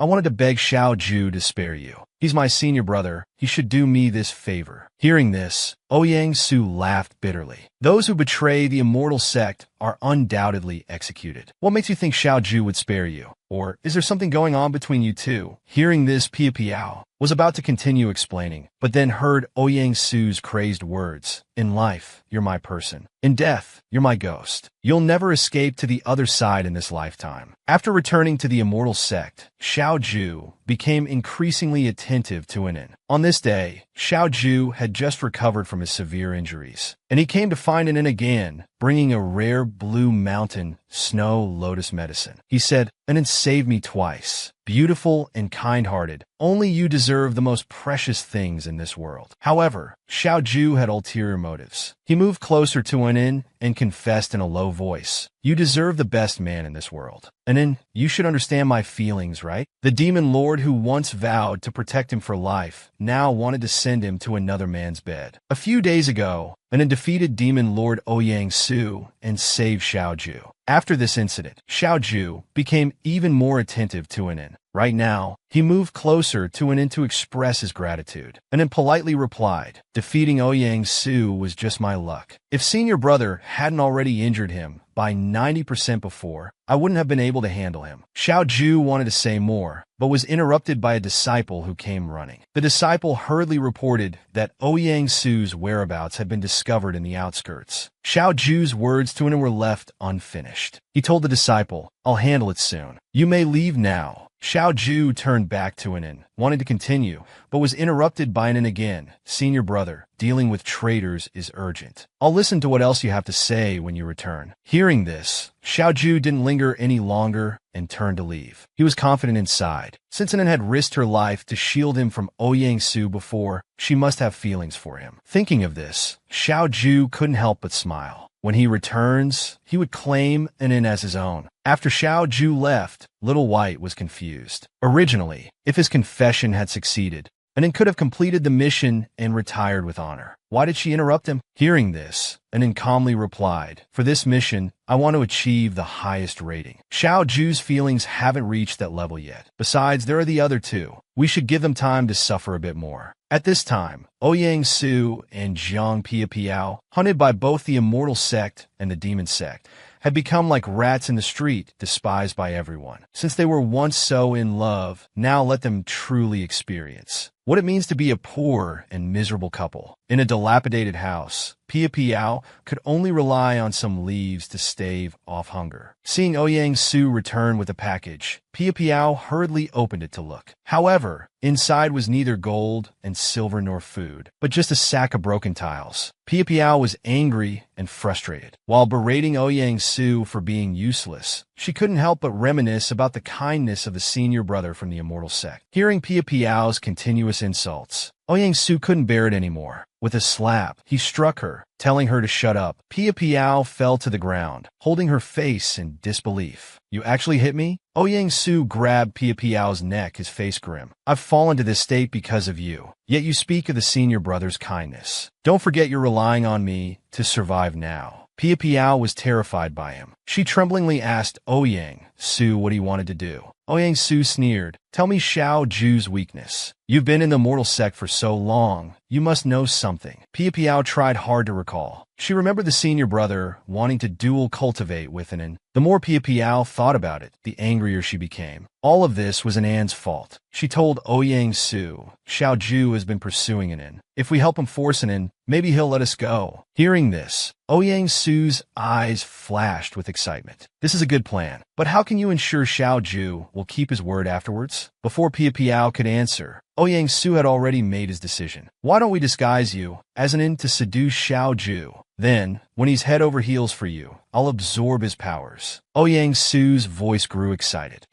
This way I'll still be the strongest man in the world, and you'll still be the strongest man's woman. Hearing his words, Pia Piao trembled all over. You're actually going to send your own wife to be defiled by another man? Ouyang Su was now completely insane. Ignoring Pia Piao's struggles, he grabbed her face and forced her to drink a potion that would make her mute. A man sending his wife to be forcibly taken by his mortal enemy, just because he wanted to seize power in the process. Just now, Xiao Ju was tracking Ouyang Su in the suburbs when suddenly a black shadow flashed before his eyes. Xiao Ju was startled. It must be Ouyang Su. He chased after the shadow, arriving at a dark cave. As he approached, he saw Anan lying inside. Xiao Ju was very surprised. He quickly helped Anan up, but what he couldn't have known was that this Anan was actually Pia Piao disguised by Ouyang Su. Pia Piao tried to say something, but because of the muting potion Ouyang Su had given her, she couldn't utter a word. Seeing Anan weak, powerless, and unable to speak, Xiao Ju felt heartbroken. But when he met her alluring eyes and smelled the fragrance emanating from her body, Xiao Ju couldn't help but let his imagination run wild. The next moment, he leaned over Anan's face, his expression ambiguous. Don't worry, junior sister. Senior brother will transfer some power to you now. Don't move. With that, Xiao Ju flipped her over. Xiao Ju's wish to dual cultivate within him was finally fulfilled. Little did he know that while the mantis stalks the cicada, the oriole waits behind. As the two were in the throes of passion, Ouyang Su took the opportunity to plant a demonic curse on Xiao Ju, draining his power. Now with this, he could gradually absorb Xiao Ju's cultivation and return to his peak. After finding the weakened and in the suburbs, Xiao Ju brought her back to the immortal sect. Not only did he not report to the sect leader, but he secretly hid her in his private chamber. He wanted to nourish Anan like this every day. With Anan in this state, he could become her only support. Xiao Ju held her tight, comforting her softly. Don't worry, Anan. I'll treat you well. Hearing Xiao Ju constantly calling her Anan, Pia Piao was furious inside. She once had genuine feelings for Xiao Ju, but now he had taken her body while calling someone else's name. Meanwhile, on the other side, Emo Ihan was seething with anger. Through the spirit pearl,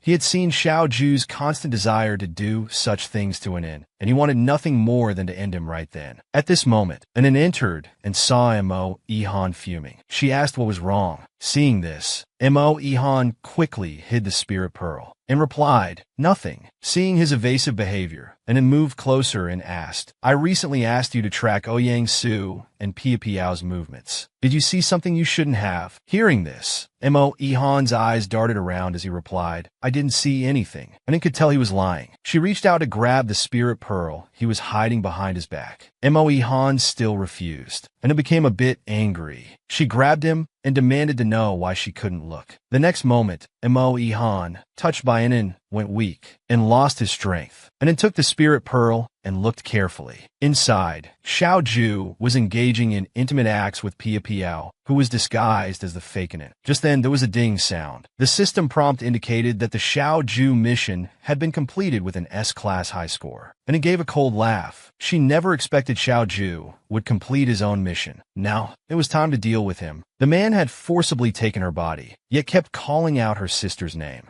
Pia Piao couldn't bear it anymore. She slapped Xiao Ju hard across the face. Xiao Ju covered his slapped cheek, his face grim. And you dare hit me? Don't you like me? Why are you treating me like this? Xiao Zhu was furious. He revealed his true nature, grabbing Pia Piao, who was disguised as an I don't even mind that you become like this, yet you dare defy me? How dare you disobey me? Do you know how much I sacrificed to convince the master to allow us to dual cultivate? Jiangnan, you're the woman I like. Why can't you just obey? Hearing this, Pia Piao was shocked. She now realized that Xiao Zhu had always claimed it was the sect leader's order for him to dual cultivate with an. She never imagined it was actually his own request. The next moment, Xiao Zhu dropped his righteous facade. He revealed a greedy expression to Pia Piao. He pinned her down, about to do indecent things again. He laughed shrilly. Hee. Ouyang-su not only destroyed your cultivation, but also made you mute with poison. You're truly vicious. But this is good too. Later, I can report to the master that Anin was killed by Ouyang-su. From now on, you'll just wait here every day to serve me until you die. Pia Piao was instantly chilled to the bone. The refined senior brother she once admired was actually such a pervert at his core. Xiao Zhu ignored her terror, reaching for her face. Don't worry, no one can enter this secret chamber. From now on, you'll be mine forever. Just then, with a loud bang, the door was kicked open. The sect leader appeared with disciples at the doorway. Seeing the arrivals, Pia Piao struggled to make a sound. Xiao Zhu looked surprised. Master, why are you here? Seeing the sect leader, Xiao Zhu immediately changed his expression, replying solemnly, Master, junior sister, and it was just severely injured. I was about to treat her. The poisoned and mute Pia Piao couldn't explain. At this moment, Anin walked in from behind, saying, Treat me? How come I don't know about it? Anin, identical to the person on the bed, appeared unharmed before everyone's eyes. Xiao Zhu couldn't believe it. Anin questioned him. Who exactly are you? You're lying. The one on the bed is the junior sister. Anin calmly replied, As I recall, after defeating Ouyang-su, I returned to the immortal sect. Then she took out a bottle of potion and splashed it on Pia Piao on the bed. And senior brother, what were you planning to do with Jiang Pia Piao, hidden here under an illusion? The potion gradually washed away the disguise on Pia Piao's face. Xiao Zhu looked bewildered. It really was Jiang Pia Piao. Jiang Pia Piao was caught red-handed by the immortal sect members. Terrified. At this moment, Xiao Zhu also cast a fierce glare at her. Jiang Pia Piao, you dare trick me? At this point, the current sect leader waved his hand and spoke. Xiao Zhu, you've hidden the traitor Jiang Pia Piao. Are you also in league with the demonic sect? Take them to the square for public questioning. Hearing this, Xiao Zhu hurriedly tried to defend himself, saying he must have been set up, but Anin wouldn't give him the chance. In her previous life, he and Pia Piao had wrongly accused the host, leading to her tragic death. Now it was time for these two to suffer.